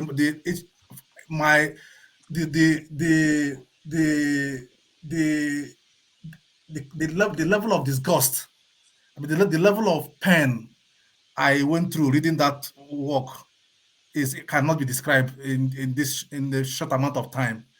Now, this is a man who was talking about what did he not even say? Like, you could just see the arrogance. Like, this man is so arrogant. Somebody had told me when this man was running for an office that when I was supporting this man that is somebody from his village, that it will not be too long before I would notice the level, how much of an how much of an arrogance this man is. So, and that was very, very obvious from the tone. The whole part one was, the part one was simply to indicate that if anybody pushed him, that he was going to come out with another stinker, right? So, and then he was talking about how he saved money, and how the government was able to pay his debt from the money he saved. How can you say he saved money?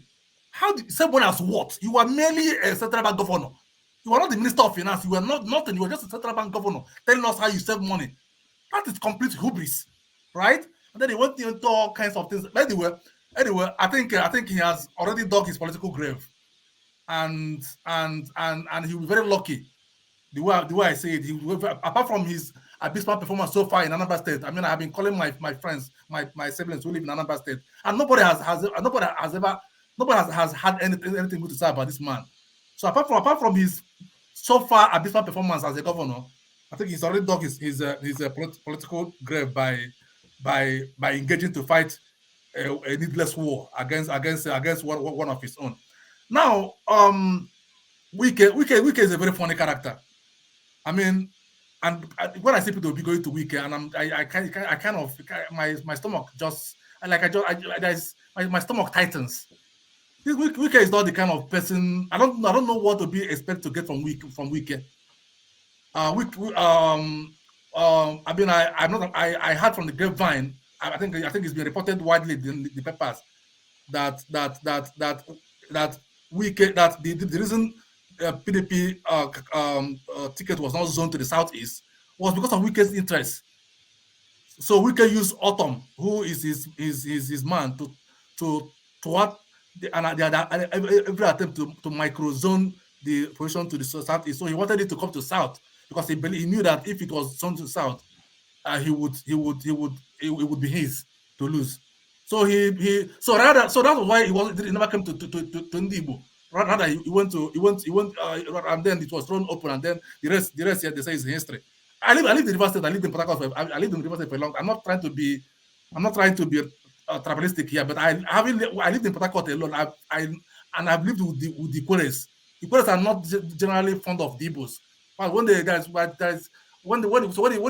in River State and you see a Quereman say Musoma is a derogatory term that they use to describe the Igbos. That's when they want to dismiss Igbos. When you hear them say Musoma, that is born out of envy, out of hatred. So I don't see how Wike, and I don't see how Wike would. I don't see Wike at any point in time going to enable Peter Obi win River State. If Peter Obi is going to win River State, he's going to have to win it fair and square, and he can actually win it if the election is conducted free and fair. But I don't hold my breath, because nothing in Nigeria, no election in Nigeria actually is free and fair. But if election is held in River State today, free and fair, I expect a Labour Party to put up a fight. But with Wike, I don't. So these are just my very my comments concerning the events of the last couple of days. Okay, thank you so much. Janaba, you're next. Yeah, Dr. Rudy, I've been away from all this talk about Tinubu and Soludo and Obi, and sorry I have not had the opportunity. Thank you for giving me this opportunity. Let's start with Wike Weinberg. Wike is a spoiler. I love him. I love spoilers. I love Soludo. Soludo is a good man. He's a very intelligent man. When it comes to when it's not in your favor or I'm talking about people's favor, then Soludo is not intelligent again. He's a dummy. He's a wicked man. He's a politician. I don't know why we're going to draw the contrast between being a politician and then playing to the hands of the elite in Nigeria. That is what they're supposed to do, is to demonize the base and bring out your own people. So the notion that Soludo comment on Peter Obi should not go there. Will the only Igbo people make Obi win election? So what about the Northern state? There's no Northern supporting Obi. This is politics, and that is the way you should left it. You should leave it, and then let us vote. We have choices about 18 to 19 candidates, and now we say, okay, the other ones doesn't matter because they are not front runner. If we are not supporting them, how can there be a front runner? If we talk about Soran, we sweep it. So no, it's not among the three front runners. It's not among the three front runners because we are not talking about them, because we are not promoting their own values. So we think this is an opportunity. There is a win on this person's on his side. The memento is on the side of Obi. So it has to be Obi. Well, we're going to see it and it will play out. Some of you should get on medication like I do when you see that crowd that Tinubu pulling on the other side. So it's part of when someone say on this platform, it says that if you believe that they pay them to come for the rally, you should also believe them that they will pay for him to win. So the notion that we're not going to work on respecting one another, regardless, we are one Nigerian for now until something happens when it tip off, and we all can come to agree whether we go separate ways. But if we're going to go this way of one person, when he say what is in our favor, he's a champion, or if he's not, then he's a demon, he's enemy of Nigeria, he's enemy of Nigerian people. Nigerian people are enemy of themselves in the first place, individually. Oh, so we can talk all we want to talk. Let's move forward and talk into issues and then promote the value we all represent. This man, Chike, that came on the platform, he ran as a Republican. He thinks that represents his value. I wonder how he's going to raise money for support Obi, because he only raised 20,000 when he ran for the office here. The other opponent ran 100 and something. He says that. So I don't know how his platform will work with that. Though when they come to Obi is going to be a good spokesperson, a good speech talk person. We can have more long time in politics than Obi. If Obi do not win the election, that is it. Obi is going to just go there and come to Dr. Rudolph's show and become a co-host like Dr. Dominic. All right. Thank you so much. Pansat, welcome to the show. Thank you very much. Rudolph. Yeah, it's good to see you finally, because we've not been seeing you. We only read your comments, and yeah, that's cool. He's in disguise. Let me say hello to all your erudite panelists there, and those are the chat section. Look, we're less than 100 days to the election, and we're not familiar with the distractions. If you're mentioning Showere now, you're distracting us. He cannot win the election. We have a problem in the country. Nothing is working. If you're speaking here or anywhere, you're speaking for the voiceless, such as the Chibok girls, our parents, our wives who cannot go to farm. You're speaking for the millions of Nigerians who are starving, who have no food, no money. It's not just an election that we're about to indulge in, engage in. It's the soul of the country. Now, it's not very easy to have a civil discussion when you have a bunch of people distracting us. I've been on your program before, and I made a case against individuals. And after I thought about it, I figured that maybe I should use a different approach instead of naming people such as your Mr. Scribe there and others. This is not a joke. This is not academic. The candidates have presented themselves. We've looked at their curricula vitae, their activities in the past, and what they plan to do in the future. And it's crystal clear that there's one candidate that we should vet someone if we need to, that we should support. This has nothing to do with tribe or lineage. So every time I listen to your show, I see all these distractions from people who should know better. Now, let me just tell you, normally when people are talking, there's one thing I'm looking for. Is that person talking out of ignorance, or do they know better and they choose to do the wrong thing, the evil thing? That's the definition of evil. You know better. Now, if you don't know, that's okay. We could then debate. Maybe you'll be talked into knowing the right thing to do, or you could convince me. But when you have all these educated Nigerians who live in foreign countries, such as myself, and you're talking nonsense, do you think Nigeria should be the way it is right now? The state is in? You really think so? We have a lot of people suffering, dying. So, no, I am urging you. You know, a lot of people have platforms, but Rudolph, you are an educated journalist, a celebrity. You're not like everybody else who's popping up a forum. So you can't just, try to be neutral. Tinubu, let me go to your topics here. Let me just run through them quickly. Tinubu, an elder statesman, is not well. He's sick. You know he cannot handle the enormity of the task required in that country. He can't. Not to talk about anything else. His health and his problems in the United States back in 1993 or so. Atiku is a resident of Dubai who's coming and running elections every 4 years. And we know his problems in the United States as well. So Peter Obi, we know, is a vetted, responsible person with the capacity and the competence to do the job. We should welcome people who come in here to criticize him or bring forth why he shouldn't be supported by us, people who are in diaspora and those who are in Nigeria who mean well for the country.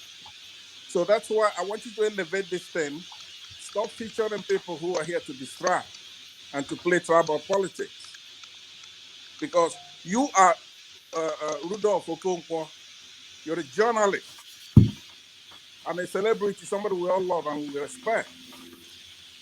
Now, I saw you yesterday in somebody else's forum, a place that you don't belong. And I saw how you getting mauled by some investor there. Please, I'm begging you again today, use this platform in accordance with your status. You're a journalist, educated journalist. Okay? All right. You want to make friends? You want to make friends? You make friends later, after the show. All right. I think you do not speak for all of us, even though you come and think you are eloquent to put I want to challenge Pansa to a one-on-one. If you believe, you hold on, guys. Yeah, Pansa, go head to head one day because we do that. Let me just also say it again now now I can feel how you guys feel when people mention your name. You feel like I have to say something. Okay. The point is that this is a public forum. It's called Have Your Say. If this is an interview session like what we do on Sundays, a guest comes here, I interview the guest and I ask questions, but this is an opportunity for people to say what they want to say. And we want to make sure that anybody can come here and say what they want to say. We're not going to shut down anybody because we don't like what they're saying. And we're not going to say that because we don't agree with you, you can't speak. We reach a lot of people, but the country is big. Tinubu today is out there campaigning and people are there supporting him. It doesn't matter what we believe. What we hope to do with what we're doing here is simply to keep the conversation going. People will be educated. I learned something from people I disagree with. I learn something from people I agree with. So that's the purpose of what we're doing here. It's not about pushing one agenda, and it's not about making friends. It's not about that. It has nothing to do with that. My goal is to facilitate conversation, and that's what I'm doing. I express my own opinion when I write my column, when I do my show. I have avenues to do that. So it's not that I don't express my opinion. All right, but thank you. Rudolph, before you Yeah. let me go, and before I actually go myself, look, it's not academic or abstract. This is your responsibility here. It's enormous. I mean, we can talk about freedom of speech and assembly and all that kind of stuff. That's the time and place for that. But if you know, and you do know, that the people that you are assembling here, okay, because look, I feel you, I know as somebody from the Southeast, you can't come out here trying to be a strong Igbo guy, like I said before, or make this an Igbo show. And that's not what you're doing. Anybody who knows you know that you are a journalist. About a month ago, I was at an event with OKNDB and his wife. There was a Flavor was playing for some kind of event, and we were there together, and I was talking to him on the table. And he was your guest some time ago, maybe 2 or 3 months ago. You asked him, because 2 of you worked for Sahara Reporter, Showore. You asked him in that episode, he said, is Showore going to make a good president? I don't know if you recall the answer he gave you. Do you recall? Rudolph, do you recall the answer? Yeah. You do. What did he say? No, you tell the audience. Well, he said that no, Showore would not make a good president, right? Right. He will not make a good president. Before you convict. So, but does that mean that we can't mention Showore again on the show because said he will make a good president? No. No, but what you would do is to tag it along for a lot of people. No, I have no agenda. That's not my agenda. I have no agenda. My agenda is not to support anybody. Yes, no, I don't. You have an agenda. I'm gonna tell you. No, one side just wants this to be an Obi forum, right? It's not. No, Pansa, it's not gonna happen. There is no room here. for reasoning. People like Pansa, let me reason why cars get. Pastor is a distraction himself. Pastor, who said I want to make a forum? Who said you that? already made it that. That's what your words are saying. That's my interpretation of your words. Who said that? That is who you are. That's what you Pansa. Wait. Look, this is what I don't like. I don't like this. The truth, I'm not saying make a judgment between wrong and right. Now that's debatable. That's subjective. I'm not even saying make a judgment between good and evil. I'm trying to have you make a determination between true and false. That's it. We have a problem in that country. We're under attack. That country will not survive in February unless we did something about it now.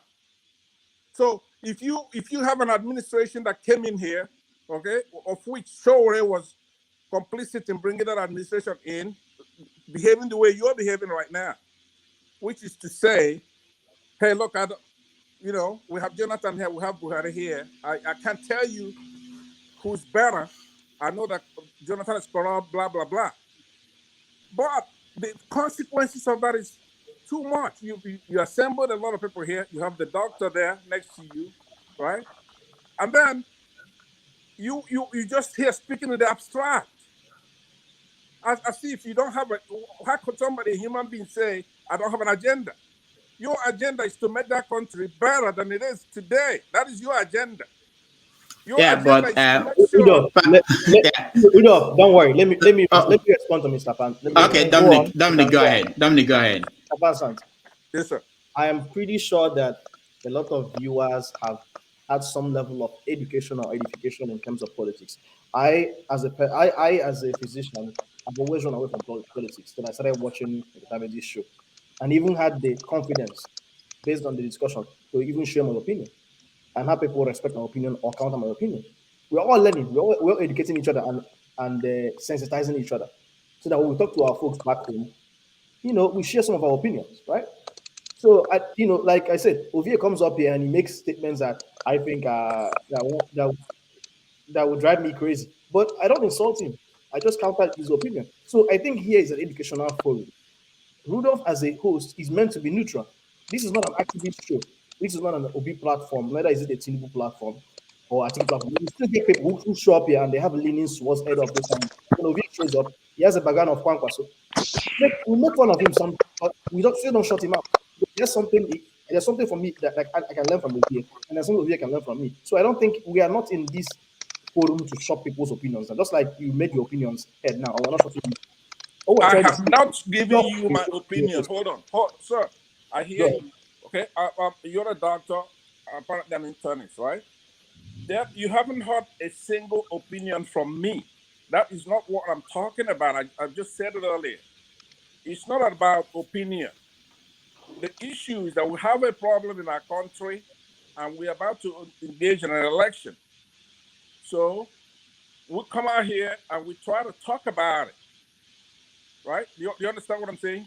I understand what you're saying, yes. Right. So when we are discussing that, one of the things that we have to bear in mind is that it's true and false situation.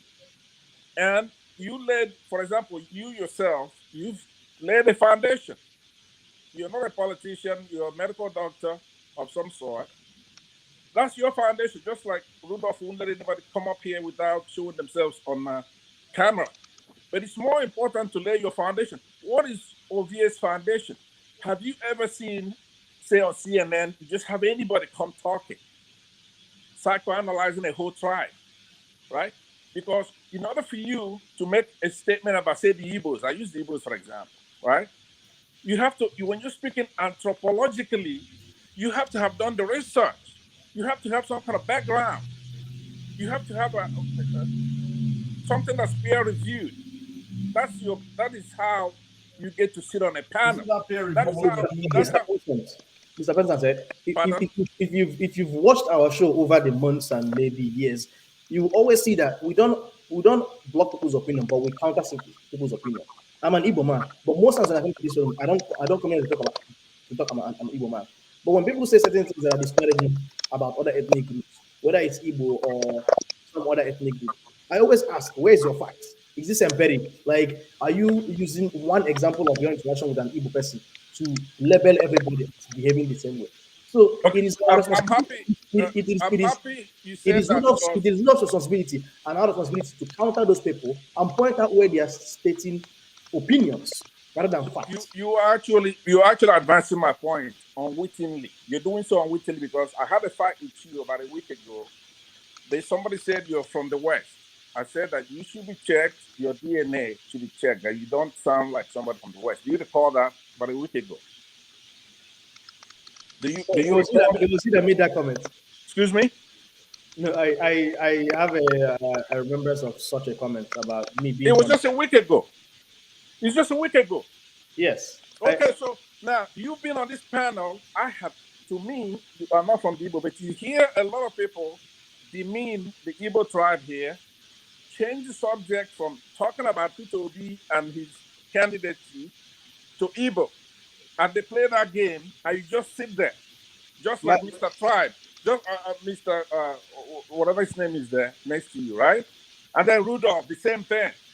And you think you're not being what do you call it? I'm not being self-hating.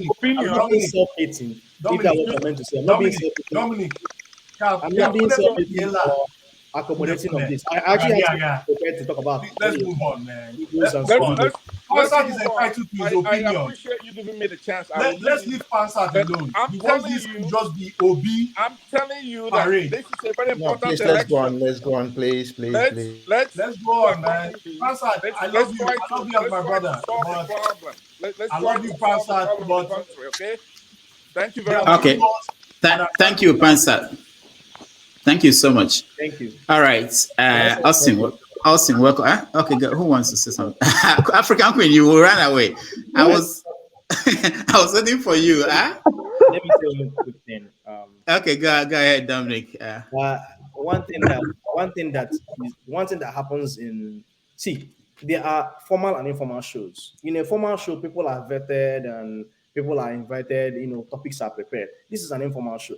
That's why people are able to come in comfortably and discuss their opinions. And the damage always reminds us that, there are people who in the past that will make certain comments and they come into the back channel and tell the damages, can you take down this video? The damages is always like, I can't take down this video. You came in a public forum, nobody forced you. So my advice to everyone who's coming here is know that you are being televised around the world. Somebody who watch this after this show in 6 months' time be able to, watch this and be able to listen to my opinions, right? And I can't run away from the opinions I've already shared. So it's important for us to think about these things. We are not resisting anybody here. This is an informal forum. There is no way we can vet anybody here because by the vetting process, what we're doing, we're removing people who who do not ascribe to our own opinions. Someone made a comment of Chief Amanda, the danger of a single story. The point of us being able to be flexible and understand things beyond our echo chamber is by allowing people who are from different parts of Nigeria to talk about their opinion. People who do not sound like us, so that we can be able to have a diversification of ideas, right? So I, as an Igbo man, yes, I've heard certain comment about Igbos, and what I usually do, I just listen and then I make my comments. I'm not here to argue with anybody because at the end of the day, till the kingdom come, there are always people who say very bad things about Igbos. It is not my job to be every single time trying to shoot all their comments down. What I can do is to make my points clear. I know that whoever is viewing, whoever is making comments or viewing this video or listen to that person's opinion will see the hollowness or the lack of sense in that person's arguments. That's all I am here to do. I'm not here to argue and say and defend the Igbo ethnic group. That's not my job. One other thing people need to understand that time when people say things, it may not be that at that time it makes sense. People can speak in terms of with foresight, but sometimes one thing I've noticed when I go back and I watch some things that I do, I'm like, oh my god, even me myself don't even understand what I'm saying, because then what I then understand is like it's like a gradual. It's like you keep improving in a sense of how to actually bring out your ideas and things like that. Pansat, I love you. Absolutely. I'm looking forward to a one-on-one debate with you. I am so looking forward to it because then maybe I can sit you down and give you some angles where because you keep attacking me, you don't agree with me. Fine, I agree, no problem. You're my brother, I love you, but maybe I'm playing devil's advocate. You never know. Because we are pushing the boundaries of learning. Just what Dr. Dominic said. We're here, we're sharing and growing knowledge with everybody here. There's some things that have been said here that I go back and in my own shell and I say, oh wait, that's actually a good fact, So please don't think that. I understand, I respect the fact that you want this to be only Obi. Oh my brother, I lie you. All right, thank you guys. Sydney, welcome to the show.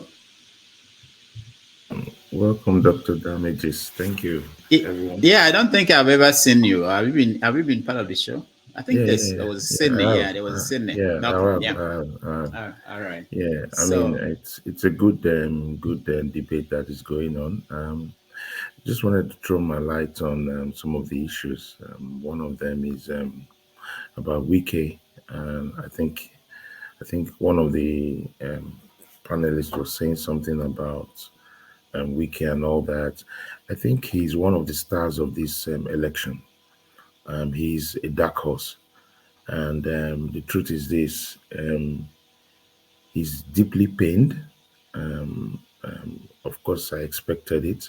However, he needs to play the game of the elites and the consensus of the elites, which I think I may have an idea of where the consensus of the elite is going towards. And what I mean, the consensus of the elite is the 1% of Nigerians that decide where elections should fall into. Because in every elections, apart from what the populace is saying, the elite must come into a consensus. And that consensus is determined by different factors. One of the factors they need to always consider is the factor of keeping Nigeria as an entity. They always want to think because Nigeria as an entity benefits them, because that means their operations are not scattered. So they must always look at that. They must come to, there are certain things that 1% must also agree on.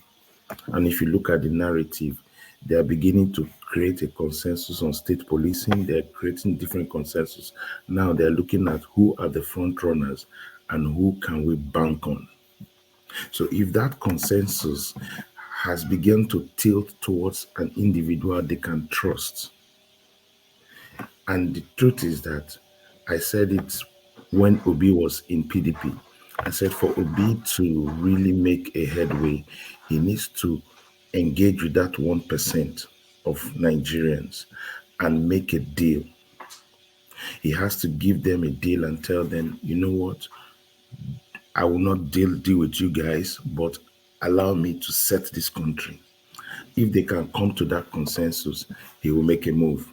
And in a few months, he made that move. So based on that prediction, I can authoritatively say it within my own permutations that Wike has to align with that 1%. So all these scenarios Wike is throwing up, at the end of the day, he has given us pointers. And the pointer is, Obi, you can do what you want, but PDP definitely is going to be the state governor and all that, but he doesn't care what happens in the presidency because the 1%, which the 5 generals have consensus upon, is where it's tilting. So can you name the 5 generals? Sorry. Yeah, exactly. That's what I wanted to. How can you drop it on us like this? Who are the 5 generals? Can you name them if you are comfortable? We should be able to use our tongue and count our teeth. Wait, are you Nigerian? Are you Nigerian? Of course, I'm Nigerian. Oh, are you in Nigeria? No, he's not in Nigeria. I'm not in Nigeria. He is 100% to the point. Why do you want to mention the 5 generals? Why? I mean, it's very easy to mention the 5 generals. I know 3, but I know 3. Well, I don't know the other 2. You can find out. I'm not going to expose those things here. However, the truth is this. The truth is this. The truth is this. I know 4. It's only 1. Nigeria is on the precipice, and that 1% know that if Nigeria gets to a point where the population, then they don't tilt where the population is tilting, the country goes into anarchy. And that's the truth. So, and their own assets are spread across. They have assets. It's not even about us. It's about how is their asset going to work. So at the end of the day, it comes down to 4 individuals, a Kwakwanso, a Tinubu, an Atiku, and a Peter Obi, who is a populist person. As it stands now, he's the populist vote. But how does he come across the line? They need him to come across the line. And so he has to work with, some people are quarreling why he should, talk with a Wike or talk with an Autumn. He needs to win. And as it stands now, if you look at the political calculation, he is in the front seat. Tinubu is not in the front seat because the body language of Buhari is very clear. The body language of Buhari is you're on your own. And Buhari is putting all the things on the ground to hold Tinubu down because the Naira change is disadvantageous to Tinubu. That's just the truth. If you put a Naira change, you're basically telling him, bring your money into my enclave. And that's the truth. So who is going to be getting advantage from that? So I like what Wike is doing. He's playing his politics. He needs to survive in the next round of elections. He needs to hold the machinery of the PDP because after the PDP fails, Atiku moves, he needs to have that machinery. So he's playing for the long game. So I think with what I've seen or what I've said, in terms of the Abodo man, it's very obvious he's sick. And unfortunately, he's very sick, but they need to push him because there's also an agenda to forestall a northern president through any means. But we hope that the populist vote, the 1% who is behind Obi, will be able to see this election through. Because if you look at indicators, INEC is throwing it open, saying, okay, people check out our list. They normally will not do that. Check out our list, call out the people out. So this election is tilting towards a situation where there's one candidate who has a bit of support. Okay, so Sydney, thank you so much. Let me point out this out. I don't think anybody mentioned it today. INEC announced that they are printing forms for runoff. This is the first time in election in Nigeria that they are thinking along that line. So it's apparent that they've calculated that nobody will win the whole thing. So all right, who wants to go? Let me go Yes, first. let me come in a little. Austin, after you, can I? Let me come in, please. I would like to agree with Mr. Panshat, a lot of Pansat, right? And this is where I agree with him. Yes, most of us are having this urge to see Nigeria work for everybody. This is what we pray for every day. This is what we wish. We have that burning desire to have a working country. However, when it comes to this platform, right, I, for one, I know how we Nigerians think, and I know how we reason, regardless of where we reside. If you like, there's a saying that take monkey to America, monkey will still jump from one tree to the other, right? So with that in mind, when it comes to a conversation like this, I don't really carry it on my head. And this is what I mean by that. I know that some of us will be leaning towards, tribalism. Some will have this skewed sentiment. I don't kill myself over them. This is how they want to think. This is how they want to live their life. Allow them. In as much as we think we are just saying this because of political sake, or we're just trying to make political sense, the whole world is looking at you. Remember that whatever you say here today might be stored for you for 20, 30 years coming. And one day you will be held accountable for what you're saying here. And for people trying to admonish Dr. Damages, nobody should do that. He's just trying to anchor an event where everybody should have to say their mind. Have your say. That is the topic, right? Or title. And I, for one, I believe he has been very neutral as much as he can. He has been very neutral here. I've never seen him trying to favor one against the other. And so please, yes, we all, I too, I want Peter Obi to be the president, but I shouldn't be giving myself high blood pressure because I want Peter Obi to be the president. Peter Obi is not paying me. Nobody is paying me for advocating for them. If you're paying me, yes, I know how to fight for my salary or for my wallet, but you're not paying me. I can only say the good things that I know about you. Maybe Mr. B know the evil that you have done to them. He is allowed to say it. Then it is up to me to counter you, right? And so please, let's try to accommodate one another here. And for those playing politics with what is going on in Nigeria or trying to score cheap political gain, that is their business. Our people say the way you put your mat is how you lay on it, right? If you put it downwards, you lay that, towards that. So for Mr. Sydney, I would like to see people like you coming here and making a whole lot of sense. Not like people that will always want to tell us that, what's his name? Kwankwaso took 20 people abroad for scholarship and all that. No, this politics is way beyond what you think.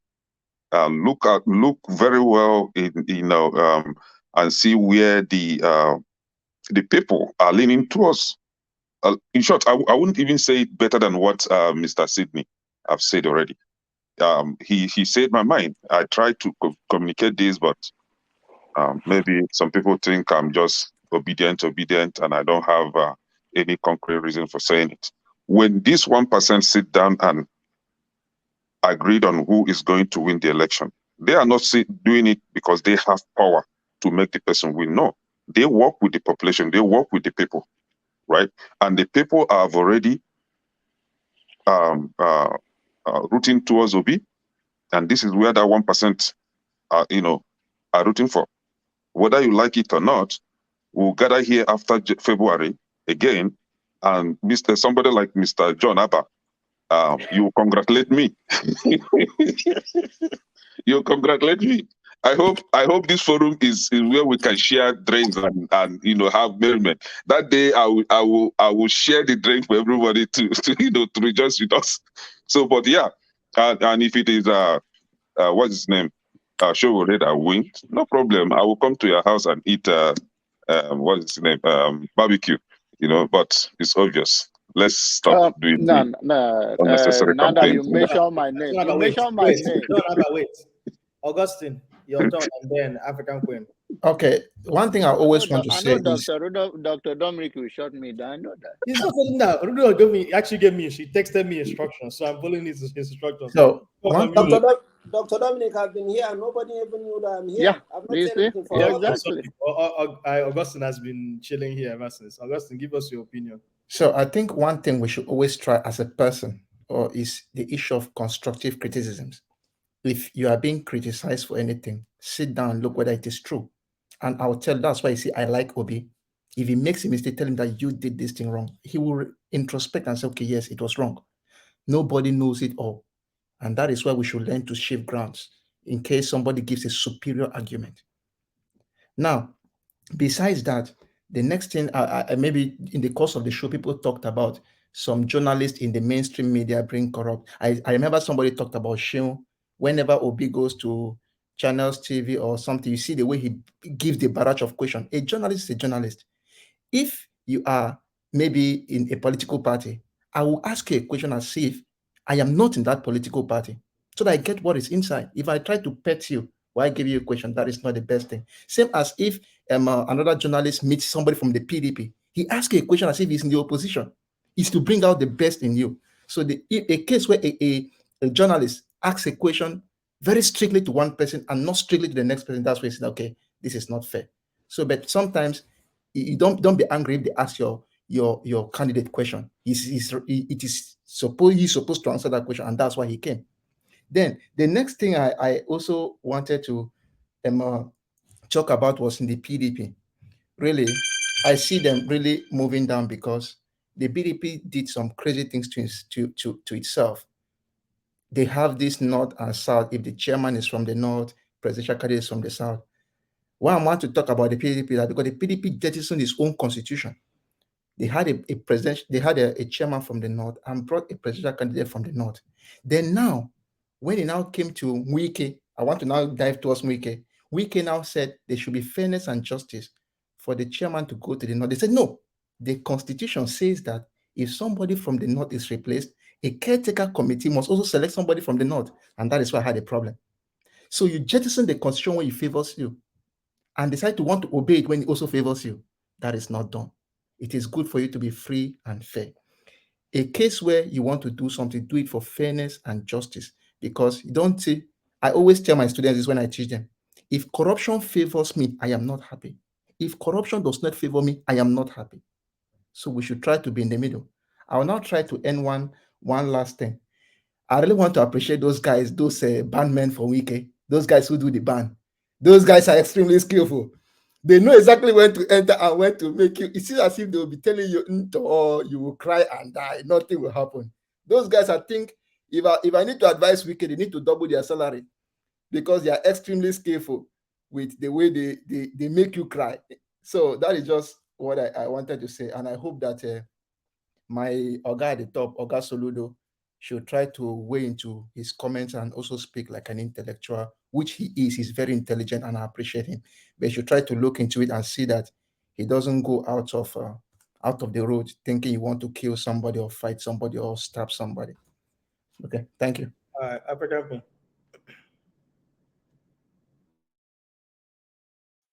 Unmute yourself. Yes. Let me. Can I? Okay. Let me give Ruhan the floor to speak. You see, I'm allowing the women to speak, and she's giving it. It's okay. I'm fine. Okay. Don't come for me, people. Yes, that is why they are mothers. Thank you very much. Did you just call African Queen your mother? Yes, I did. Thank you very much, fellow panelists. I just want to, my comments will be very brief. Mr. Sidney, thank you very much. You dropped it well. The game that Wike is playing, he knows what he's playing, and it's a very dangerous game, a very dangerous one. If they want to go align with him, it will be fine. But if it backfires, Nigeria is bigger than a single individual.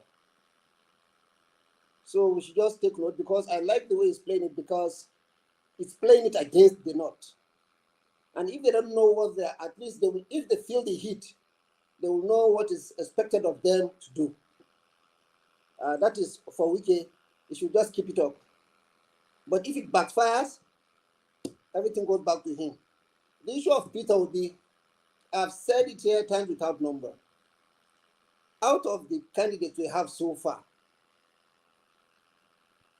Peter Obi is among the prospective candidates. So far, what he has said, we've had. But the challenge is, how is he going to surmount the challenges before him? How is he going to handle them?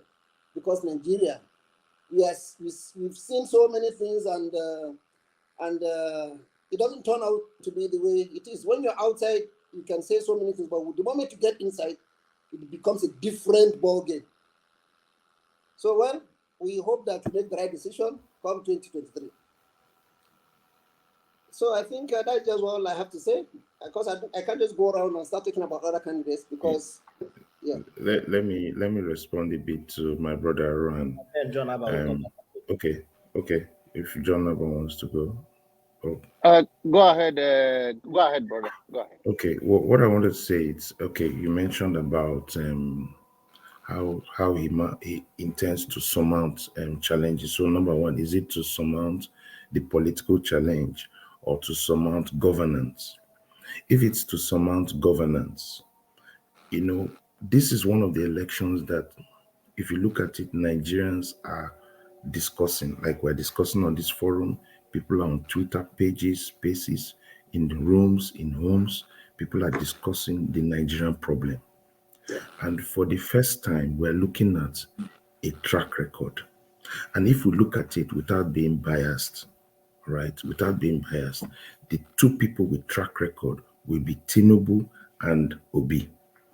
I won't really put Atiku, because Atiku has not really governed the state or had full hold of governance. So there's no way you can only put Atiku based on his business acumen and how he integrates.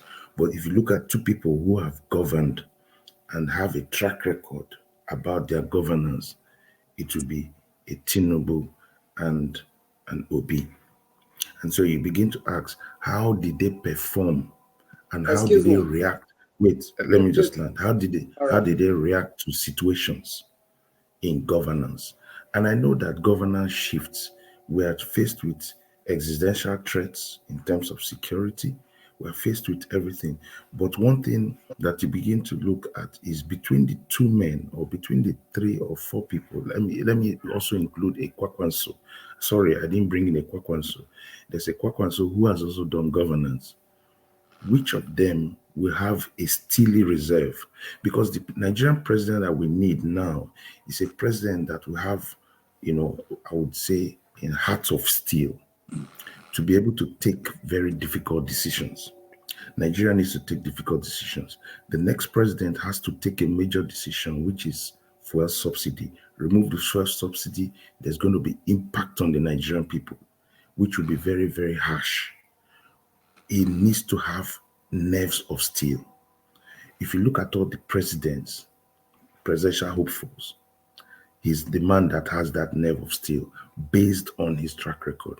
Now, if it's about surmounting the elections themselves, like I said, this election, he already has 3 zones locked down in every calculation.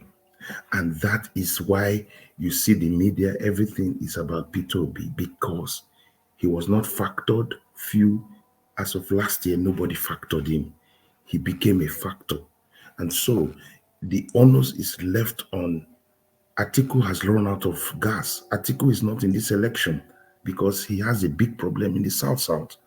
And the Southeast is very clear. Wike is with the G5. It's very clear what's going on there.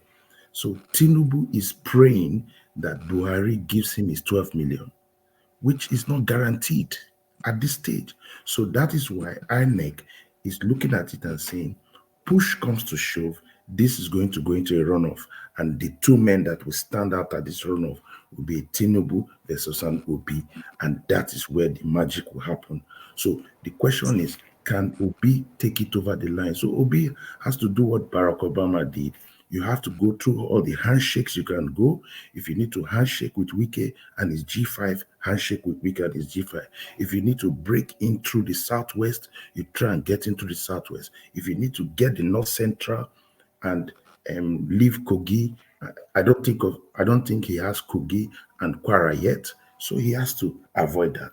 But in the North itself, that will be the shocker. The North is the shocker, and that's where you have them telling you again that they are discussing with Kwakwanso. I want to correct one impression from Sydney. You said this is the first time in Nigerian election. Yeah, let me finish. Where we are. No. This is very important. That you are saying that we are looking at a track record. Let me take you back in history. Awolowo, there was a track record. Shehu Shagari, there was a track record. Okay, you have to take that one back. Yaradua had a track record. Don't forget, it's not only Obi that saved. Yaradua in Katsina State, his governance was okay. Let me bring perspective. Thank you very much. But I was trying to bring perspective in terms of that in this election that we're running, the major front runners who would have a track record is between those 2 people. I was not talking. Maybe I made a slip of tongue. I was going to help you. Gentlemen, let me stop you up for a second. When you say track record, do you mean experience, whether or not it was negative or positive in terms of Yes. Whether it was negative or positive, because you have to. It doesn't matter if somebody. I mean, Obi's whole governorship will not have been all positive. I don't believe in all that. I believe that there are places Obi, when he mentions that there was sometime he was not paying the pension, a woman took and caught up with him in the church and lambasted him. That was a failure on his side. But his response is what we're talking about. How does he respond to that situation? So in terms of him carrying this election to the runoff, he has possibilities. The question is, when they get to that runoff, what is going to happen? Is it going to be a situation where he faces a Tinubu or a situation where he faces an Atiku? So that will be a major thing. But hopefully the obedience will not want the election to go into a runoff. However, the question at the back of my own mind, which I'll pose to us and pose to people like Ovie, will be, what happens with the 12 million Buhari votes? Does it go to Kwakwanso? How much will Kwakwanso pick? And how much will Tinubu pick? And how much will Obi pick? Because that is the battleground. So I leave that for us to your answer lies in the election of 1964, where if you look at the election of 1964, you will see the ideological lines, especially along the PRP, the NPC, that those ideological lines still exist.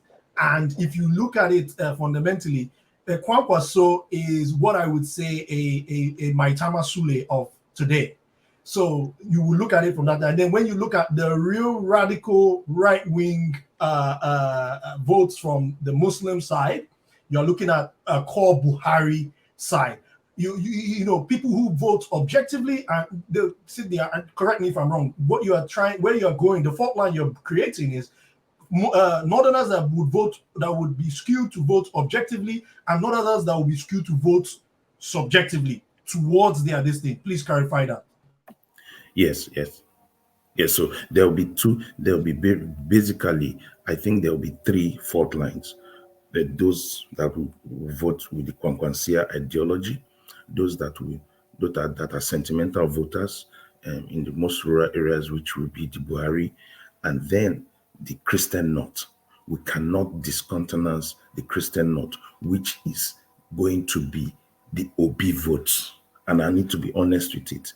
That Christian North, Middle Belt, and some of the Christian blocks, majority of them are tilting towards the Obi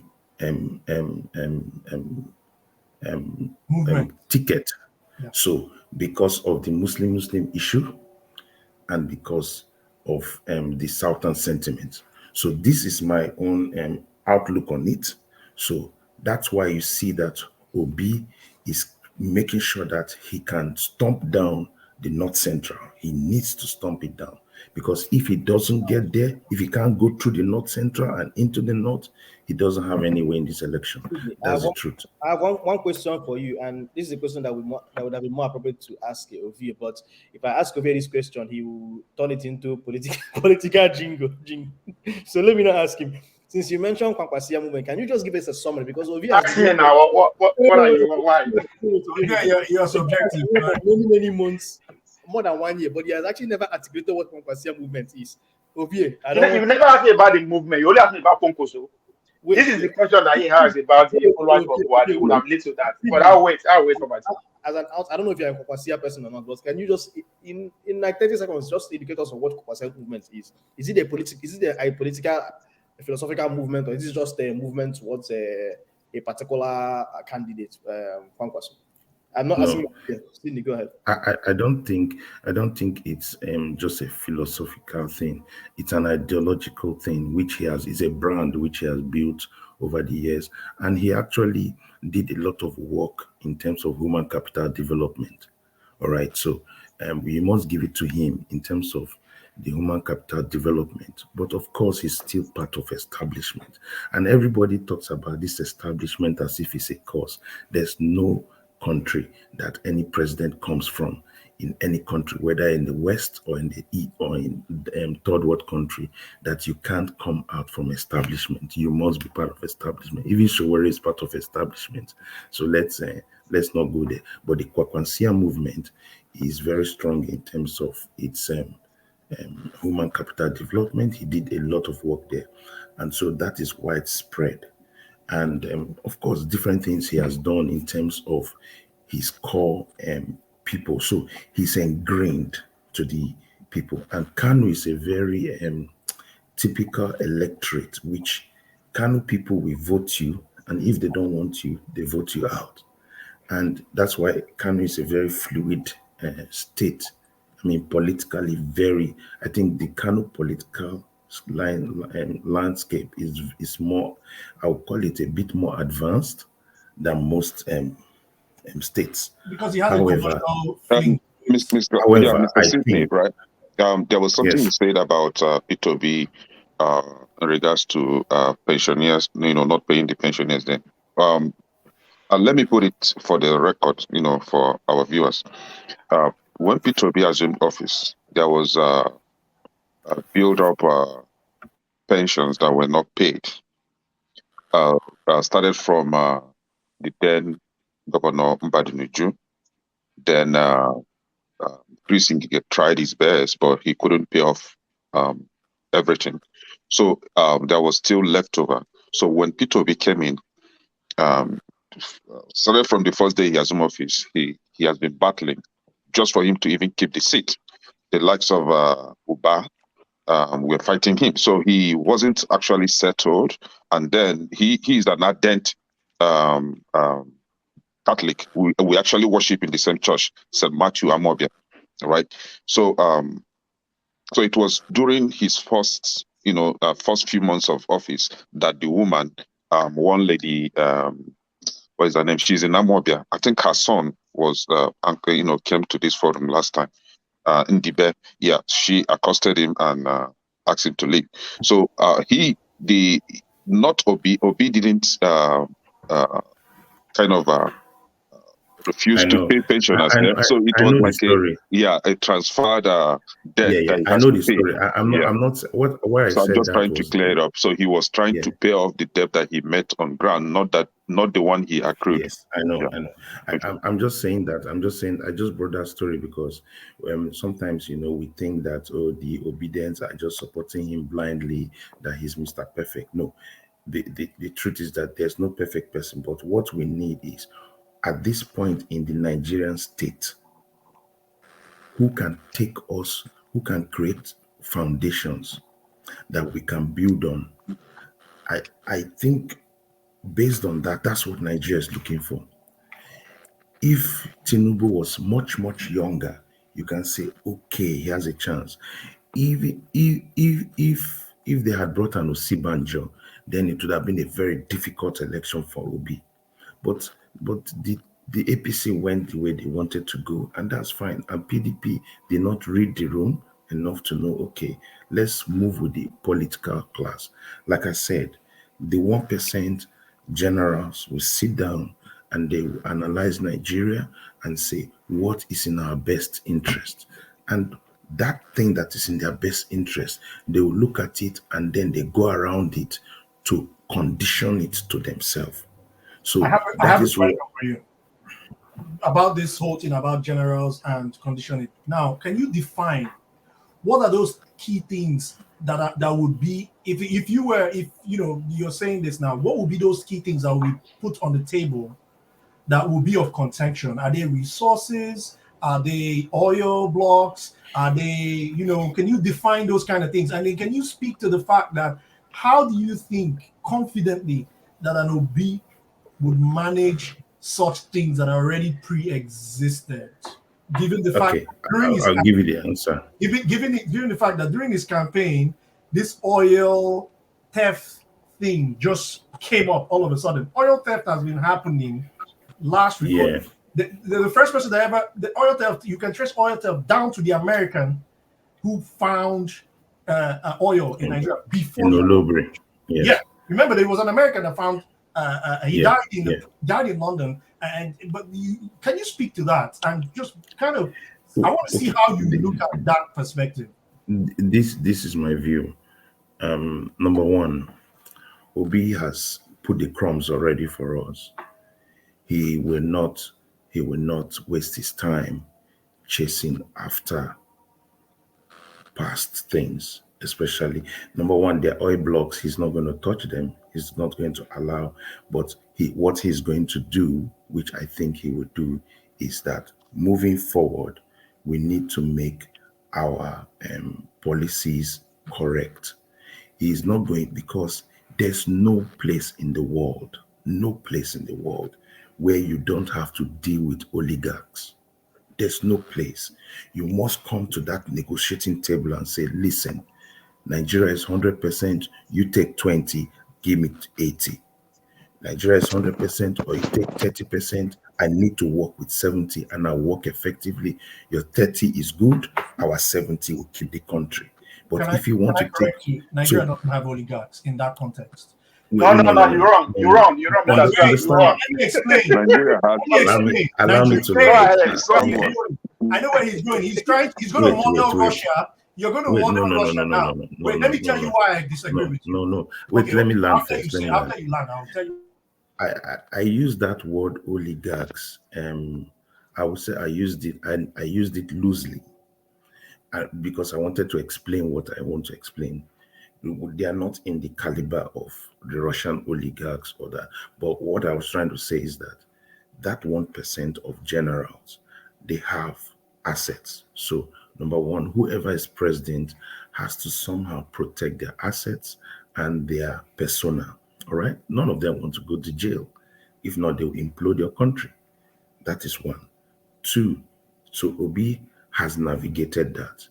I tell you, if he has not navigated that, he can. I mean, if he comes out and the vibe they are getting from him is that he's going to chase them out, then they will implode him. I can guarantee you that. And the vibes he has been giving is, I will not leave my house and start chasing you guys, but I will ensure that the taps that normally will open up to everybody, You are revealing strong we secrets. Sorry. will be cut in. So that he has already put on the ground for them. So first of all, any strong men in nations, what their interest is protect our resource interest. So if he can do that. Number two, for the generals in Nigeria, Nigeria needs to be together, especially for the British, especially for the foreign entities. So who can create that entity to stay intact? And then also the people living here, even if they are poor, let them be having jobs so that they will be happy. Who can do that? So these people have come to that critical point and they are looking at it. For OBJ to be president, he was in jail during 1999. The man that was on the map to win was Ekweme with the PDP G34. But they realized that Ekweme was making some sound bites that gave them concerns. And one of the sound bites he was making was creating he brought the formula of 6 geopolitical zones, but he wanted to have 6 generals. So basically break up the provincial system. He wasn't looking at it. The He military called it region, but it was going to be a provincial system yes, with yes. premiers. And was going to so at that yes, at that time, the northern hegemony would not like that. So they truncate it immediately. The military brat would truncate it immediately. And then they quickly bring out Obasanjo. When he came out, the pressmen asked him, "Are you interested?" He said no. Overnight, Babangida and the guys pumped him money, brought him on the fore, and that's the president we need. They come to a consensus. During Yaradua, they bring Yaradua because Obasanjo is not comfortable with Atiku. He feels that these political boys will take over this whole place. No, let's put a Yaradua. Yaradua is part of the PDM, which is in the family of Atiku. Break him and bring the consensus. So at every time, these guys will sit down and bring a consensus. So they have realized that the people are with Obi. Can he deal with us? Yes, he has done it. He has fulfilled, he has assured them of some criteria. So how does it work? Obi never knew anything in the north. I need to be honest. Obi never knew anything in the north. Obasanjo had to go in there, talk with the Northern Elders Forum, and bring somebody in their fold to give his candidacy a picture. So if you look at the permutations, that's what is happening. Now the oil theft thing is I just feel is the federal government playing games with the Niger Delta. Unfortunately, I lived in the Niger Delta all my life. The Niger Delta playing games, Tompolo and the rest of the guys, they're just playing games. Those things are games, At the end of the day, if the right president comes, he can close those taps because even those bunkering also affects those generals. Those generals are affected by those bunkeries too. So the truth is this: for each of these people, they are ready to play game. Now, I'm not saying that Obi is the only person that is ready to play with the generals. Every other person is ready to play with generals. But in every country, even the monarchy of England, when they see where the people's passion is tilting, they try to go around it so that they don't be seen to go against, okay, people like T.Y. Danjuma. T.Y. Danjuma is the strong man of the Middle Belt. Where is he tilting? He must have a stay. You talk of somebody like the guys in the Mina, the Mina lords there. They must be thinking Abdul Salami and IBB. Then you think of Obasanjo and you think of Gusau. Those are the men. They will sit down, they IMB, discuss, IMB, and they must move. IMB You know, Aruna so is one of them too. yeah. So at the end of the day, what are those men tilting towards? You know, so and that's why I still say, No, even if this thing, IBB already gave his indication. He said the person must be in his 60s and the person must be able to sleep in any part of Nigeria. You must have friends in any part of Nigeria. So you clearly know that IBB is already. This was something he gave in his interview of his birthday or earlier Who this year. fit that description? Obi fits that description. What are you talking about? You're wrong. Obi fits the description. He said the person is in his 60s and that person should have friends. And must be good with economics. He said that. He didn't say He said economics. correctly.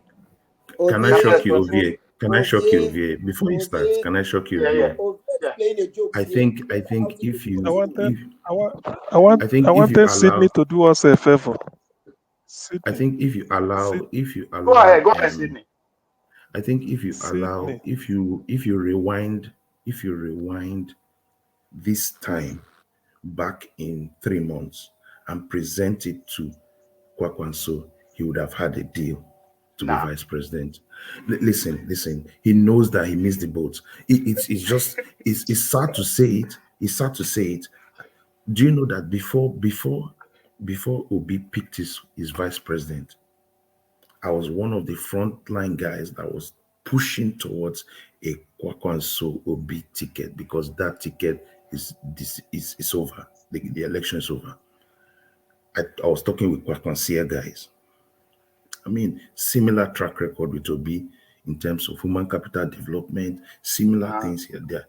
Wait, don't say no. You see, one thing with me is we can be passionate. I'm very passionate. I'm very passionate about all these things. But sometimes elections is about crunching that number, crunching it. You need to crunch that number. No matter how people are passionate about Obi, he needs money. He needs to crunch the numbers. And one of the men that will crunch that number in the north is Kwakwanso. But I knew the biggest challenge, which is a Nigerian problem. How will an older man submit to P2B? That was Kwakwanso problem. And now, as it stands now, Kwakwanso is number 4. He has to take it like that because of where he's from. If Kwakwanso was from the south, he will have a chance, but he's not from the south. And at this time in Nigeria's history, like I said, that 1% will always think about the unity of this country. And they know that there must be that north-south divide. They cannot play against it. I'm telling you the fact. Simple and short. Sydney, let me reset the conversation and then Ovie can jump in. So from all of what Sydney has said, I just want to make sure we carry along people who are not used to discussing politics. Pretty much what you've talked about, correct me if I'm wrong, you talked about the owners of what some people have termed the owners of Nigeria. And secondly, we talked about establishment politicians. I also want to reiterate that when political pundits talk about establishment politicians, they talk about people who still feel the need to build a major political party. One, people who still feel the need to, at some points, either directly or indirectly, still associate themselves with what we call owners of Nigeria, be it T.Y. Danjuma, IBB, maybe Obasanjo, since he got released in 1999, became the president, Abdul Salami, and a couple of other people. I just want to set that background. You can continue with you. Yeah. And Obi has at some point mingled with those people, whether it's in the past or now that currently in the LP, he still is having informal discussion with those people, which is why some people who are political idealists may not be comfortable with Obi and would rather go for someone who's inflexible like Shawara. Continue. Yeah, talking about the elite, owners of Nigeria, the oligarch, whatever name you want to give it. First, it's not just the military. The military are involved, especially the fact that they've been at the helm of affairs for long. They're talking about the military, the traditional rulers, the business magnates of that country. So it cut across every theater of the society. Now, let's focus on the military part, since that's what you brought up. You are talking about yes, maybe they have Obi's not going by how Obasanjo is going around with Obi and every other thing. But if you remember, when Obasanjo went to London with them, Atiku or whatever, tried to, get patch and it didn't work, he came back, he went straight to Mina to see Babangida. When he was coming out of that meeting, the question they asked him, what's going on? His response was, I have a national agenda. Immediately, IMB Haruna, one of the generals too, came out and responded. He said, well, Obasanjo have a national agenda. We have election. Now, talking about going back to 3 months, if they say they present Konkoso, they show him this, the president will take it. That means you don't know Konkoso. It's like you start following Konkoso with the Konkosea movements. You have to go back to the days of Aminu Kano. What was his dream? What was his agenda? After Aminu Kano, there's a man called Abubakar Remi. Abubakar, when what's his name? Aminu Kano, passed, it was now between Abubakar Remi and what's his name? The other guy from Jigawa. What's the former governor Jigawa name again? Man, he was one of the founding founders of PDP. The PDP, what is his name? Somebody remind me. Yeah, so of Jigawa when? The former governor of Jigawa State. Remind me now, Rowan, what's the former governor of Jigawa State? Lamido, Sule Lamido. So if you remember, before Kano was split into two, to Jigawa, they called Jigawa. The struggle for those followers of Aminu Kano was between Abubakar Remi and the guy from Jigawa. It was actually due because of that. They split the state into two. You understand? Now, when they split the state into two, what is the journey of the guy from Jigawa? It basically told the toes of the elites. And if you look at today, his son is going for House of Rep, his son is going for governorship. That's when I'm arguing that people don't understand it. Not that's what I'm. They don't be follow. Yes, but you've not come to the numbers. How does Kwakwanso win this election? I'm going there. Somebody mentioned who are the follow-up of Buhari, those 12 point something that have been voting for Buhari from day one. Who are they going to vote for? You need to understand those followership. Nobody controls them. We call it, and again, we don't understand the meaning of Talaka. We'll go there later. Nobody controls them. If the elites were able to control those 12 million people, they will not be voting for what's his name, Buhari year in, year out for close to a decade. How much Buhari get? Buhari is a poor man. Let's forget all these things. He doesn't know they give shishi. They know him. He's decent. And that is what they found in him. That was the agenda from Aminu Kano. Now, you're talking about how Kongoso is going to win. I don't know how anybody is going to argue with that. Go ask the men from Kano. Those are Konkosias. Those are the Talaka. Those are Aminu Kano. Those indirectly, those are Konkosia. Because Konkosia inherits the goods of Aminu Kano when he was living, Abubakar Remi when he's living. So now, how is he going to win? The first day I came to this platform to talk about this election, I draw a parallel between 1860, the election that changed America for what America is today, when Abraham Lincoln won that election. Abraham Lincoln won that election, not even a single vote from the southern region, because at that time, America was just like a Nigeria, with 34 states heavily divided, but the north is bigger, just like the way Nigeria north is bigger. On that election, most of the states in the west, in the west in America, in the south, sorry, Abraham Lincoln faced no even the ballots. Now, how am I listening to this one? Yes, nobody can tell me today as it stands in Nigerian election who is going to win outrightly the first round. And if you could look at the communication where INEC brought out yesterday, they deliberately print extra voting materials for in case second election. That's what they use. Should we go into second round? So that indicated that now if it goes to second round, go to Konkoso again, the last town hall meeting, when he was saying, Obi, hold that place tight. There's a reason. Not because they won't collaborate. Although if they collaborate, how they want, they will win. But he's saying that because of the damage it's going to do for PDP in that area. Somebody's talking about Wike, the game Wike is playing. Guess what? That was what Abubakar is praying for. He's been praying for that to happen, and it's happening. No, why? Because it's going to have the repercussion event at the other end. So if all of them keep going strongly like that, we are not going to have free will. What is going to happen is going to be the question. And with the stand as it is in the north, I'm sorry, I don't see anybody that is going to be Ponkoso. Go listen to, there's a video circulating the internet now from Verify.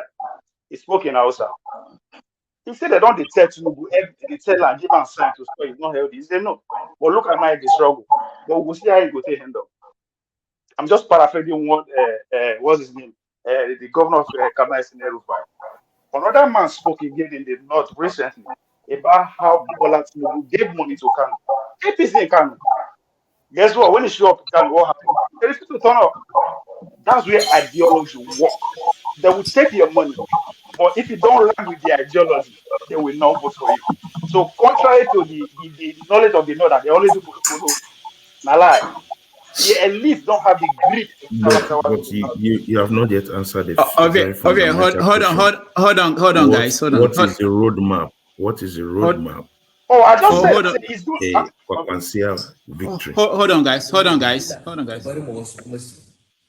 Domin karfinka ya fara rabuwa, ni haka nake gani. To amma wasu ba su yadda ba. Ko shi a siwajin bai yadda ba, muna nan muna ta gaddama kan shi ko da muka zauna shekaran jiya sai da muka yi gaddama. I know people that can speak Hausa here are not many. Oh, hold on, let me see this one. This one is in English, I think.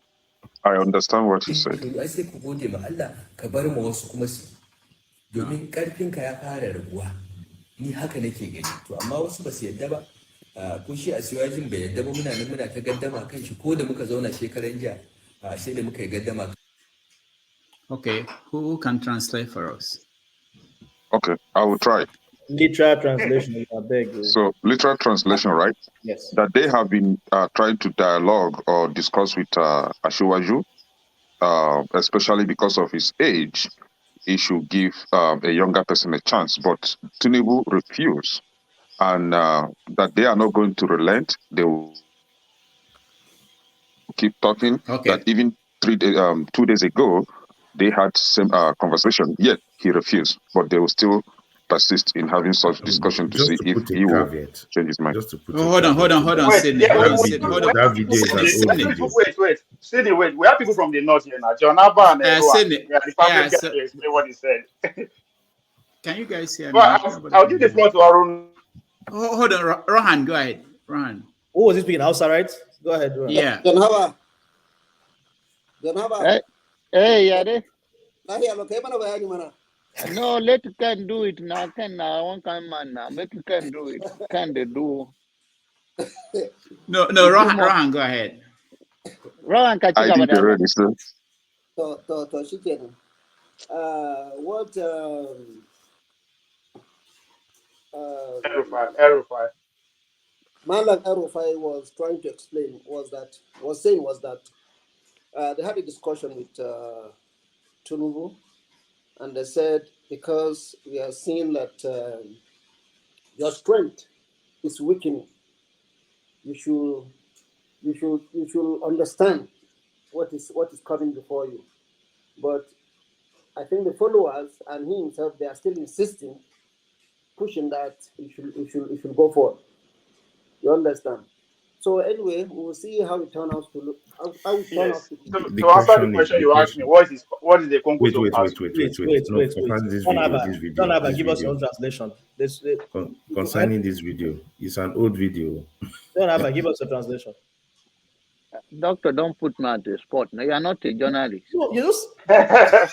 I'm not saying opinion. I'm just saying give your translation. The main thing I want you to look at, and the word I want Kenny to come up with, is to say his strength. You don't want to use the word that you are sick. So Yes. that is a very good thing, and I love that. That is so political, and that's so respectful. And me right now, very soon I will be wearing diaper. Yes, Sydney, let me answer your question. You are saying it's an old video. I Yes, think an that's old also video. Sydney, yes, it's an old video. But they've been giving Tinubu sign to actually nominate someone on him because they know from day one. Why do you think he responded the way he responded in Abeokuta? Why? that was a last kick of a dying horse, No, and it yeah, was of there. Now course. look, now What I nothing will want, so what I pass away. wanted to say is that that video is not, as it stands now. It's where they have already. That video must have been before the primaries, so all those things have moved on, and that's why you No, they are notice not when he moved on. came to. That video played No. the Hold movement. on. Yeah, hold on. Sydney. That video played If the movement. if that was an old video, it's actually more relevant now. Yeah. If they Yes. discovered then that he couldn't do it, and now we're seeing it. We didn't even know then that it was terrible, but now we're seeing that this is a serious situation. So that tells you that Yeah, eventually, but they have to back and their horse. They have to back their horse. They yeah, don't have of option. course. I have to leave. I'm not cutting you. I'm so sorry. I'm at work, but I love you so much, and Dr. Dominic and all of you, Queen of African Queen, and my brother Ken, my younger brother. We talked at length the other day. But thank you all for having me once again. You're Uwe. Now, the one thing I want us to be no, it's just an opinion. Thank you for having me here all the time. I just have my own character that I think is more relevant to me, the way I want to present myself on this platform. But one thing is very clear to us because we all have opportunity to vent, and then we do not try to impose our own opinion on others, but we are trying to learn from each other. That's what I like about Ken, even though he cannot speak outside, but he forced himself to do well. It's a good thing. The one thing is that Ovie's issue or his view of politics is more or less of a bigger view than many of us on this platform. Forget that concourse or whether we'll see how it goes and all of that. But he said earlier on the show that it's about negotiation. End of the day, we all come to believe, even Sandy that is so eloquent. I'll be seeing more of you. All the people that wear hairpiece, later I don't see them again, like Africa. So, but I hope to see more of you. It's about negotiation. It's about Peter Kam will be able to negotiate with the 1%. Oftentimes on this platform, we call them Kaba, we call them 1%, we call them the owner of Nigeria. And I hope all we all want is a Nigerian that work for all of us. We may have a different opinion, who we want, who we don't want. But at the end of the day, this is a election of in my own lifetime that we see that Nigerians turn up. I don't know. I don't think the energy is going the right way, but we see. And there are some of us that will continue to take medication. We not hesitate regardless of what you guys say. Thank you. All right. Thank you, Janaba. Let me, I know that Janaba is leaving now, but I wanted to, hold on, Ovie. I wanted to play this video of Christian Association of Nigeria. They issued a, what do I call it, a statement? They are sending these messages to churches across Nigeria. It's very important that we put that in the conversation we're having. Let me play a little bit of that video of their idea of candidates. Sent me to you, the Christian Association of Nigeria, and they said I should say this to you, and we're going to have it on our platforms and on our platforms, and I think I'm going to read it. And this one, because it is a message from Khan, I'm just going to read it and we'll put it on our platforms so that everybody will hear what Khan said for us to tell the body of Christ. 2023 general elections, who to vote for, produced by the Political and Strategy Committee of Christian Association of Nigeria. It is character, competence, capacity, and policies. Character, competence, capacity, and policies. So after praying, we should be able to direct you. Character, the person must fear God. Honesty and truthfulness. Respect for the rule of law. Justice and fairness for all. Respect for religious and ethnic diversity. Compassion and discipline. Clean and credible. Clean and credible lifestyle. No membership of cults. No involvement in drugs and witchcraft. Now let me stop here. I was, when they were making the list of all these things, I was thinking, okay, they're actually going to end up with Shore. Then they said no witchcraft. I said, oh damn, that's where they lost him. But Now, I was thinking that they were going for him, let me say Go something ahead. regarding Go ahead, regarding that is submission of feeling about that. The question you should ask that why that? A whole knot, why that? Who be that? You understand? Now this is where when I was criticizing the Eastern space about being individualistic and together, this is where the advantage lies. When they send Obasanjo to go scout go scout for running mate will be everybody approach. Tell her no. You know why? Because they don't think individually, contrary to what you guys are saying. They don't. Yeah, they approach everybody pretty much from different parts and region. It was no. Why that? Again, the idea of that elite, that everybody they don't follow the elite in the north. Now here now go say, okay, we'll let one small is that doesn't work like that. It was due to the fact that nobody, for all the people that he wanted, they say no. Then they now brought that. Guess what is going on in the north now? They say, well, he came. Now the elite finally given their own picking. Now the elite given their own family picking. That's correctly what is in the north now. And again, I will encourage everybody to go and listen to Konkoso with what's name, Ahmed Khadija. Yeah, he said two things in that whole interview. He said, in the system, that's the word he used. Nobody is as credible as him today.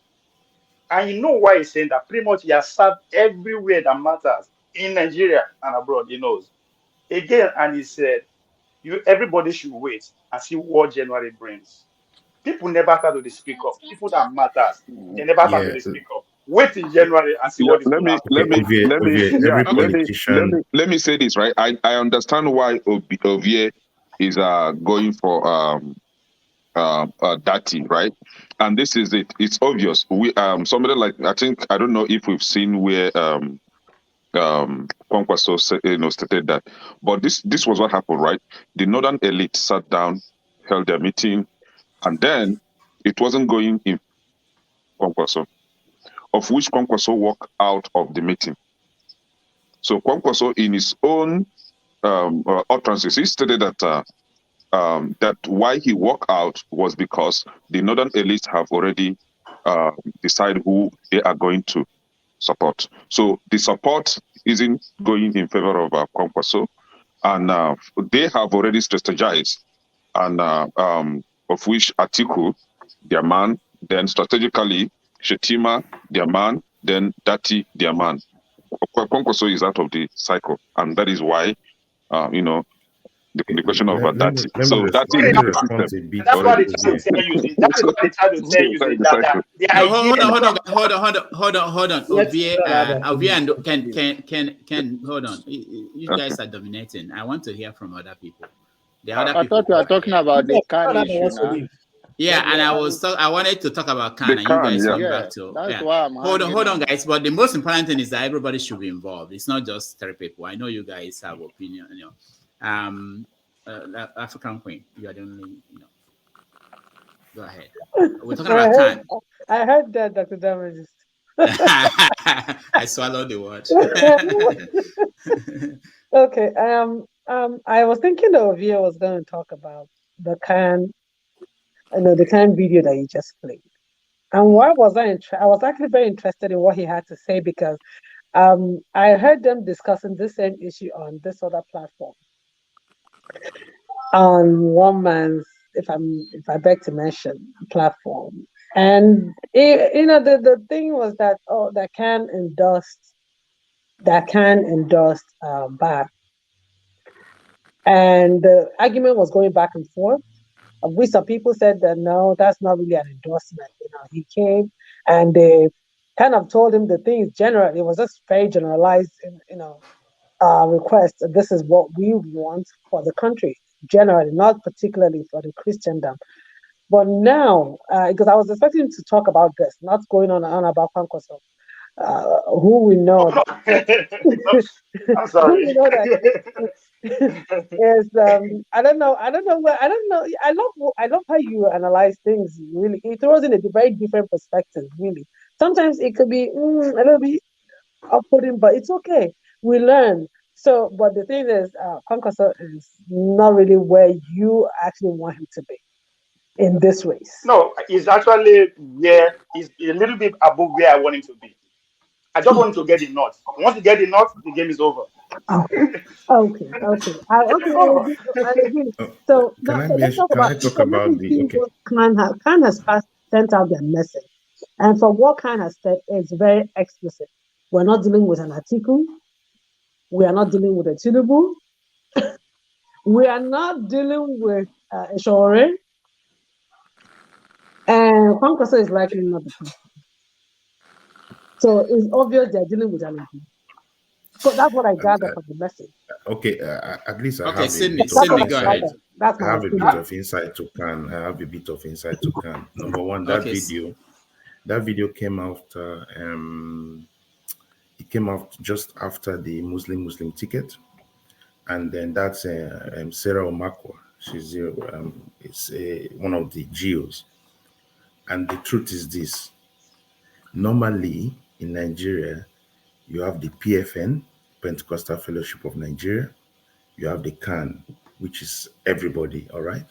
And normally there's this, not to issues. And that issue happened in Goodluck Jonathan's time, where there was real big issues within the Christendom. Do we support Goodluck Jonathan?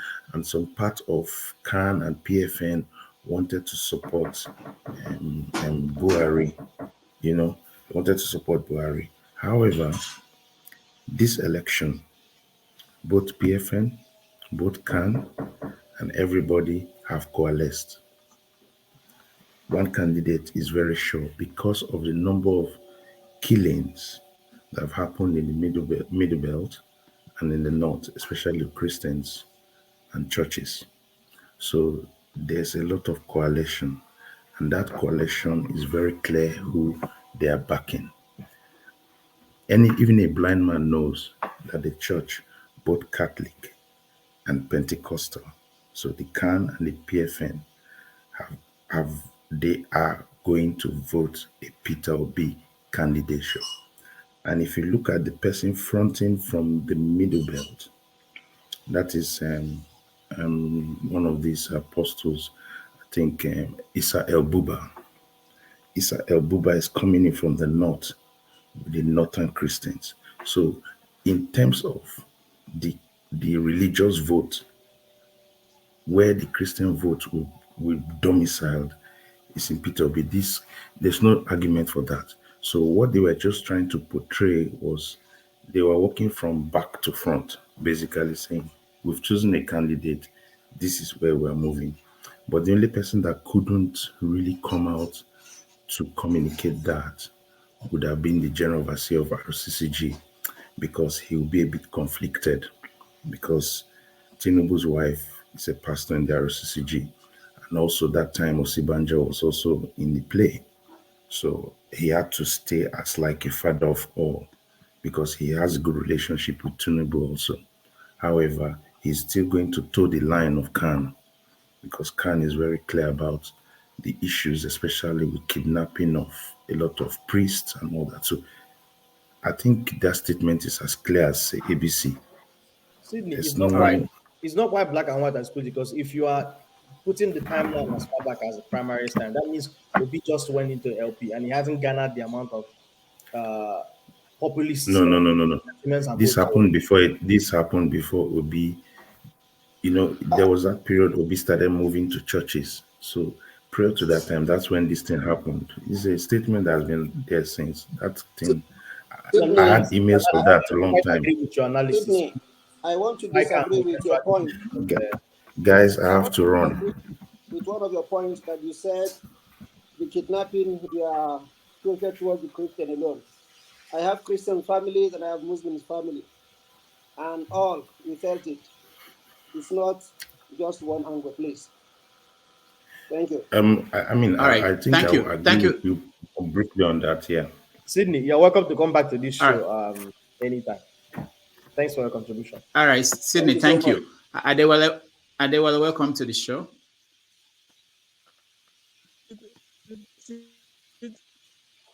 Adewale, there's something wrong with your audio.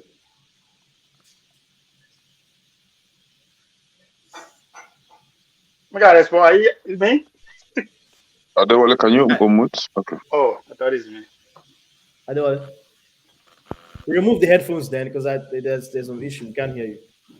Even You are muted. You are muted. It's the old age. I can hear everybody now. Okay, go ahead. It's the old age. Why you showed up late? No, I mean, watching the show, is that nobody wants to leave, so the entire house is occupied. So what can I do? They lock me out. Blame All right. Obi. All right. Obi Kwakozia. I don't jump everywhere. Obi is everywhere. He's everywhere, yeah. Can you? I started my own channel. If you don't mind, Rudolph, make a tell there to follow me. Yeah, All our politics is the name of it. All our politics is the name of the channel. So you can come and campaign for your candidates. I know go stop you. I know I don't think that. I'm an Edoma. For me to be somebody who goes out to me, I don't want anybody come here and use the whole time campaign for Obi or whatever. I don't know any of them. I've never met any of them before. So come, it's all our politics is the name of the channel. Please follow and subscribe. So that all right, thank you. We'll tell more Nigerians. Once the channel is plenty, more people will get what we are trying to tell them. So we will change. That's your message. Most people follow here, they follow Congo. So not just I have to pick a side. I don't want to be on the fence. I'm learning the process. So I bet all our politics is the name of the channel, just like my name. Subscribe and I pay money to I give my viewers and listeners money. Unlike no even go there, poor man like you. all right. Welcome to the show. Thank you. So we've talked about Kwanso channel. No, well, the background go there for now. Well, anybody will pay me money, I will change them. But even though they never pay me, I see they wait. Adewale, we've talked about Tinubu, his health, and what happens if he should one day wake up and change his mind and say, I'm not running anymore. That possibility. Have you ever thought about that? Zero possibility. He lives and breathes politics. How can he quit? Say it again, that what? He lives and breathes politics. It's not possible for him to quit. What if the body quits on him? Now that means the nature comes in, but then we will deal with the after event of that. No. What I mean is this. No, not that way. I mean, if he continues to make mistakes when he goes out there, and at a point to be, somebody told me I invited a supporter of Tinubu. This is somebody who is openly supporting Tinubu, not the people who are hiding their support.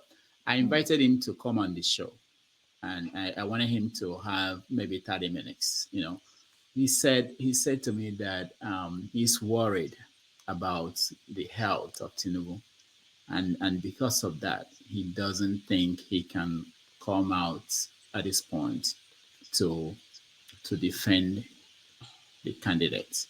So thinking along that line, if things continue to get worse, there will be a lot of people who will make that decision. You know, not just that they are not willing to come out openly to defend him, which they've been doing before, but that they might just go to him and say, "Look, you should call it quit."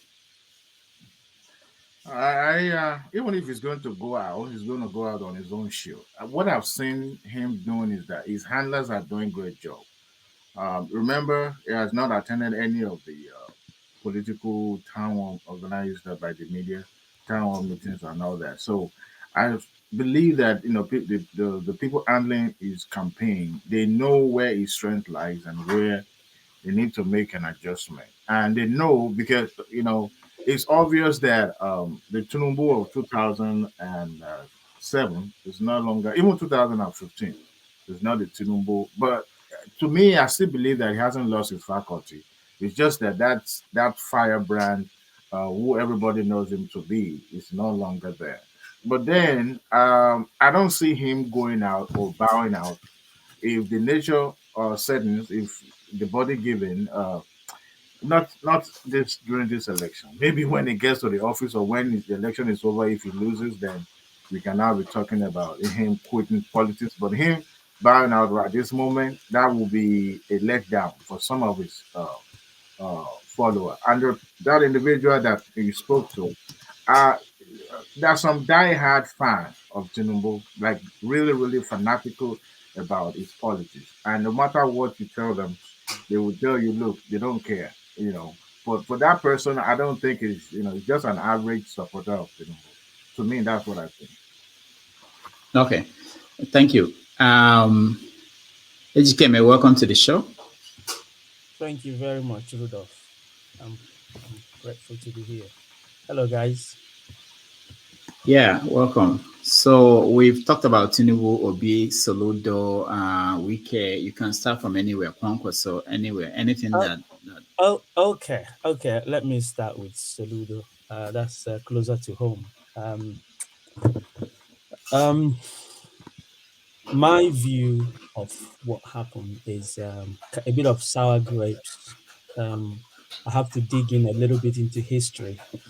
If we remember 2010, Soludo then coming off as ex-governor of CBN, was coming with the federal might behind him, PDP. He's going to go and take the state for PDP. He's worked for PDP as CBN, and he thought that could just railroad him in. That didn't work. Obi won the second term, and that was a rude shock for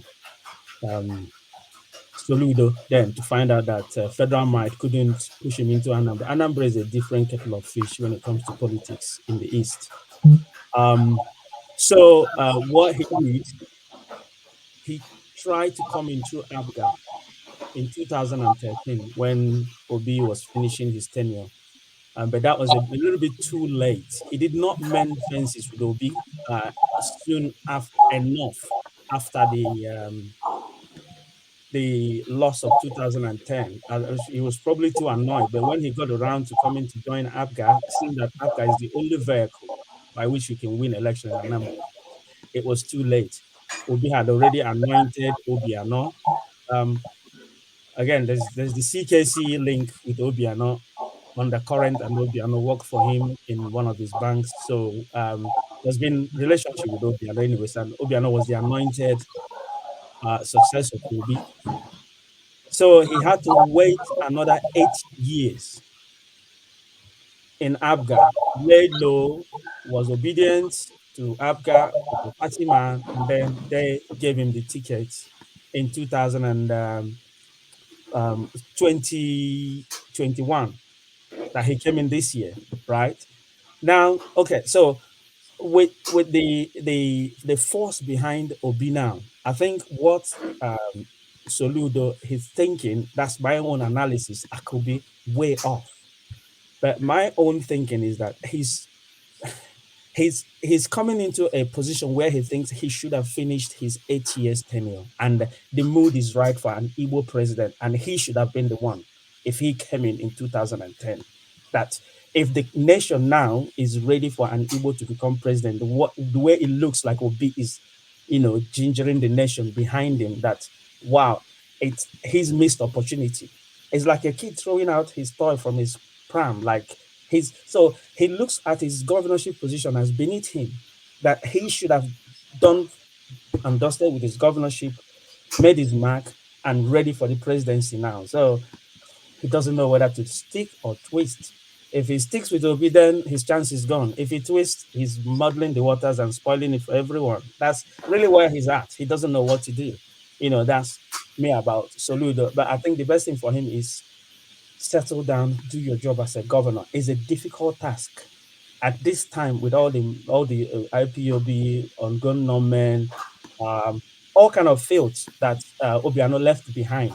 It's a mess that he needs to sort out. And going to throw mud at Obi that everyone sees as a star boy. I mean, Obiano himself also is a genius. Soludo is I can say is a very brilliant man, and we see him as a presidential material as well. So that kind of squabble doesn't really all go well for anyone at all, including Obi. Obi could do without it, and Soludo himself as well could as well do without it, hunker down, do his job. I wonder where he gets the time with all the problem in that number to be writing this essay, part one. Part two, you haven't got time. You got problem in your hand, flawed everywhere, dirt at Onisha. You need to go and sort out all that problem before even raising your head to write any essay. You're not running against Obi. It's really a wrong priority, and if he doesn't do well, he's going to be blamed for it a lot more because of all this mess, The other thing I was looking at was the other discussion you were having about Kwokwanso. I heard from the grapevine that Kwokwanso was approached by Obi to be his VP. Of course, like Ovie said, the North, they think as a bloc. They don't think Kwokwanso can go and do his own thing without clearing with the North. And at that time, the North was like, no, we're not having it. We're not giving Obi any leg, to go and win the presidency. Obviously, their sentiment is not towards Obi. So he said no, and he was playing the beautiful bride. He's going to be the president instead of Obi. Then Obasanjo, came and threw his weight around, told the North, you're going to give me someone. If you don't give me someone, I'm going to pick a Northern Christian, and we're going to push it, play the religious card here. If you don't, so that's why, they had to get someone from Dati's family. Baba Ahmed is a prominent family, but not someone that is so prominent. Okay, we'll give you someone. That's how that happened, that he picked Dati. But again, Obi is happy with Dati. He wants a younger person. He said, even before Dati was picked, that he wants to lower the age of presidential material. So I think it's working well for Obi. In terms of Khan, again, Khan does not really control the Christian vote in the North. I believe the Northern Christians, they have their mind made up because they've been through quite a lot because of the issues with terrorism. Yes, it's affected everyone, right? But I believe that at this time, the Christians in the North really think that the nation needs a change of direction, whereby the security architecture can be reconfigured to actually start dealing with the problem. The issue is the military boys are making a killing out of the terrorism in the North. Because as long as the problem remains, right, there'll be huge vote for defense. And that much of that money doesn't go towards buying equipment and training, if the money that we spent on defense in the past 5 years have actually gone into training people, equipping them, Boko Haram wouldn't be there. But if Boko Haram is there, then you can have the huge defense vote, and they're going to be lining their pockets. So the whole thing needs a huge overhaul in personnel, in training strategy. Actually go and procure their training from elsewhere. Send, so the Northern Christians, I believe, think that a new direction is required, and APC cannot provide that. And the PDP is old wine in new bottle. So whether Khan says vote this way or vote that, even if Khan comes out tomorrow and say vote for Atiku or vote for Imiloko, most of the Christians know where they're going. That one, I'm sure. Thank you. Dr. Damages, you are muted. Also, we've been here for 6 hours. Yeah, I know. Yeah, we'll round up. No, we're okay. Niger Go Better, welcome to the show. Good afternoon, Dr. Damages. What happened? Did I kick Dr. Damages out? Don't worry, you come Go back. ahead, go ahead. He will Okay. let himself back in. Is Good afternoon, everybody, and I think people have, you guys have touched quite a lot of topics, starting from Tinubu's Earth. I think it's obvious to everybody, but like they used to say in those days, um, it's just like telling an hunchman that there's something at his back. It's an insulting, but that's what we see. The same thing applicable to Tinubu. Clearly, it's not healthy, but there's one thing like this is politics, this is democracy, and I don't know. Some people might be offended if I say this. In politics, democracy doesn't produce the best in the society. Let me put it that way. It doesn't produce the best in the society. Tell me which country in the world that they have their best foot forward because they are practicing democracy. No, there's no country in the world today that has significantly changed its course. Maybe it was a developing country and now becomes a developed country through democracy. I don't know if anybody can tell me. In the recent time, we see Dubai changed from where it was. No, it's not democracy. We see Singapore changed. It's not democracy. Especially the presidential system of governance.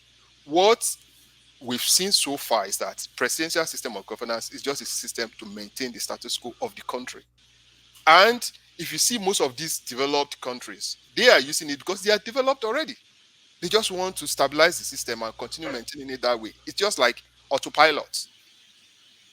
Now, I use an example. The midterm just concluded here for people that follow US election. In Pennsylvania, if I'm correct, a candidate there won election. Earthwise, he wasn't doing well currently or before the runoff to that election. Even in the debates, it was obvious that he was just struggling to even to express himself. But he was able to win election. You see it that way. Now, the way Niger go better. Hold on, if you don't mind, can you tell us, for those who may not know, why do you think he won? I think what I would just say is that his earthwise he wasn't doing well, but he was able to win because the other candidate as well. I think people have some things attached to him. But if we have to consider earthwise, maybe he should have stepped down for other candidates. That's my own opinion. I'm just kind of analyzing the way democracy works around the country. The way we look at it in 2024, on paper right now, maybe likely Biden and Donald Trump again. They are not the youngest people, and I don't think they are the brightest in these two political systems. Now, taking it back to Nigeria, in as much we like Obi, on paper right now, Obi and Kwankwaso seems to be the best candidate. And unfortunately, maybe for Obi as well, if anybody that followed Nigeria politics, the approach he adopted when they were talking to Kwankwaso wasn't the best. You can say Okukwe should be the one leading that conversation. It should be more serious people, not Okukwe is with all due respect, that kind of conversation is beyond Okukwe. I would expect him to move somebody like, because he is working currently now with people like Obasanjo or the likes. People like Obasanjo should have been the one to lead that conversation. If that had happened, what we are saying now will have been a total different game.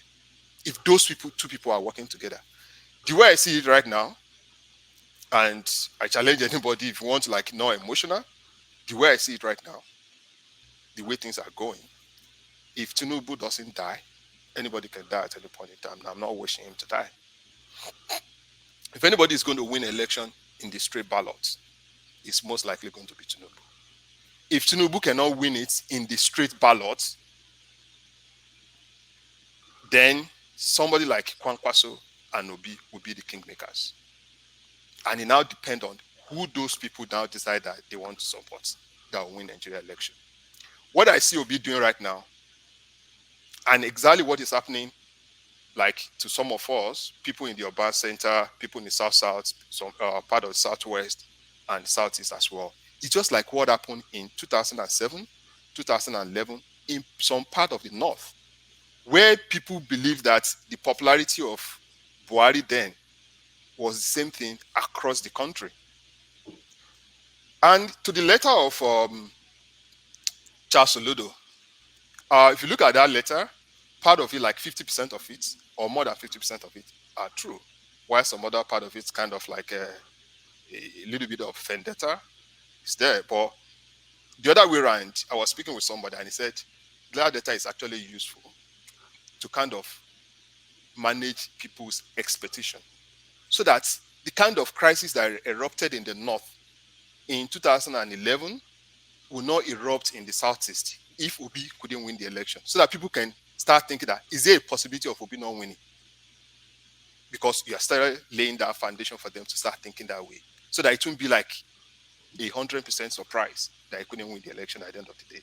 Because if you look at this thing, we have 109 senators as an example now. Labour Party has about 54 candidates. Now, this more than, if I want to be fair with you, more than 50% of electorate in Nigeria, they are not educated. So you are now telling somebody in the down village that, okay, in the senatorial election, vote for OVA in the NMPP or NMPC or wherever. Now, for presidency, the same day, the same ballots that you give to them, 4 of it. Let's be realistic. We're educated people that we've lived in an advanced country. So are you saying that those people will be able to see what they do is that it's top to bottom? You know, when they say, but I couldn't pronounce the way they do.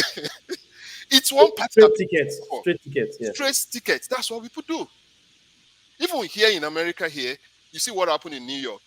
Because the governorship election was so tight, a lot of districts, what's it called? Democrats lost a lot of districts because of that as well. So, who is the senatorial districts in all of those people? If let me put it this way: if Labour Party was able to have candidates nationwide, that will have helped them. And the one I'm most disappointed about is the Lagos State. How on earth they couldn't produce senatorial candidates 3 in Lagos State? Not to talk of House of Reps or State House of Assembly. That's very, very bad. Very, very bad. Now, politics, the way it is, I see if Obi couldn't get in this election, there is a very high prospect for him to get it soon, because this is where election was. I used Buhari in the early stage. If you look at it, Buhari contested 2007, 2011, right, and 2003. Those 3 times, there's consistency on he's able to get some votes without big political parties supporting him. Now, what I could see now happening for Obi is that there's going to be a better situation, even better than Buhari. That it's not only going to be like, okay, my people like Southeast votes. It's going to win in Southeast with a very big margin, clearly. Now, it's going to be more spread down to South, obviously in Southwest, then into the middle belt. That's going to show that, it's also a stronger candidate that if he's able to get a major platform, he can win an election. But if anybody is saying what we have on paper today, that Obi is going to win an election, we're just being emotional about it. We're not being realistic.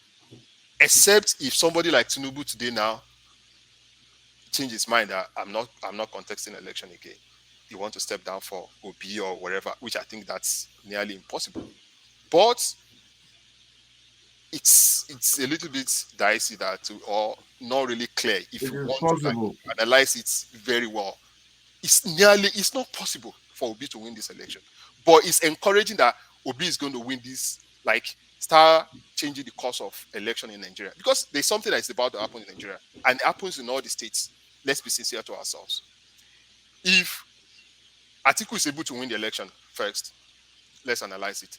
It shows that the next election, maybe after 8 years, another Northerner is going to come, because it's already established that you need a political party needs a Northern candidate to win national election, because they happens to be the majority in terms of votes. Now, that's going to be like what happened in most of the states in Nigeria. I'm from Oyo State in Nigeria.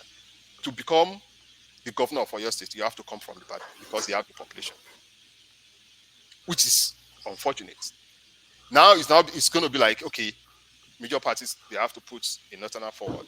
Then Southern has to be VP. That's what is likely going to be happening. If Obi is able to win election, it shows that the establishment, quote unquote, they are being weakened, just like what happened in Republican. If Tinubu is able to win election, it shows that religion doesn't really matter in Nigeria election. That means you can feed Christian, Muslim, in as much you can put the message out there, spend money and all of that. So I think Nigeria politics is interesting. Okay. Sometimes Interesting. Okay. So. Interesting, Nigeria better. I just wanted to correct one impression you gave. Hold on, CM and everyone. Just one. In New York, which is the state, my state, what happened there was more than just the governorship election was tight. They had redistricting of districts, so that was the major thing. If they didn't move things around, the Republicans wouldn't have gotten the four new seats that they won in Congress. So that was a major part, not just the tightening of the governorship race. Okay, go ahead. I'll come to you, Kolata, but let me hear Adewale. I will sue you. I will sue you. You didn't let me finish my statement. You now brought people in. I only commented about Tinubu. You didn't let me talk about Soludo and the rest of it. I will sue you. Okay. I'm sorry. This is the season people sue people now. I will sue everybody on this platform. All right, go ahead. Do you want to add something before I go to Kolata? My brother Niger go better. Well, I hope he get better, but I don't see that getting better anyway. He made some good point, but was wrong about somebody. He made mention about the people winning your state governorship. This man from Ogbomoso won the election, so that doesn't mean that you have to come from Ibadan. However, can I correct you there? Let me so that for record purpose. Somebody from Oyo, just like he's saying, Jonathan was able to become president. What happened then? It was Ladoja was the governor. Okay. Akala was this VP from Ogbomoso, right? Okay. So when the crisis between Ladoja and Baba Adedibu started, right? And they have to just remove Ladoja by any means. Even Obasanjo also was there. And Obasanjo guaranteed Ladoja that I only guarantee you safe landing. That means they will not prosecute him. They will not kill him. That's what happened. That's what gave Akala a chance. In the history of Oyo State, if I'm correct, I'm not an historian, I think it's only Akala and maybe somebody from Ife from Osun State now. I think when it was part of Oyo State.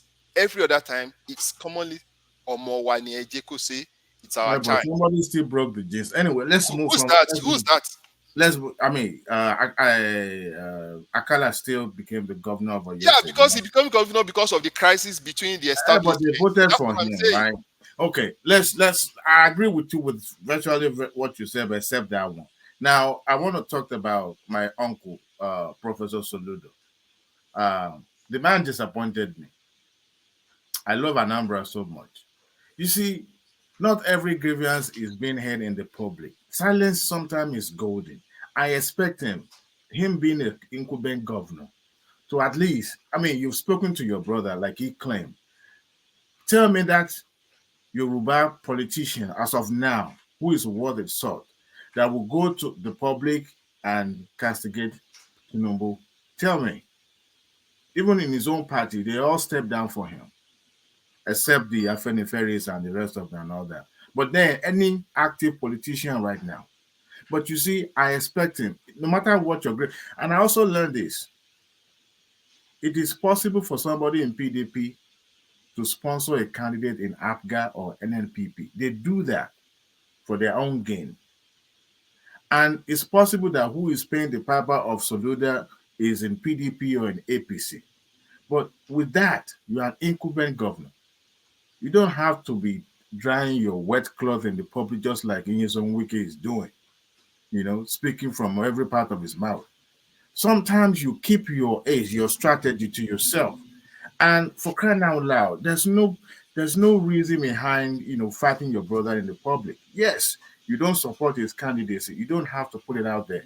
If you have all the mechanism and all that in your state, I expect him. But I hope, and somebody has taken his name to Okija now, right? Where's Okija? So the gods will be, if the god is, see, it's not today they will bringing sacrifice to the state house. They brought Not my hometown. I'm from Okija. They were bringing a sacrifice to the state house. So I won't be surprised if Soludo started seeing sacrifice on his way to office every day. But you see, I fought him for that. You are right. 50% of what is claimed there is actually true, because if you look at the stats, it doesn't really work out. But then it's not everything you say in the public. Then I want to talk about Khan. It's unfortunate. Tribal religion has become the order of the day when it comes to Nigerian politics. And that is what is destroying us deeply, deeply. You know, state and religion, they are different entities. If you want to face your business as a pastor, as a clergy, just stay there. You see, we are all Nigerian, right? But at the same time, they've involved themselves deeply. When Khan was formed, and they were fighting the people in the uniform, I mean the military, they were on the side of the people, but they were not really into politics.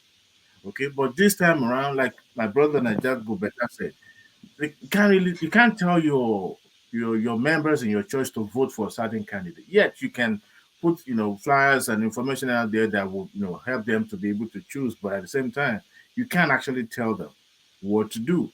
But unfortunately, we've let them get involved into politics so much that we can't even differentiate between the politicians and the pastor or the clergy, because these people go behind to collecting money from them, and they will come to the media and start saying that sort of thing. I'm glad Tinubu was able to sit down with the representative of the Khan and let them know his intention, which is a good strategy. But then that doesn't mean they're going to buy it. But at the same time, those folks with no power when it comes to selecting who is going to govern the country called Nigeria. February next year is going to be really, really interesting. Somebody already promised me if Tinubu win presidency, he's going to buy me ECAU, and I want somebody on this platform to bet with me now, so that we'll be able to know. I'll buy you ECAU if Tinubu wins in a free and fair election. Okay, forget about free and fair. See, there's nothing like free and fair election. It can only be Agbado. No, I don't eat Agbado no more. Adewale, it's not the election. It's not the type of election where the returning INEC officer will be reading results with camera. What do you think? What do you think? To check, okay, how many what do you votes? think is going to happen? And I agree. Very, very. There will be riots, there will be fights, there will be some areas where there will be no election. Let's just take that for now. Let's expect that. All right. Let's hear from Kolata.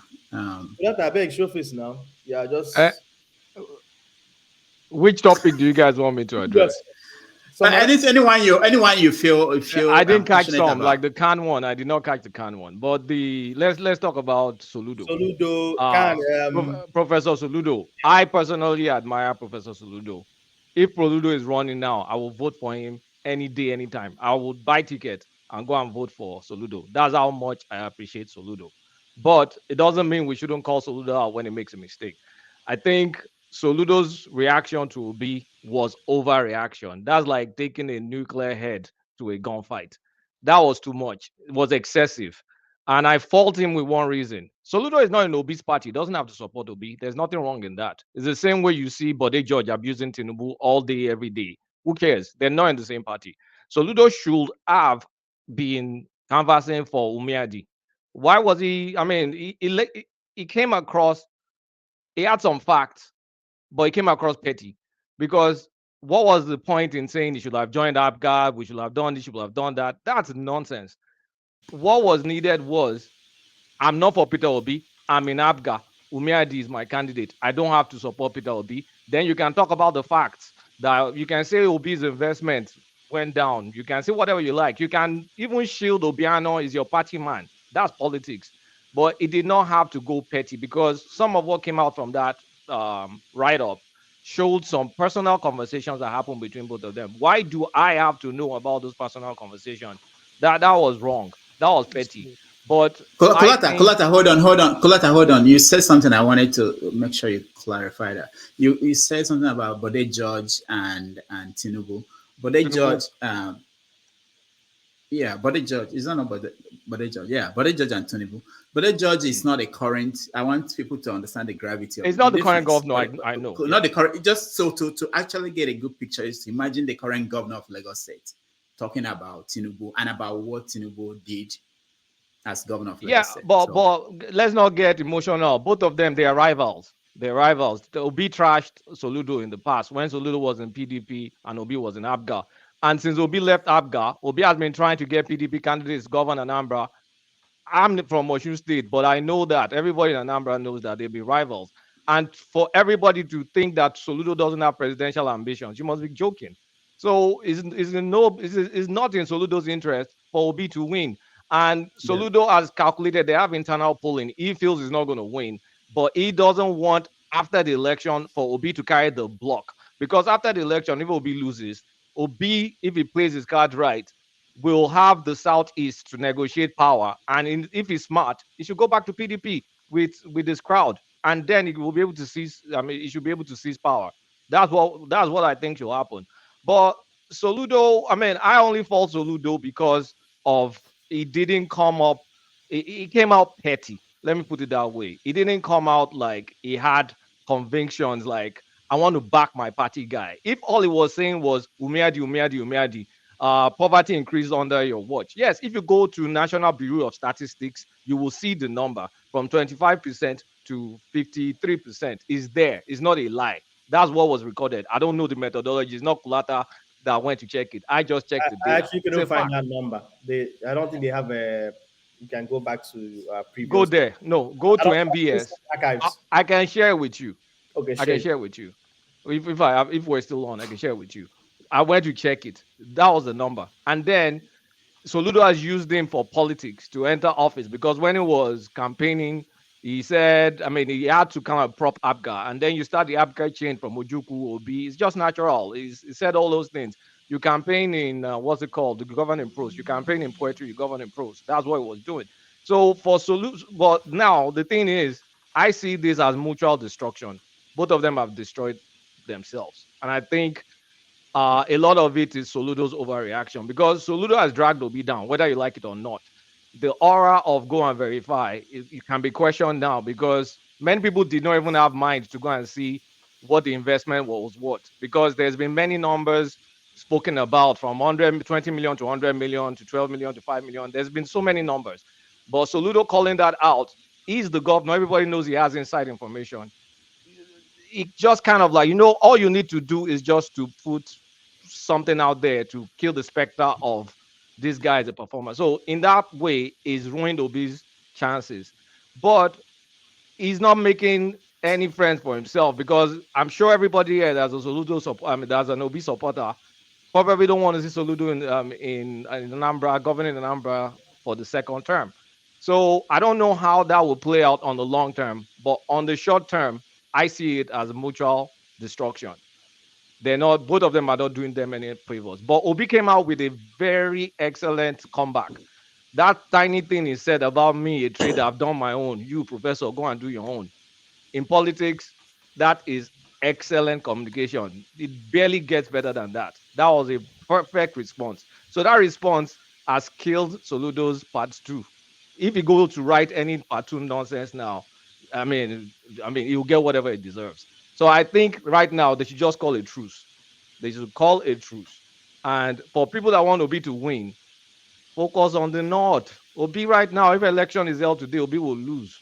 I'm sorry to tell everybody. Because look, add up all the southern states, all of them together, and add up all the north central states. 23 states. 23. So if it gets 25% in southwest, south, southeast, and north central, it's 23. The math is 23. It's not even 24. So, I mean, we have 90, like 100 days left to election. Which miracle does anybody think is going to happen? You need canvassing. You need to canvass. You don't need to. Many people make one mistake. Everybody stays in the echo chamber and they hear what they want to hear. and then they think like, no, the momentum is there, but it's not there. The math doesn't add up. I'm not seeing the math, and I don't look. If Obi becomes president, all fine and good. I think the only person that will become president, I'll be worried if Tinubu becomes president because he's frail. I won't like Atiku to become president because he'll sell it to his friends. But if Obi becomes president, what's the big deal? I think some of his personal abilities is not proper for the economic situation we have because he's a prudent man. I would like to see him govern in Nigeria that was maybe the Nigeria under Jonathan. He will have performed better because he's prudent. But I don't see him expand to grow to be responsible. But I see him like, look, when London and Paris club forgave debt, he used it correctly in 2006. I've read a financial statement in Anambra from 2005 to 2014. I saw how those debts were paid. Paris and London club forgiveness, page 16 or something in the 2006 or 7 financial statement. He used that money to pay the debt, and then he managed it. There was still money borrowed, but it's no big deal. Money left behind, money wasn't left behind. It's contentious because of different claims. But he's a prudent manager of resources. You can't take that away from him. But he's not just an expansive person. It doesn't have, let me try and put it. It doesn't have like big investment vision, something that will expand the revenue. Because if you look at the beginning of his administration to the end, the level of dependency on federal allocation barely changed. But he managed the resources prudently. You can go and check the financial statement. I've read the financial statement, so I don't have, it's transparent, it's there, it's audited. But even though I'm not obedient, even though that I'm not an obedient person, and I always try to stay neutral. One question I want to ask you is, when you come on this platform, a lot of people have noticed they tend to be comfortable, relax, and analyze Obi up and down.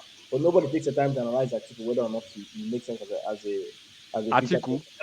Neither do they take the time to even analyze Tinubu most of the time. Everyone always focuses on analyzing it. Oh, well, we were talking about Obi. You want me to talk about Atiku? You want to talk about Atiku? I can barely hear. Tinubu. So you said Tinubu is frail, but that was the only thing that you mentioned. So Tinubu is okay. Let's talk about Tinubu. Let's talk about Tinubu right now. Let's talk about Tinubu. No, hold on. No. I'm just making an observation. You guys want analysis? I'll give you analysis. No. I don't care. Okay. Go ahead. Hold on, Kulata. African Queen. Go ahead. CM, I'm coming to you next. Go ahead. Good African Queen. Good to have you here. I have one question for you. I want to clarify what you just said. Who did you say you will be uncomfortable with if he becomes president today? I'll be uncomfortable with Atiku. I'll be uncomfortable with Tinubu. He's frail. Haba. He's frail. Is he not frail? I can't say his illness. I'm not a doctor. So African Queen, is become obedient. You say another platform. But I'm not obedient. I'm not obedient. I'm not obedient. I'm not a voter. I might not be there, but I listen. I'll tell you exactly. I've told you how I don't think Obi's approach is the right for the economy right now. You're a very different person on one man's platform. You are very, very batified. Are we doing our dominance here? Is that personal attacks? No, or we want to talk about issues? Do you want to talk about issues? No. Okay. Do you want to talk about issues, or you want to talk about? Okay. One person at a time. That's the problem. When you bring balance, when you try and talk, you start. I mean, talk to my point rather than trying to attack the person. If you have a point, ask a question. What's the big deal? Respond to that. Educate me. Hold on. Everybody, hold on. Kulata, finish up. Okay, let me. Yeah. So I mean, someone said they wanted to analyze Tinubu. Tinubu did blue la yesterday. I sent that video to someone. It was scary. I mean, it was scary. The best thing I've heard from that was it was trying to badmouth the Arise Town Hall. But I went to listen to it again. If you're trying to badmouth around Town Hall, it won't come out that blue la. I mean, everybody with an eye can see that now. But because everybody here is focusing on Obi, we talk about Obi. When we want to talk about Tinubu, is he corrupt? Yes, he's corrupt. Is it linked to money laundering? He's linked to money laundering. How did you know that, Kulata, that is corrupt?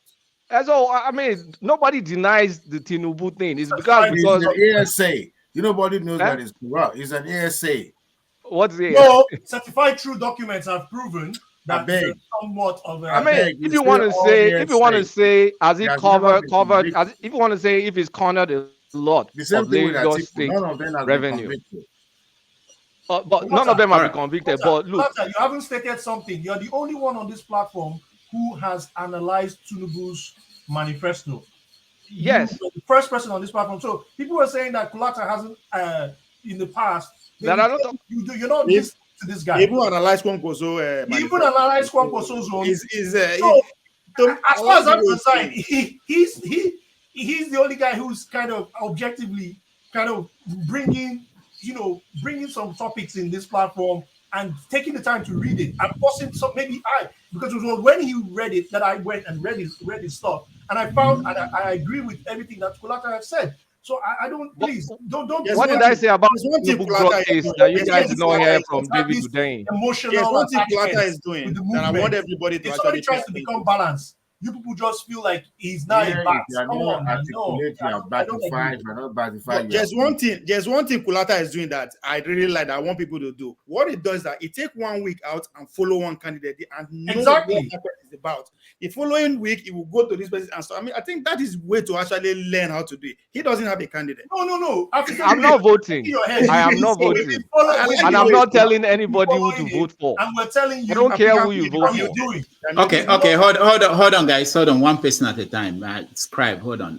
Let me hear Kulata finish up so that we can go to Yeah, another look, I'm not voting, and I'm not one of those people that want to dictate what people should do because I don't want anybody to treat me that way. I want freedom to think and analyze. And when you think, I mean, things are unfolding. If Tinubu falls in a rally, what are you going to say? Didn't he almost fall in what's it called, Plateau State? He almost tripped, and then they said blue lala just yesterday. Then I'm supposed to say no. When he becomes president, he's not going to mess up in front of the UN. Come on now, let's be real. But if I need to analyze Tinubu's record, I can analyze Tinubu's record neutrally. He expanded the revenue base. He's forward thinking. He converted a bad situation in VI, turned it to prime real estate property.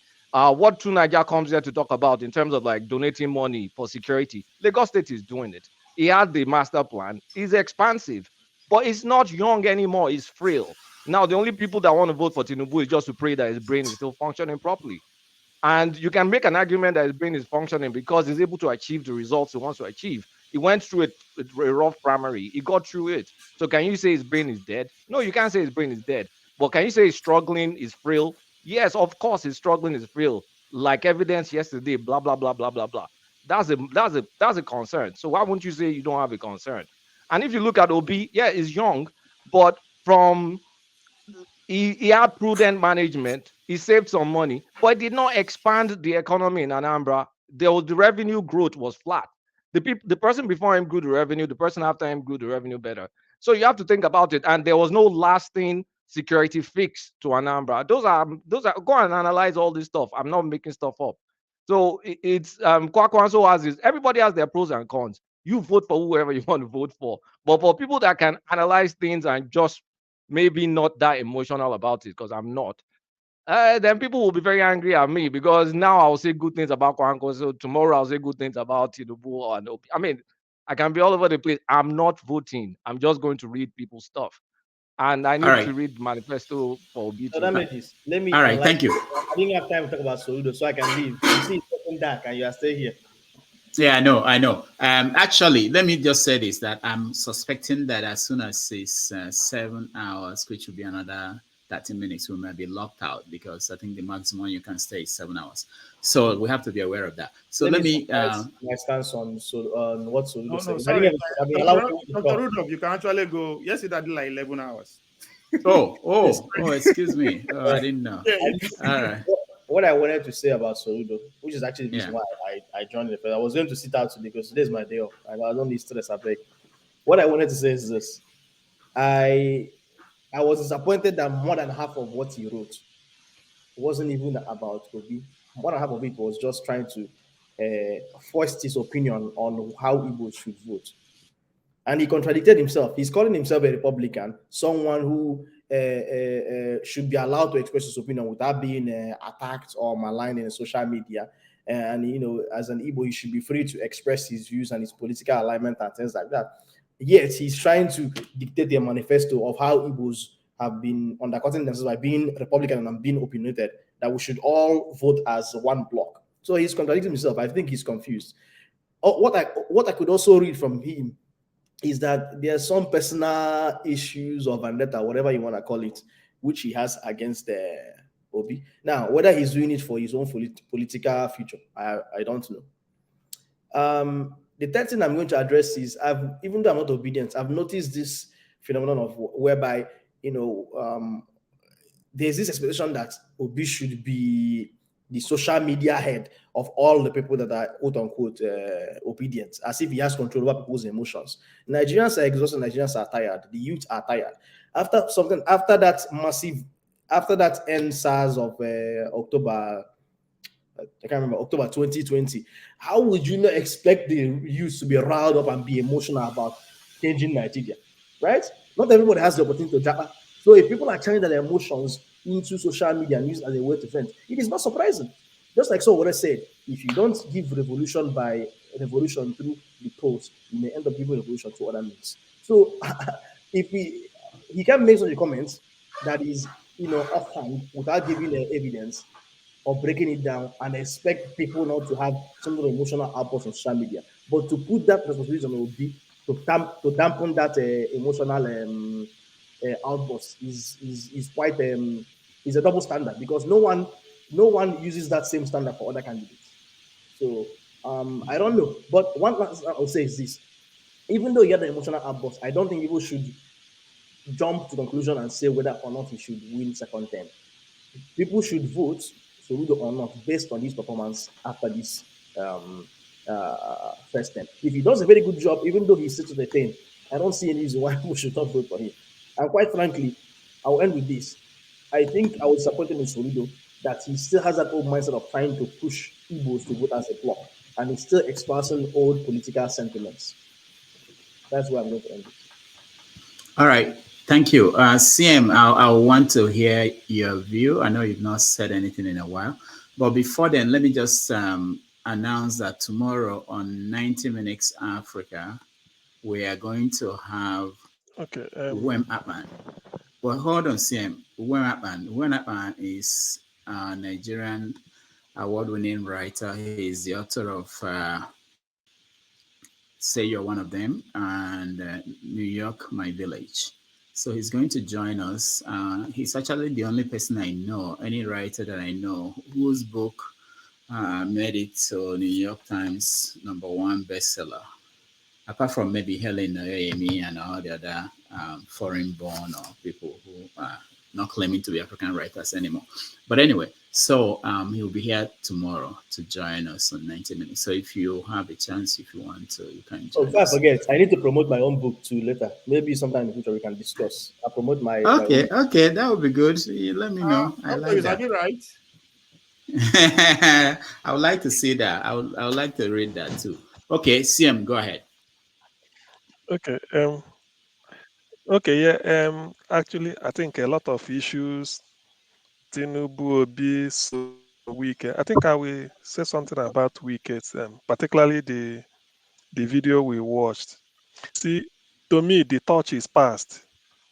Listening to P2B talk and when he conned the bridge in Port Harcourt, there's something he said, so they agree like a deal.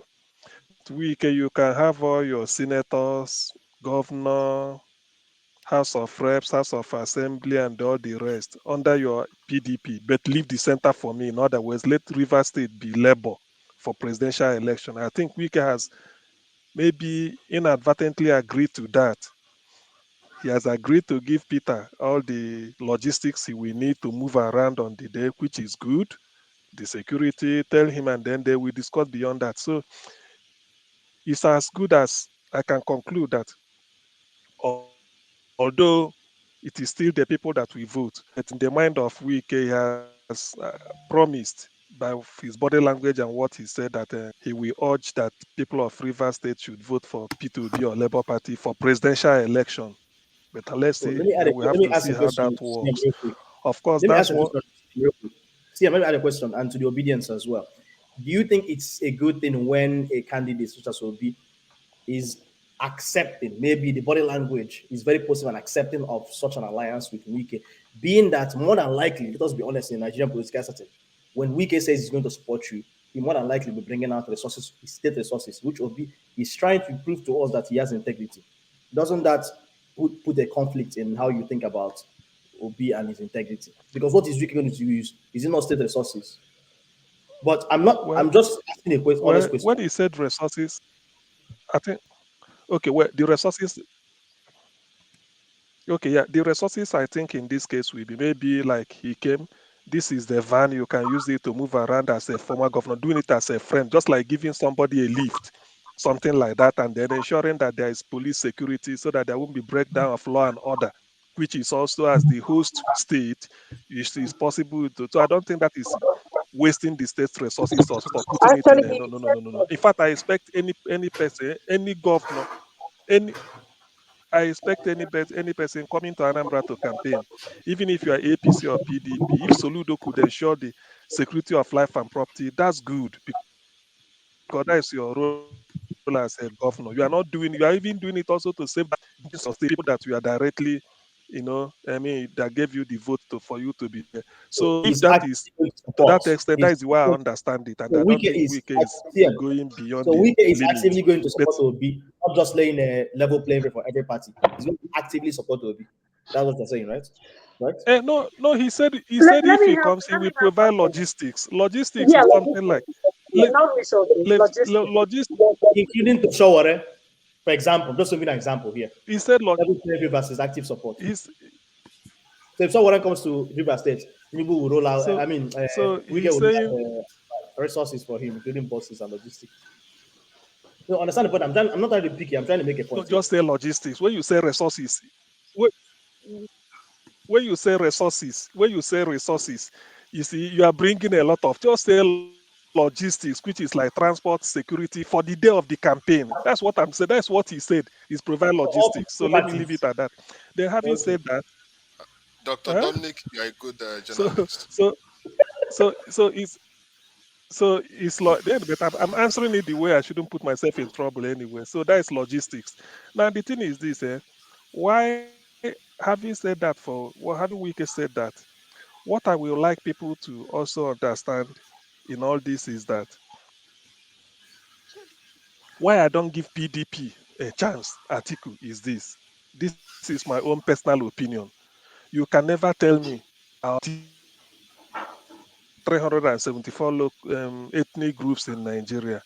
And Nigeria, with all its imperfections, with all the dichotomy, left, right, and the black and white, east and west, north and south, Christian religion, you can't tell me that we should be practicing a democracy in which a Fulani should hand over to another Fulani. I can never go by that. Never.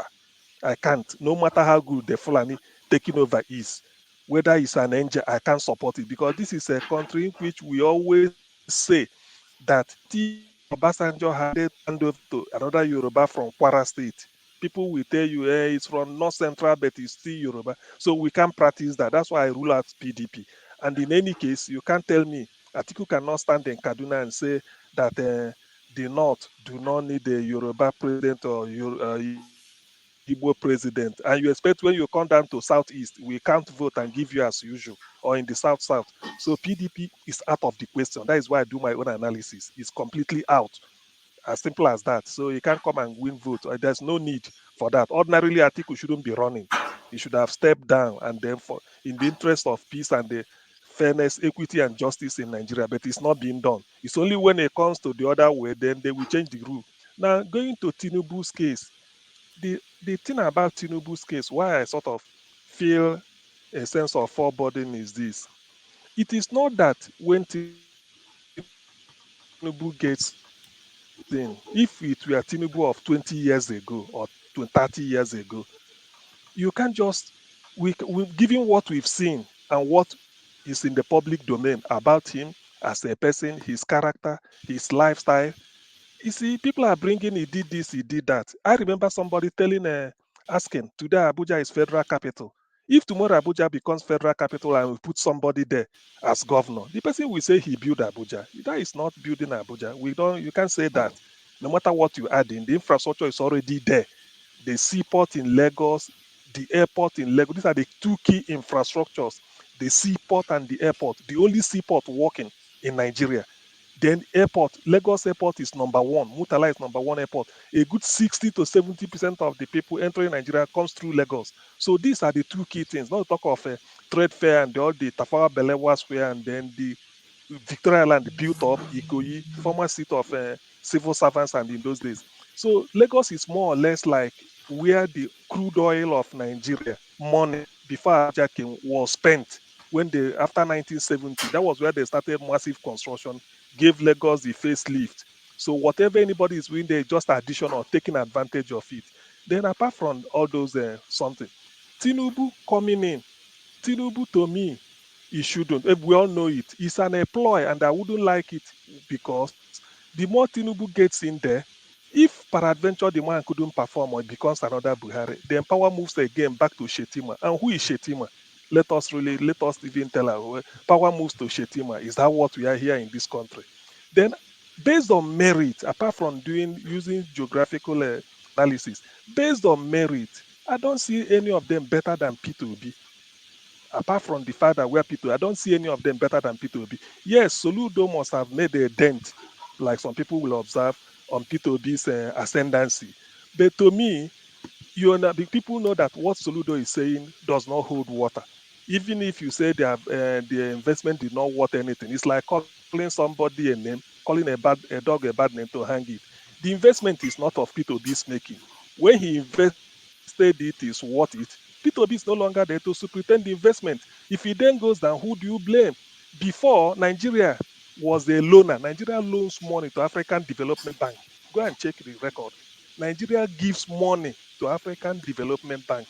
Nigeria paid salary to either some countries in the Caribbean and then even Dubai when they were nothing. They came, I think, under Obasanjo in 1978. But today, Nigeria will be happy if they could call Nigeria and say, take this money. So things change with time. It's not Obi's fault.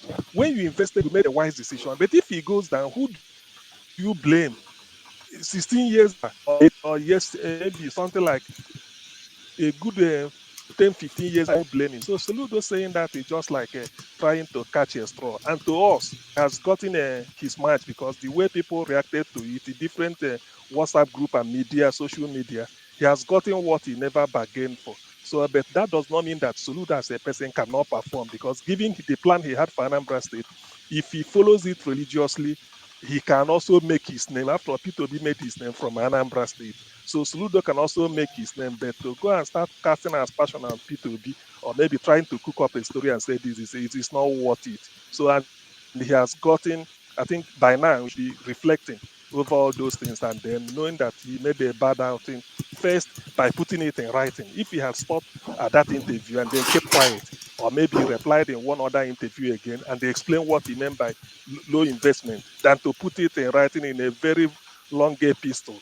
which when you decode it, you find out that it is more of a private discussion he had with P2B or whatever, then coming out in the open. That alone also says something about his character. So I do not see that bringing P2B down. Rather, people will now have more sympathy for P2B and then go for it.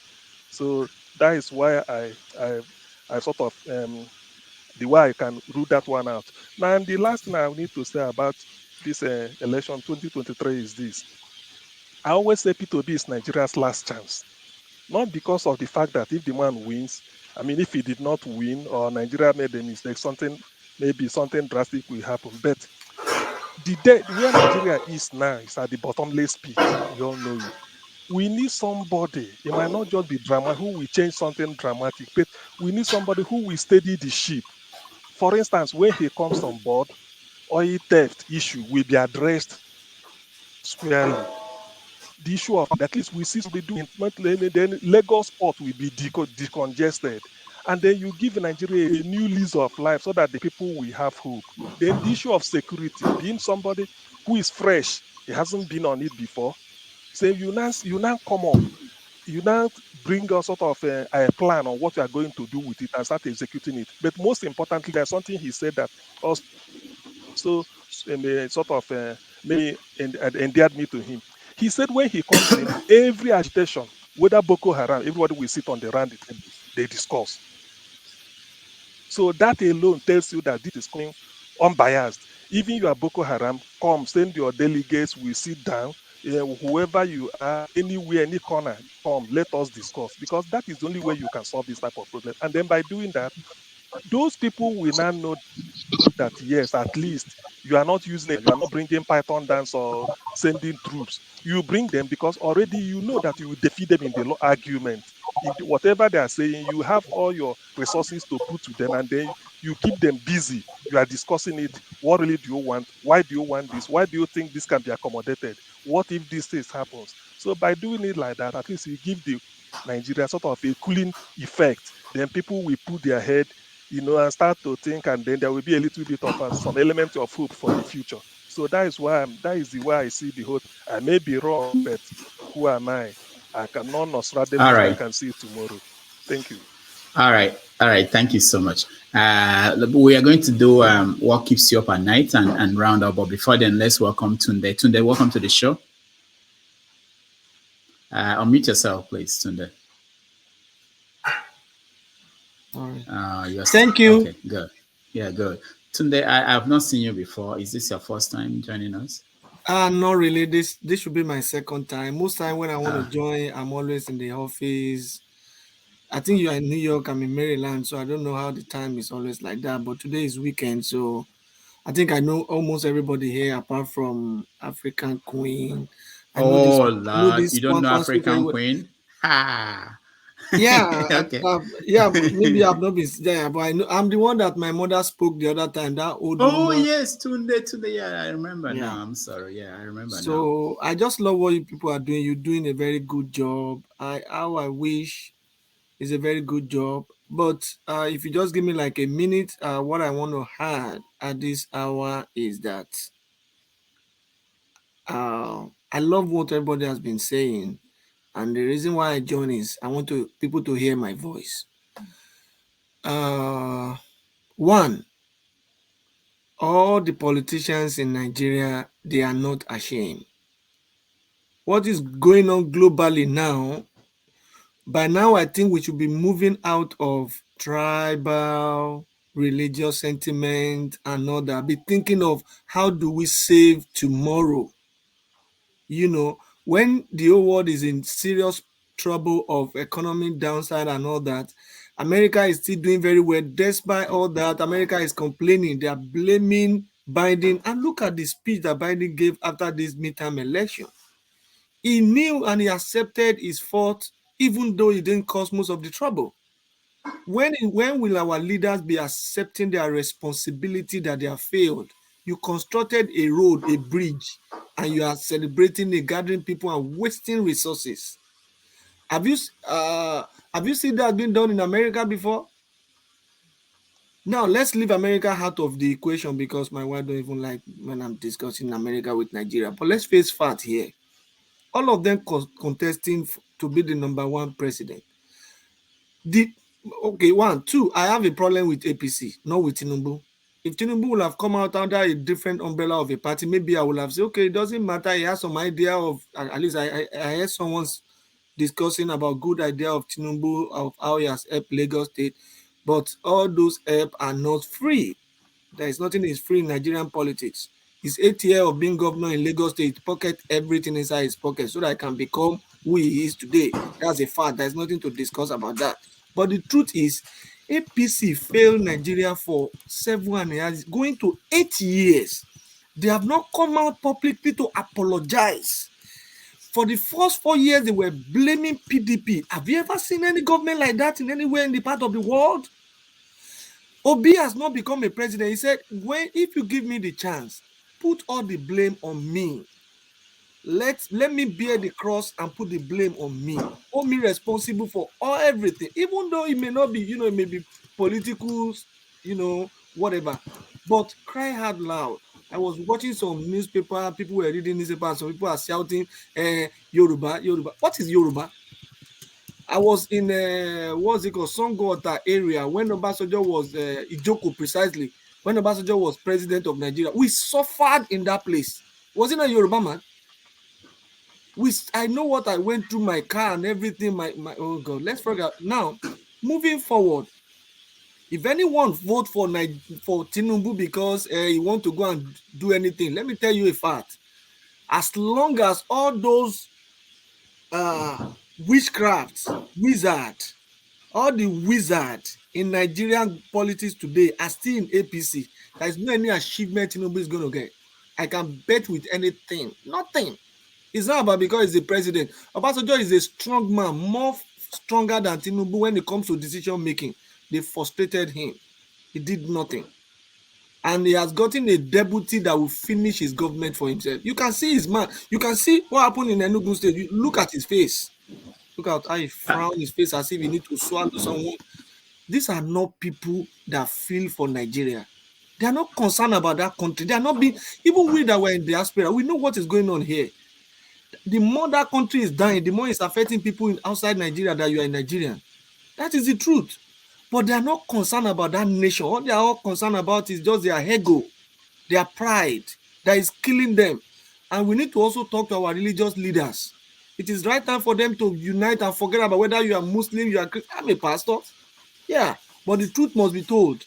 If you don't start telling these people and pointing finger at them, they will not realize that there is a tomorrow. They are all living very soon. Go and check the record of people that have died between 2000 till date in Nigerian record.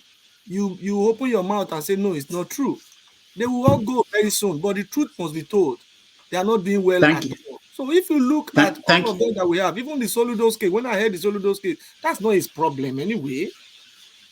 Among all of them contesting for anything, the only person that we can say, okay, is maybe averagely okay, should be this small man that is there. What's his name again? This Ondo guy, Showore, because he has never been in any political office in Nigeria. But all of them, they are not saints. Obi has not come out to say he's a saint person, but he's just saying that I want to try. Let me try. We need to allow others, even if it is Kwankwaso that become the president, I'm okay by it, not PDP and APC, because it will be a slap on Nigeria. They did this bad to this extreme in Nigeria for 8 years, and you still say come back in. If Democrats if they are not careful, they will not win the next presidential election in America. But the only person that is giving them the hedge now, the little breathing they have, is the former president. I don't want to mention anybody's name. Is the former president. Thank you, Tunde. That's all I just need. I want to have. Thank you very much for the time. Thank you so much. Let's look at this while we think about what keeps us up at night.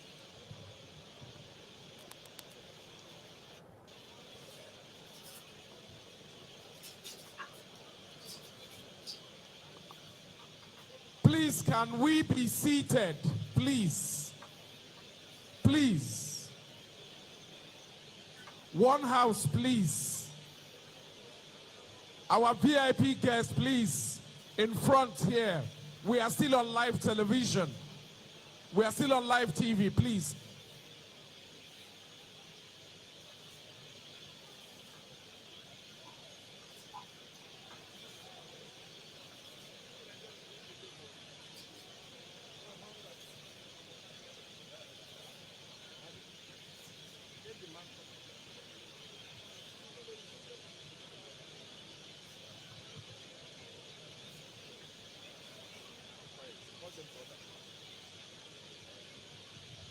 I wanted us to see the face of the man, because that face. Hello? Hello? Please sit down, sit down. Sit down, sit down. The function is not over. Sit down, sit down. Security men at the gate, please, can we man that gate properly? Sit down, sit down, sit down.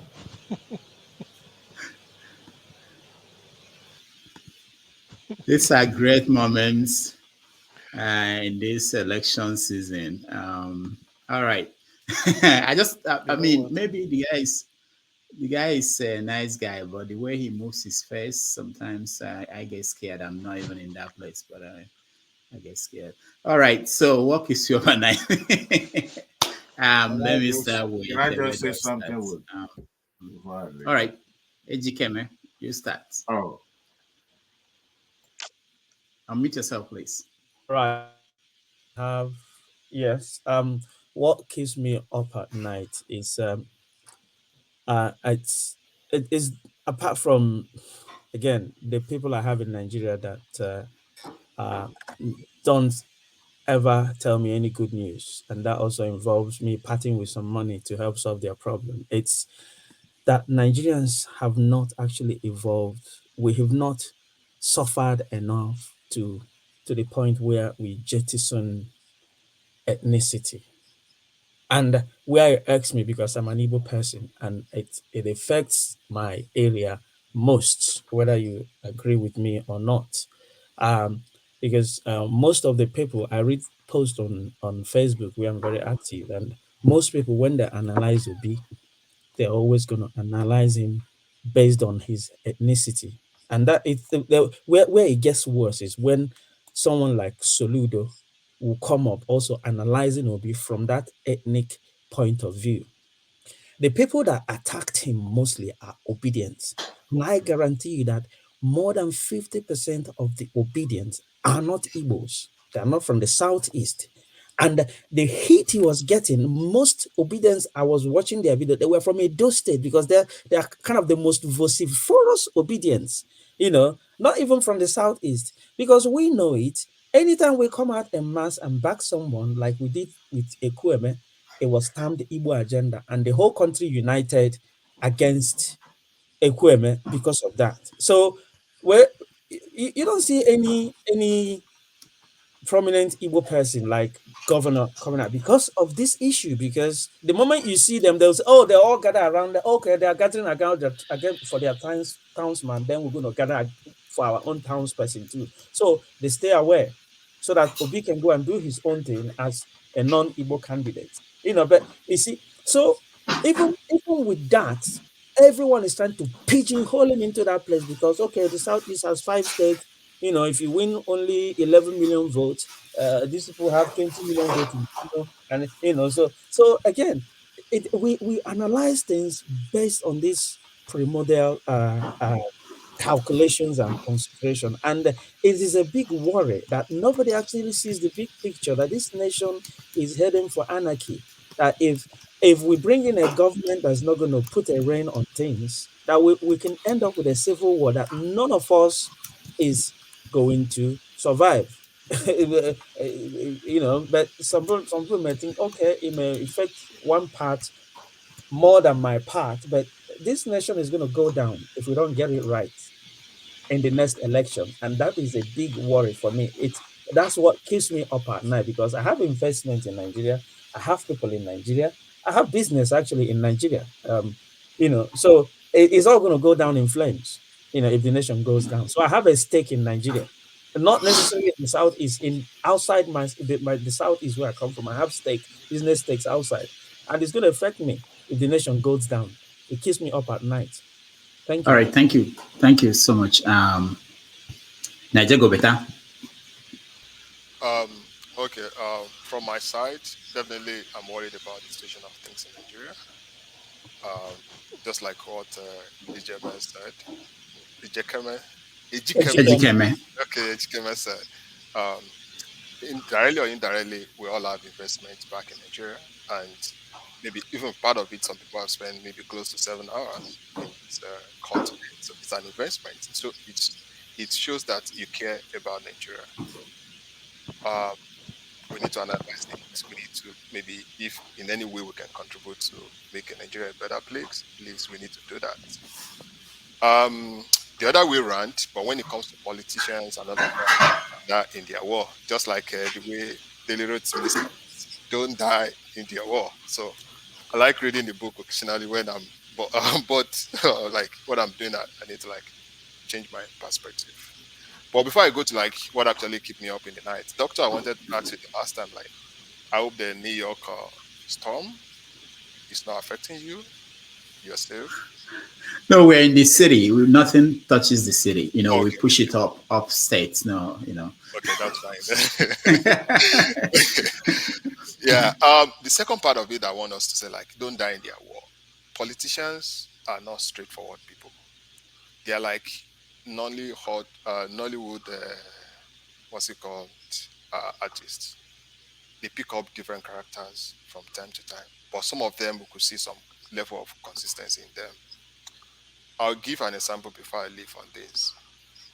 If it was like the flood that happened in Nigeria recently, if it was like last year, we'll have seen the way our vice president, Osibajo, will have been jumping around to go and visit all of those places. The one that happened recently, I don't think he was there jumping around to go and visit them, to go and like console them like he used to do. So now he couldn't get the tickets. It's not like you're on your own. Now we've seen the true characters of things. So now, like I said earlier, if we want to have a better Nigeria, where we have a country that is stable, that everybody's, the minority and majority interest is going to be represented, the presidential system of government will not take us there. Even if Obi wins, Obi is prudent. Yes. Obi is not one of those governors that is taking what's it called, pension. The pension Tinubu is getting, if I can get what he's going to get in 1 year, maybe I'll just be living in one island somewhere. So, but parliamentary system of government, I think it's what Nigeria needs. And that's the structure of the country, which was what we were practicing when we had people that have interest of the country there those days. So I think maybe if there's a way for us to get there, if we have a good president tomorrow, they could do a referendum and change that system of governance. That's what I think can bring stability. Otherwise, we continue to play the politics of majority dominating. We continue to play the ethnic card. We continue to play religious card. So hopefully one day we'll get there. And what I like, most of the young people that don't normally contribute in politics or wherever, they are doing that right now. Though some of them could be insulting using different languages, but I think we're all going to get there one day. But for me personally, even if I'm in Nigeria today, I don't think I'll vote for any of the candidates. 2007 was the last time I voted in Nigeria. And since that time, I felt like, no, none of these candidates actually represents my interest or my value. And I think the same thing is like most of the candidates I see right now, I don't think anyone that I can really really support that much. But some of them are better. Like on paper, if we put it on paper, Obi is far better than most of them.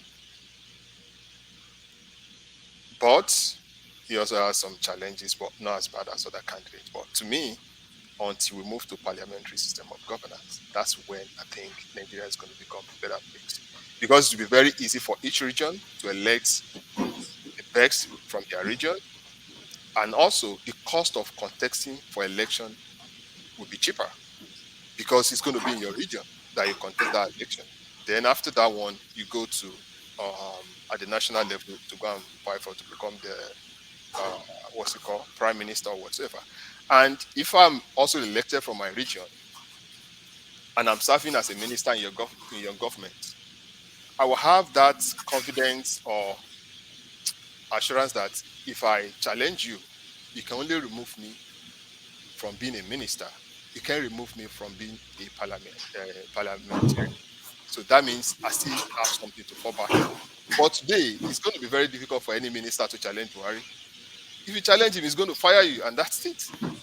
So I hope one day Nigeria is going to be a better place where we're all going to be proud of, and we all feel safe when we go back to Nigeria and be able to live in any part of the country. Thank you so much. I know I didn't. It's funny. I didn't give time for people. So let's say we are trying to round up and we say no time. Somebody takes 4 minutes and you have 10 people 4 times 10, another 40 minutes before we're finished. So let's try to make it 2 minutes, please, everybody. Kalata, you're next. Oh, so I wasn't prepared for that. Sorry. Okay, we can skip you. No, we can I skip know you I and can come go. back. I can Tunde. go, so I can leave. Okay. Don't Okay, worry. go ahead. I mean, what keeps me up at night? I'm good. I think as we go through the elections, everybody, whoever candidate you support, you need to know their pros and cons. Like Obi, empathy is there. There's no leader that does empathy like him. So that's why he has this passionate support. But the major weakness right now is the spread. The spread is still not there. 25% is mad. 25%, 24 states is not adding up. So if you support him, don't just stay in your echo chamber and yell at everybody. Go outside. For Tinubu, uh, he has the party structure behind him. Buhari went to campaign with him, but the guy is frail. Uh, there's some scary moments. So right now he's riding high, but uh, the health is a little bit questionable. Atiku, he has struggle. He can't. I don't know what to say about Atiku. His party can't get behind him. He has a good plan. I like his plan. His plan follows my own politics, but I don't see him as someone that can execute that plan. I like privatization to regulation. I feel if we sell everything, then there won't be corruption. If we keep it with the government, then there will be corruption. That's my own personal philosophy. I like Atiku's plan. I don't like the man. Kwakwanso, tall chance, no presence in the south. Ovie, sorry, is mostly a regional candidate. That's how I see it. But I mean, people are going to support who they're going to support. Politicians are still buying. I mean, Tinubu, as bad with all these ordained stuff, things coming out. I watched Delta State today. The stadium was full. If they can get people to go to the stadium, they can get people to go to the ballot box to vote. So don't.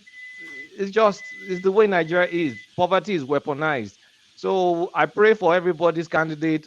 You can vote for whoever you like. But one thing I've learned after Donald Trump: vote for your interest. Don't look for an angel. There's no angel in politics. Don't make that be your criteria. Make whatever you want, that interest, let that be your criteria.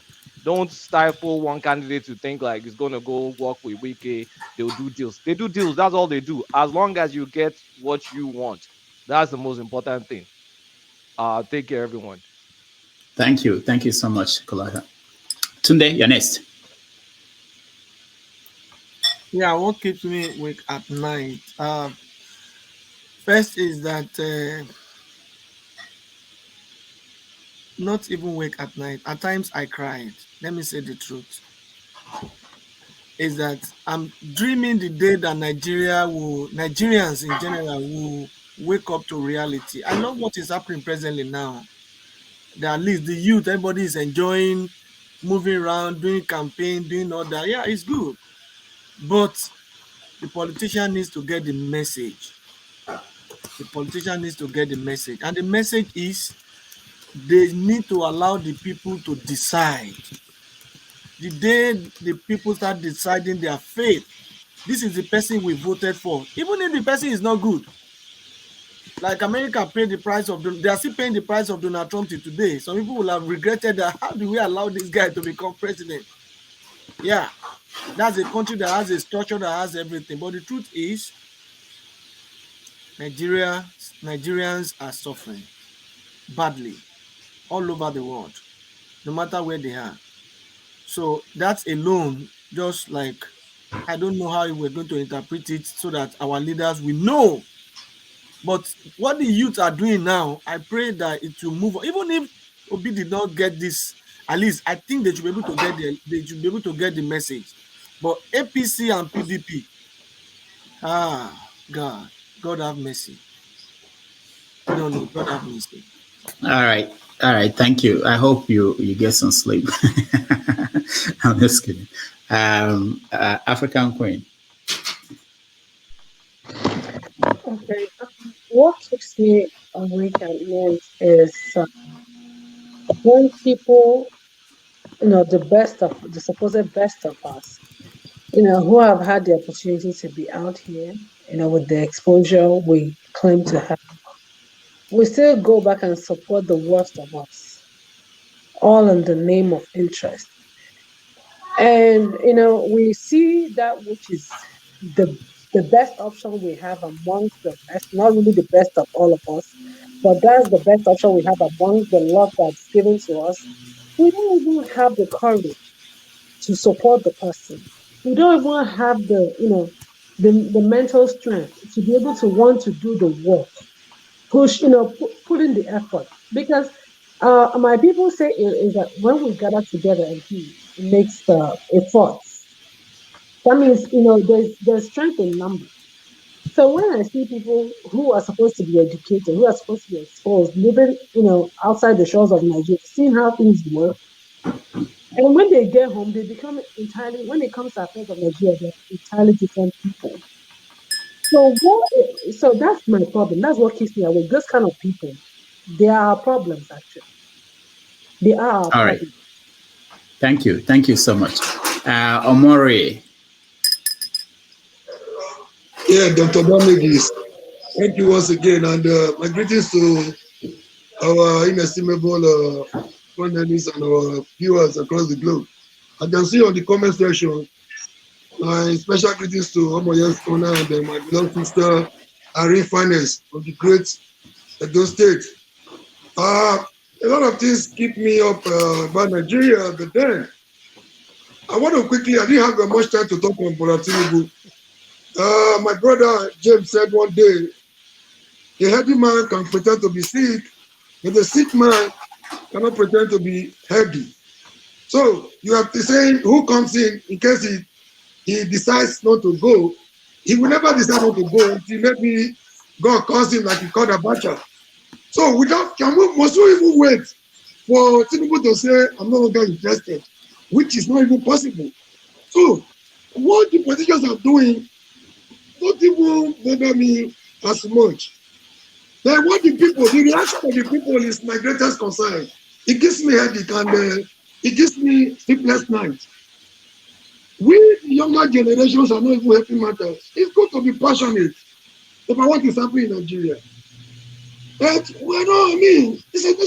our passion is a necessary condition, but not a sufficient condition to guide the Nigerian of our dream. It gives me hollow when people come around to say Nigeria has not contributed anything to them. What can a bad Nigeria contribute to you? A bad Nigeria led by the evil criminals cannot contribute anything to you until we begin to have, flip the coin on the other way around to think of what can we do to get our country back. My brothers and my sisters will go nowhere. Nigeria, bad Nigeria is bad to everybody. It's only working for a few. And the few that are holding Nigerians down, they are not willing to let go. So we are like captives in Nigeria. Don't think of what Nigeria can do for you, because Nigeria is incapacitated as it is right now. It cannot do anything for anybody until we begin to think of what we can do. When people come around to say they cannot die for Nigeria, I'm not talking on suicide mission. Don't go and commit suicide. But if need be, you believe in a cause, that's why the obedience right now. You believe in a big movement. Along the line, somebody is coming to truncate the people's mandate, like they did to us in June 12. Be ready to die for what you believe. That is how to die for a nation. That is the sense of patriotism I talk about every day. It is lacking in all of us. The way that politicians see Nigeria does not mean anything to the politicians. That is why they can rip Nigeria and rape it dry. They don't have conscience. No feelings about Nigeria. Nigeria does not exist in the mind of anybody. It's just a geographical expression. Until we begin to think, even with this crop of younger generation, we should be ready to die for Nigeria if need be. I've been there on more than 3 occasions. See, I'm lucky to be alive. We must go the extra mile to say, if need be, let's be ready to die for Nigeria. America was worse than Nigeria as it is right now. When the likes of Martin Luther King and the rest paid the Nobel Prize for a better America. Today, a black man in America can eat in the same restaurant with the white folks. Today, a black man in America can go to the same school with the black folks, with the white folks. Today, a black man in America not just using the same restroom, He can even contest and win in America as the president. That was what happened in Obama. But this not the rest of my case. We have to change our mindset. We are not patriotic. We are what most of us are worse than the politicians. We have the same mindset as our politicians. Thank you and God bless you. Have a good night. Thank you, Omori. Thank you so much. Jude, welcome to the show. Hello, people. How are you? How's everybody? It's good to see you, Jude. Thank you so much for joining us. Unfortunately, we are rounding up, so we will give you 3 minutes. I know you normally speak for 10. That's the beginning. But summarize your thoughts in 3 minutes. Anyway, before thank you everybody, our panelists and those that are listening to us around the world. Yeah, before I make my comments, I want to say, CM, on the area of getting the Boko Haram on the round table to discuss. Personally, I don't subscribe to that, and I don't know any same country that want progress that will subscribe to bringing killers, murderers, such as we have seen in Nigeria over the past 10 years at least, of this organization that have wrought, that have carried out mayhem, torture, butchering people, killing people, beheading people openly, showing it on video, and now the rest, bringing them to the round table to talk. What are you going to talk? What are you telling? What are you telling others? Oh, it's okay. Do whatever you like, and then later let's come to the round table and talk. No. Boko Haram, Buhari terrorist organization should be wiped out with every Nigerian apparatus or whatever might. They should be wiped out. They are not meant to live. They are killers. Then what if you bring them to the round table? What are you going to do? So to those that have been in prison, to those that are in jail all over Nigeria that have done nothing, and they are still there in jail, or to those that stole the petty thieves who were stolen as a result of hunger, and they are thrown in jail. What are you going to do to them?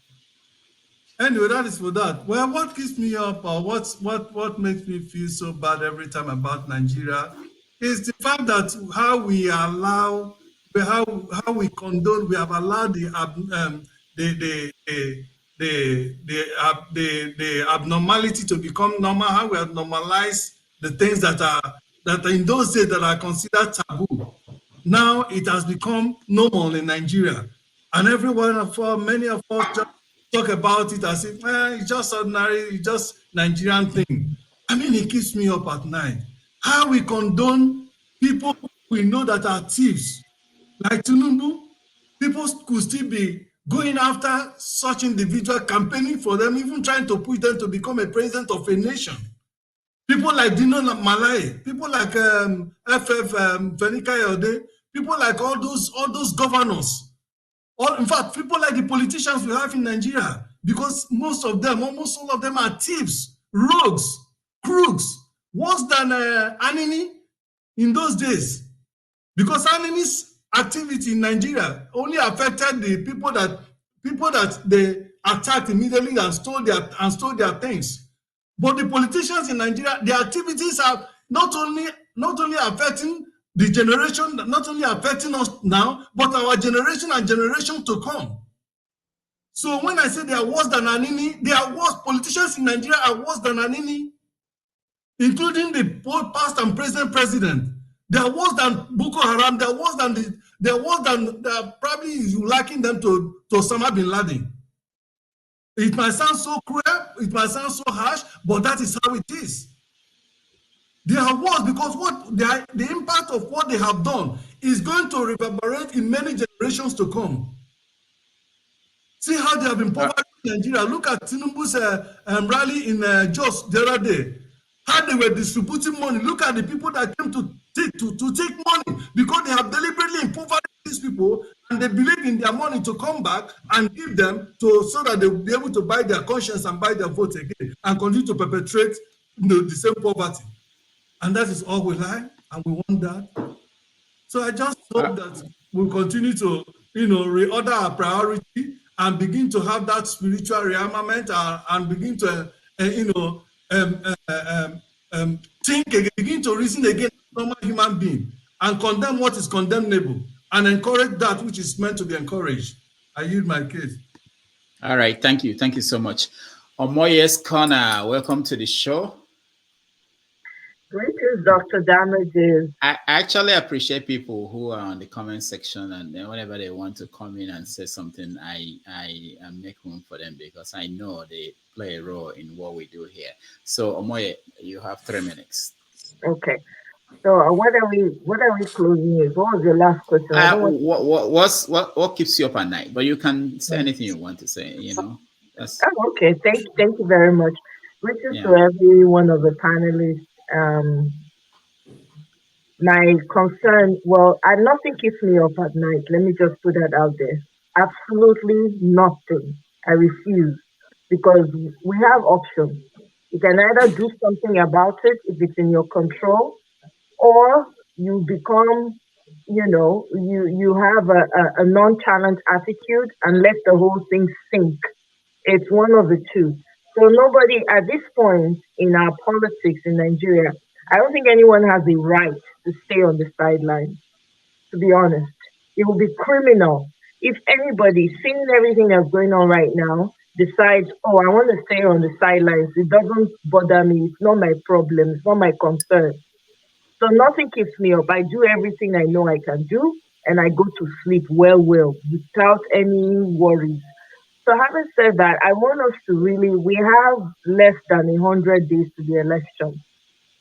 Pretty much everybody knows who I stand for in this panel. We have less than 100 days. My question is, what are we doing? What is there? What is left to be done that we have not yet done? Who are the people that we ought to speak to that we have not yet spoken to?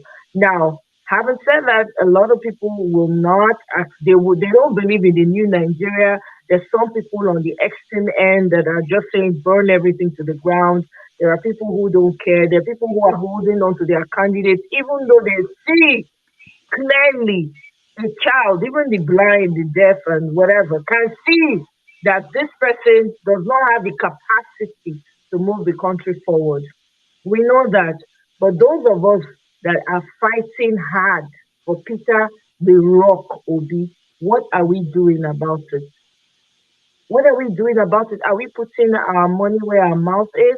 Because at the end of the day, if that country sinks, guess what?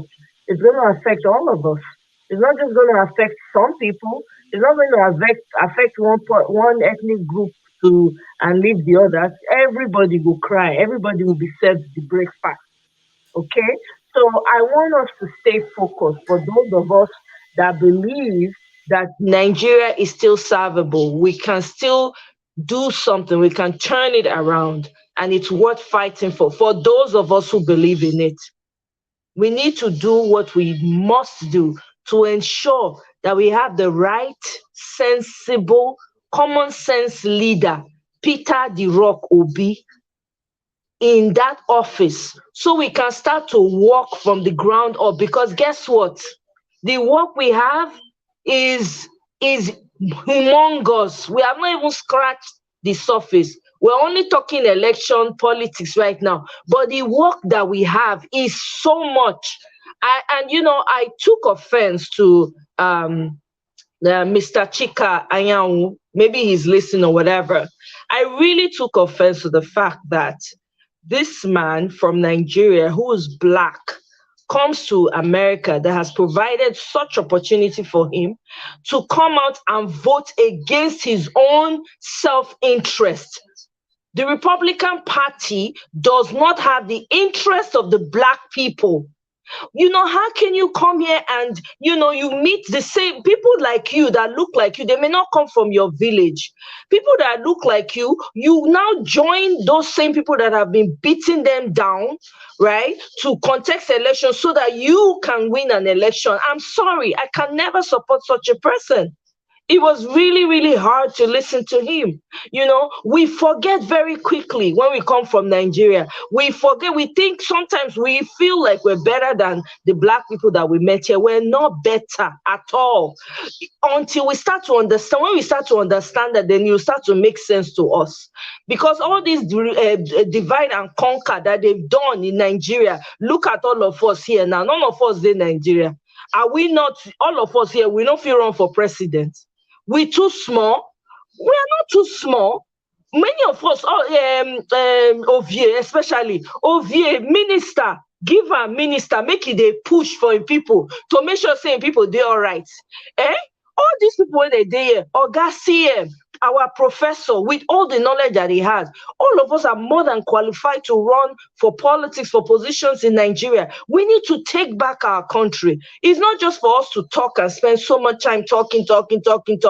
We need, if you're interested in politics and you want to do good for your people back home, throw your heart in. We got to get it right. Nobody's going to come fix it for us. You know, we really need to get our hands dirty and ensure that we vote correctly, first of all, because if we don't vote correctly, we will not have a country to call our own. We will not. So vote Peter the Rock, Obi, wherever you are. They talk to you when they house, when they chop agbado somewhere. And what they call that local pier, Olumu, that they call it for where I come from. When they chop agbado and olumu or coconut, and they talk to you, we went there that corner under that tree. I don't know what they do. You need to vote correctly so that your life go fit turn around, so that your children will see a better Nigeria. Most people for this place now cannot take their children home. You can't even confidently say, okay, children, let's go home on holidays. Make una try and make we see. You guys are afraid of one thing or the other. So what are we talking about? There's no black nation that you can boast of and say, oh yeah, I'm going to this place. We need to get it right, my people. I know we all have our differences, but until we start to think of our own overall betterment as a race, we just play 10-10.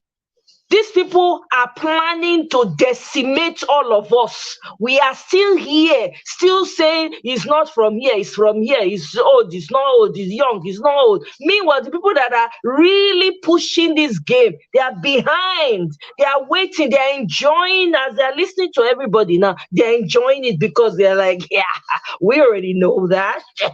They can never be on one accord now. So let's get it right. I don't know what else to say, but to say, please, if you are still sitting on the sideline, wake up. It's about you. It's about your future and that of the children yet unborn.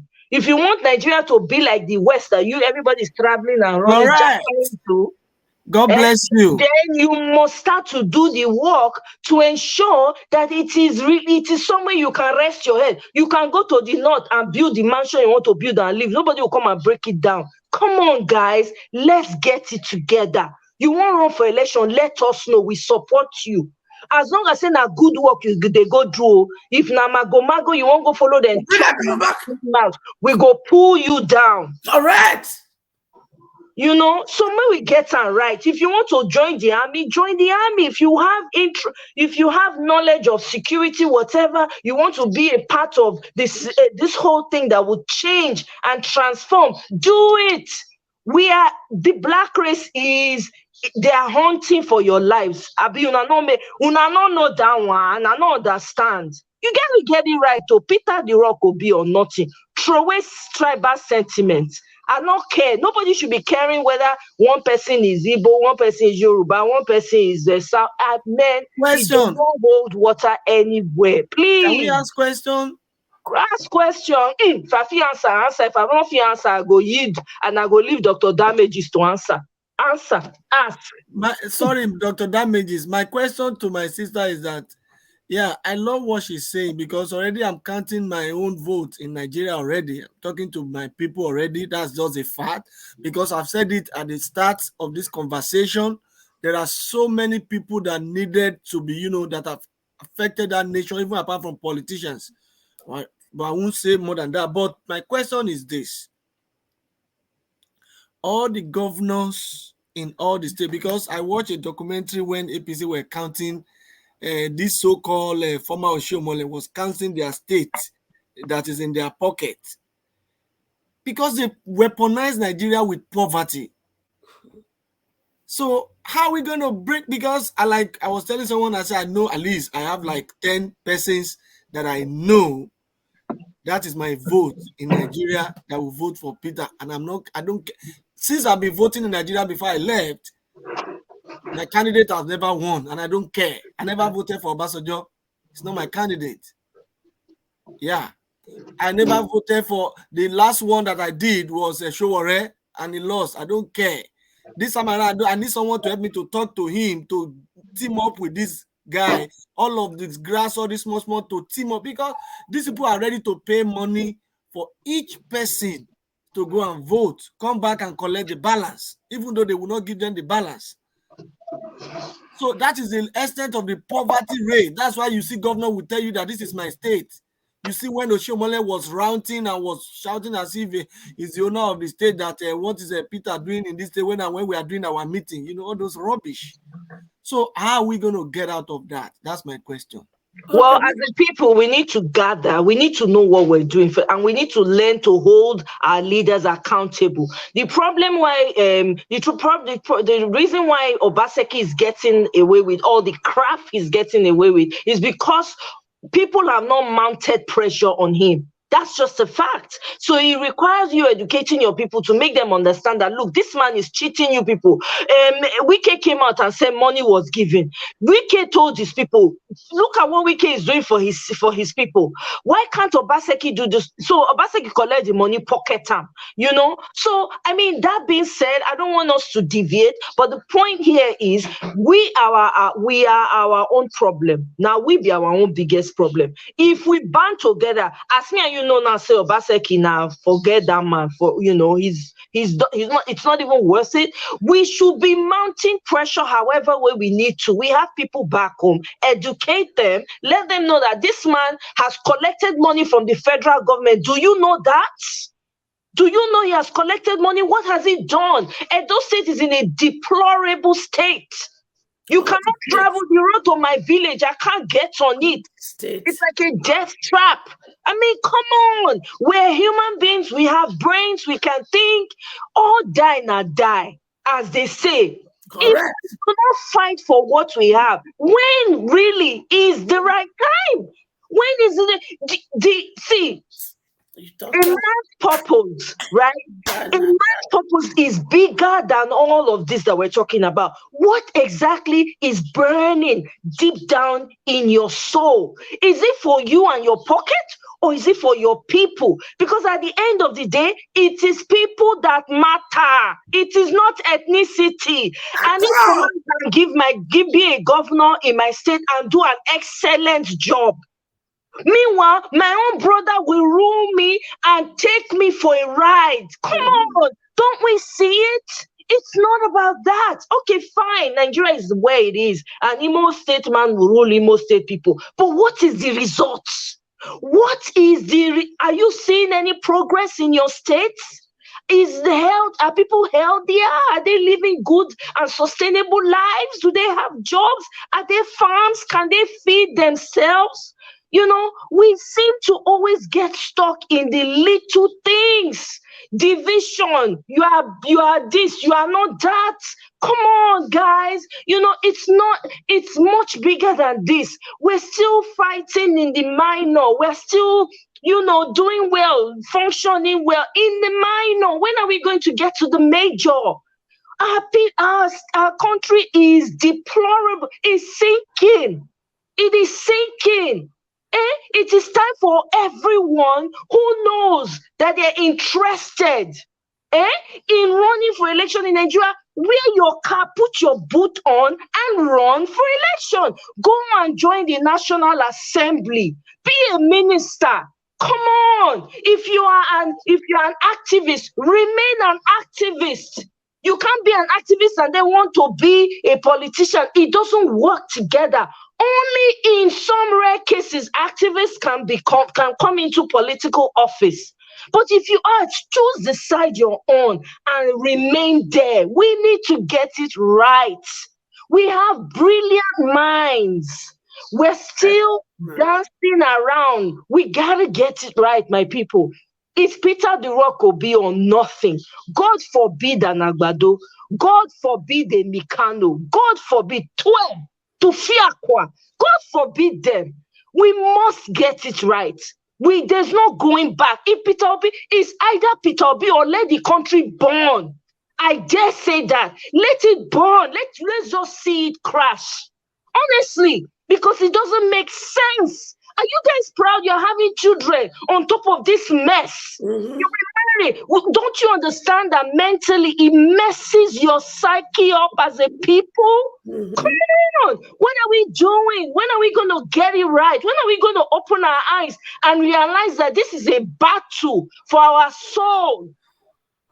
We keep hearing all kinds of things happening with marriages, with relationships, with things. People don't have jobs. They can't have food to eat. Do you think it is as a result of the society and the types of leaders and the types of atrocities and demonic things that are going on? Your leaders are in cults. You have gang leaders leading you, drug peddlers, money launderers, and you guys are okay with it? In what country does that make any sense? And we are supposed to be brilliant people. You need to hear when they talk about Nigerians. You're going to say, I've been at the same Nigeria. People are so proud that men are Nigerian brothers and sisters. People want to be associated with Nigerians. Why can't we get it right? They do us. Even if they do us, you get expiration date. 60 years never reach. It never reached. Your fathers went to school free. They got jobs as soon as they were graduating. Then they get a Peugeot 504. Then they get a job. You fit talk the same thing. Now talk of the amount of bursary that they were giving. Now talk of the fact that those that wanted to further their education, it was the government that carried it. Come on. Some of our heroes were discovering that some of them were also into this drug pushing something. Let's get it right, my people. There's no other way to say this. I don't know. A blind person can see. We need a common sense person. If everybody keeps saying, picking, choosing, put all the candidates that you have before you in front of you. Who is better? Who is better? Who has the wind behind him right now? Who? So that you can push the right person in. So if you have interest, you can come out. You will come on a platform on free and fair elections. Do you want this madness to continue on? Are you guys not tired and sick and tired of the deplorable state Nigeria is in? You keep sending money home. The money where you take enjoy yourself, take buy Louis Vuitton, Fendi. If you're into all of that, you go send that. You first think of your family first. You know if you buy them. You know if you buy them, you first think of your family. Oh, let me send money home first. These people have not eaten. We need to get it right. All these things that we're talking about does not make sense because your life is being haunted for, if whether you like it or not. I don't know as I want to talk again, no.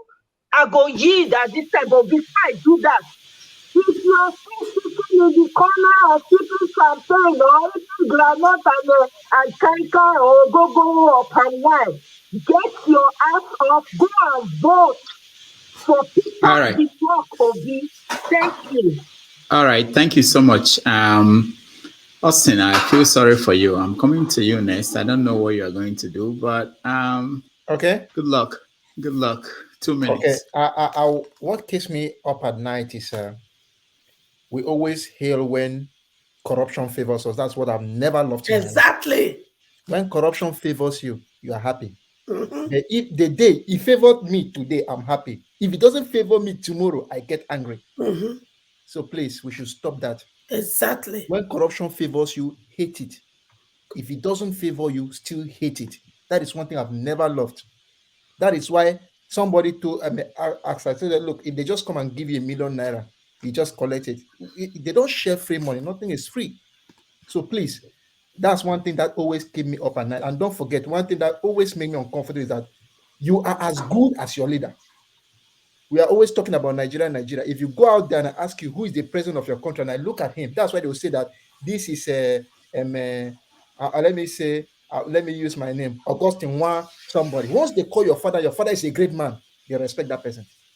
They call your father is not a great man. He did something bad. Maybe in those days, my father would tell me, if you steal somebody's yam, or you steal somebody's goat, or sleep with somebody's wife, when they call your father, they say, no, that man was not a great man. So please, what keeps me very up at night is the way we do things. Evil, when evil favors us, we are happy. But if it doesn't favor us, we cry over it. We should support good any day, anytime. Forget about tribe, forget about religion. Let's do the right thing. And everybody will have at least the little you can eat to take care of yourself and your wife and your children. Thank you. Thank you. I have 3 minutes left more, and I have 4 people, and one of them is HO. How do you think it's possible to finish in 3 minutes? I mean, where can I give me time? Because for 2 nights now, 1 year doctor for Igara, he locked my daughter up because she go ask for her Pikin birth record. They said they're not the giver. Now I tell them, say, for peace to reign, give my Pikin birth record. Make we take fight the fight when we want fight.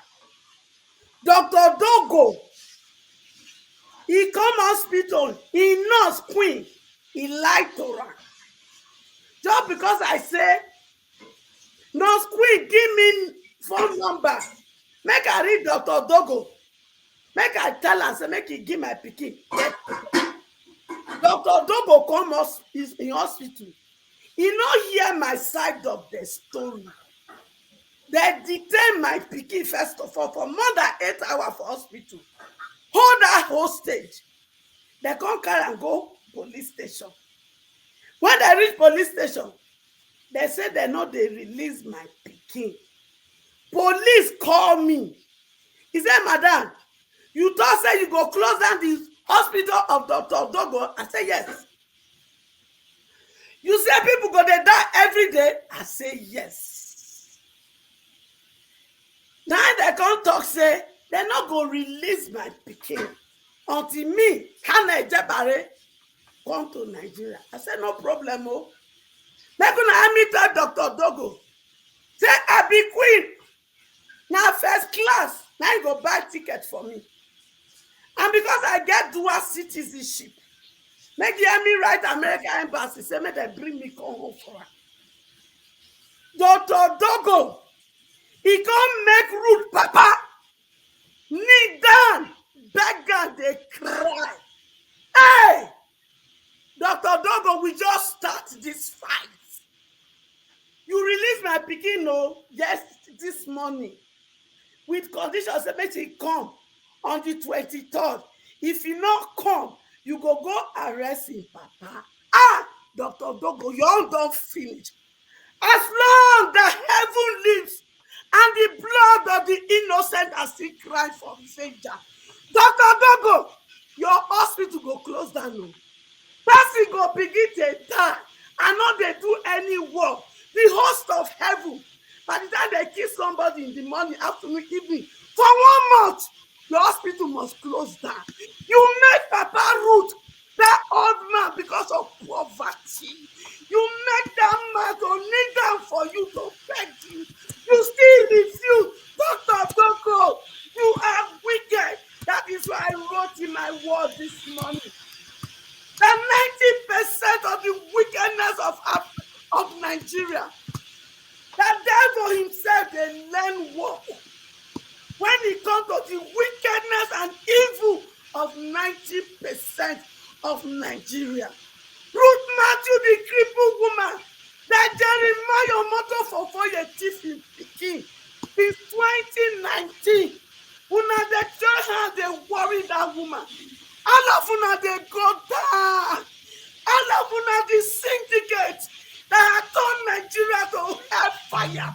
I am coming for all of you. Dr. Dogo, until you beg Papa Root, this fight never stops. To say you won't see me from Nigeria, buy my flight ticket. First class, am as they come. And make sure you write them American Embassy because I'm dual citizen. My papa God keep me because of this fight. Dr. Doko, you made Papa Root. You made that old man to kneel down for you.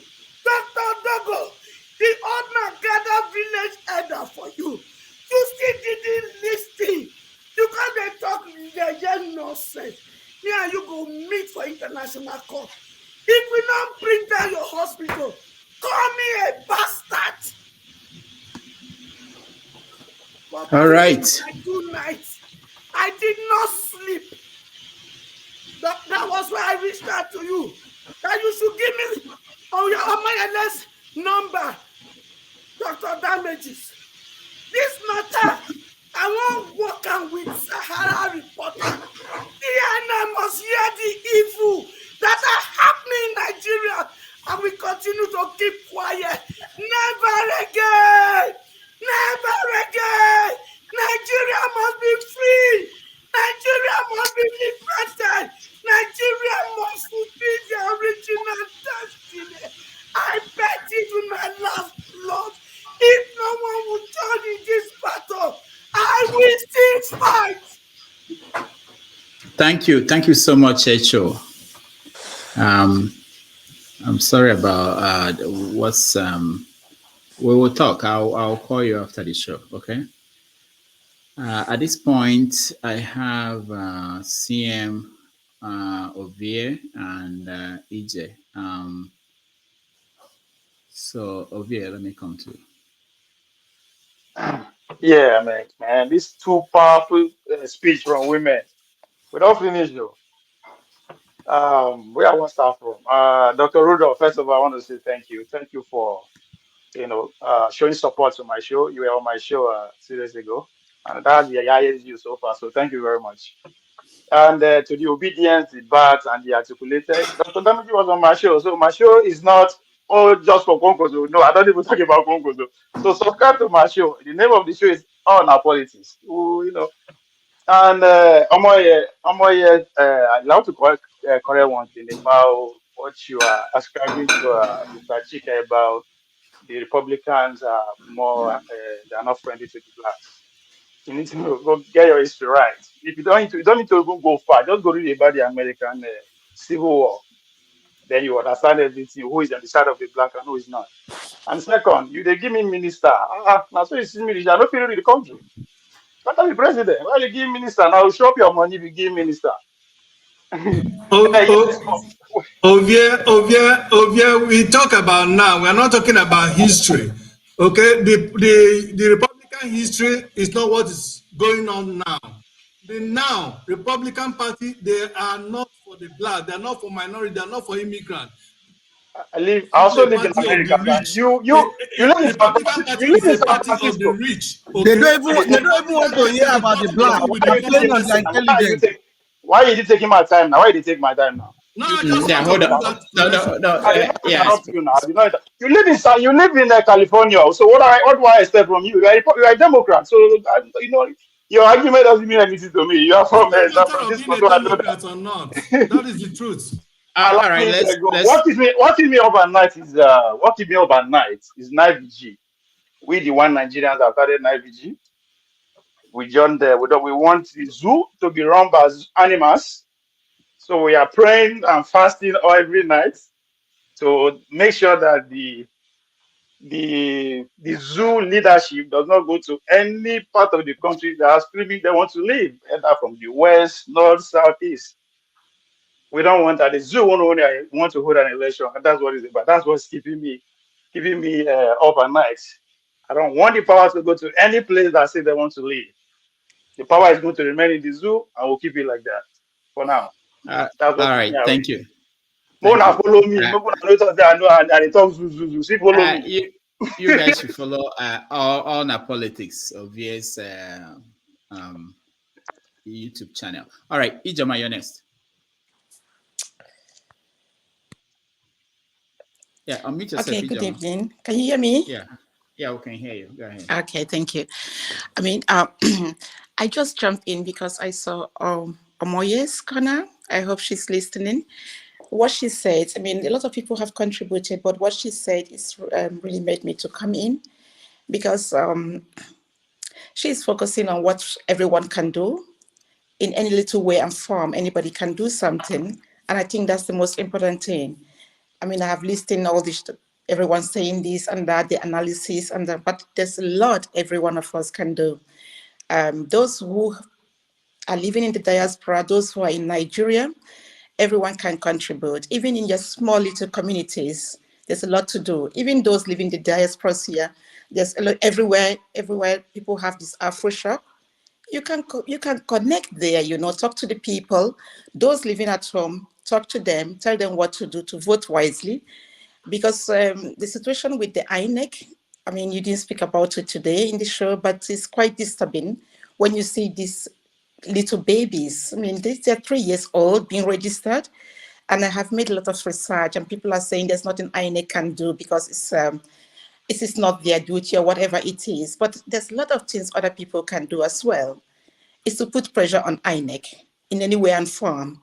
If people will put their boots on the ground, go to INEC, I mean, this obedient movement, what is going on, these rallies, how people come out in masses, the youths. If they can do such a thing, such actions, to be on the ground, to march to INEC offices, wherever they are, in Abuja, in Lagos, or wherever it is, every weekend, be on the street. They will listen to the people, and then they're going to ask, what the hell is going on? I was making some research, and some people were saying, like, the international community. The international community is not coming anywhere because this is a Nigerian problem, and they're going to say, you guys will solve your problems. So, but I think if people will get on the ground, call on INEC doors, put pressure on them, real pressure, not one day, not 2 days, continuous. They're going to open the door. People will even ask what's going on in this part of the world. That's the way to solve such problems. So, and I believe everyone can contribute. I'm doing whatever I can do. I'm not there, just like any one of you. But everybody knows that if Nigeria is good, if you go on holiday or you visit or you go with your children, just like Omoye is saying, that was what made me to come in. It's not only to analyze. The point is, what are you doing? What are you contributing? Those who want to raise funds, to support whoever you're supporting. But I think there's a little things we can do. Even the way we communicate makes a difference. If you are appealing to people, enlightening the people, telling them the consequences, if they do this, this is what's going to happen to them, people will listen, and then, first of all, try. But always people say it's not going to work, but you haven't tried. First of all, try. See what you can contribute, see what you can do. As I said before, Mr. Okonkwo has taken a part to, establish this platform that people come up, to contribute or to say what is paining them or what is the problem. But it's also a time for everybody to pick up, to say, this is my own part of it. What are you giving? What are you doing? So that's a way of solution to this problem, because this INEC issue is a very big problem. It's not question of Tinubu, it's not question of Obi or who is going to win. But now everyone has now realized that they say the numbers, how these numbers are coming. I don't know much about Nigerian politics. I've said it many times. Speak about the politics in the country I'm living. I know about it because I'm part of it. So, but what I'm saying now we have found out these loopholes, where it's coming, what's the problem, that people are being registered babies. So there's something to do about it, not only talking on the net. Do something about it. Enlighten your family members, those you're throwing $10, $20, $100, let them know what's going on. Motivate them to take action. No violence, but action.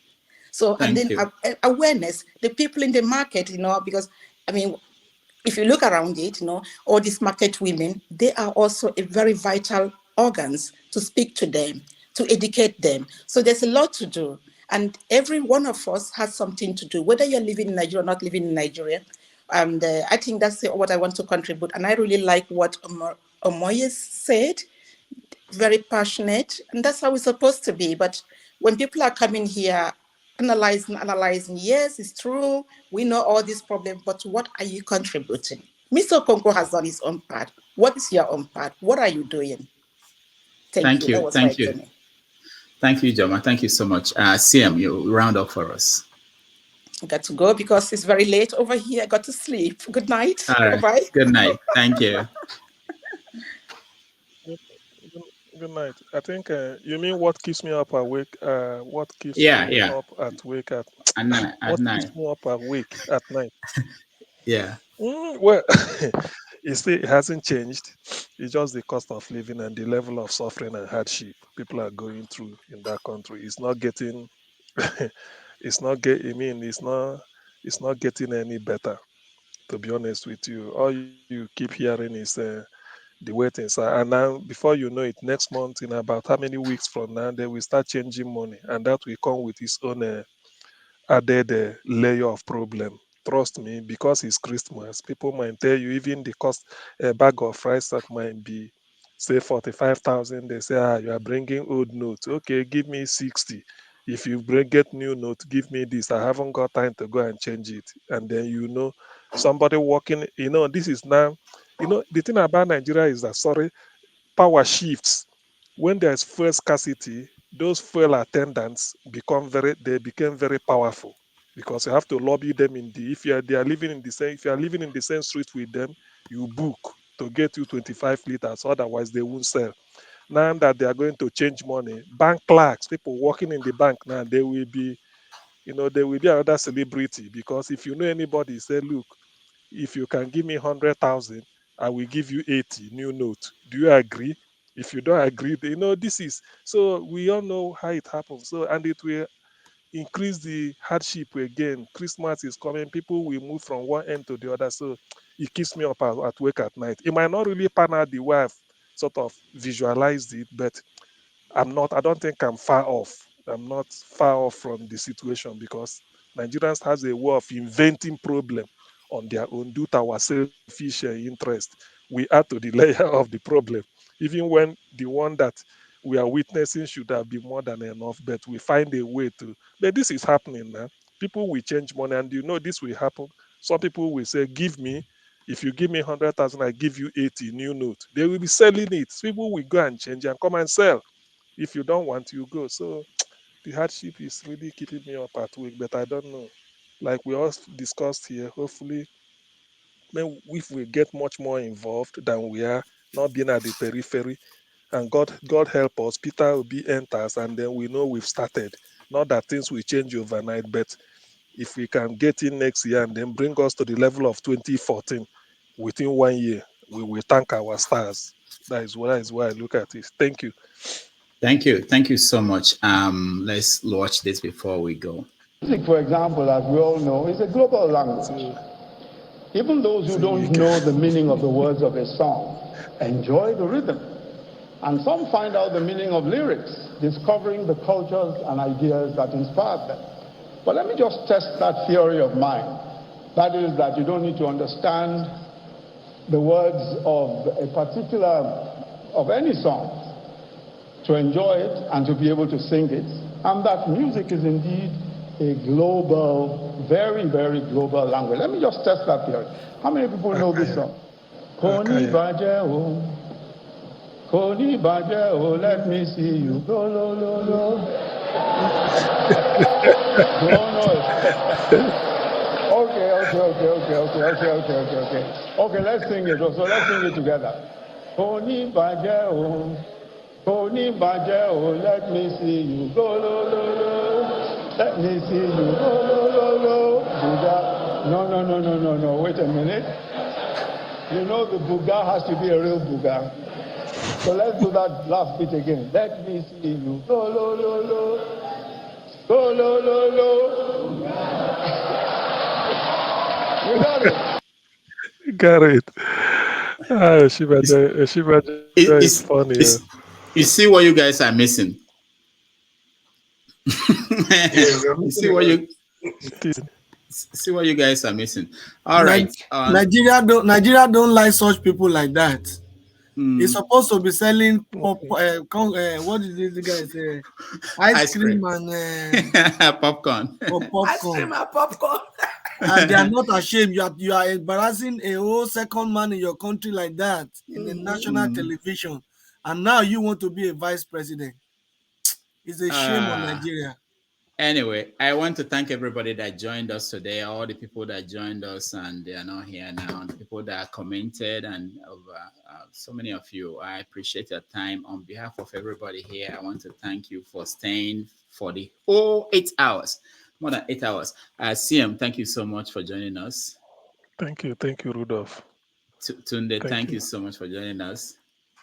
I haven't seen Tunde before. For good work. Okay. Jude, Tunde has been here. Jude, thank you so much for joining us.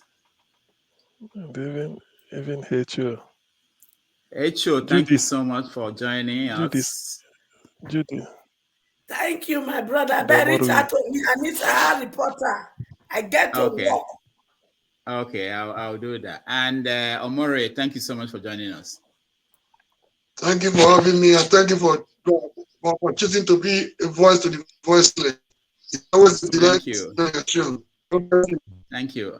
And for those who watched at home, everybody else, I thank you for being here. I will see you guys tomorrow on 90 Minutes Africa with Uwem Aban.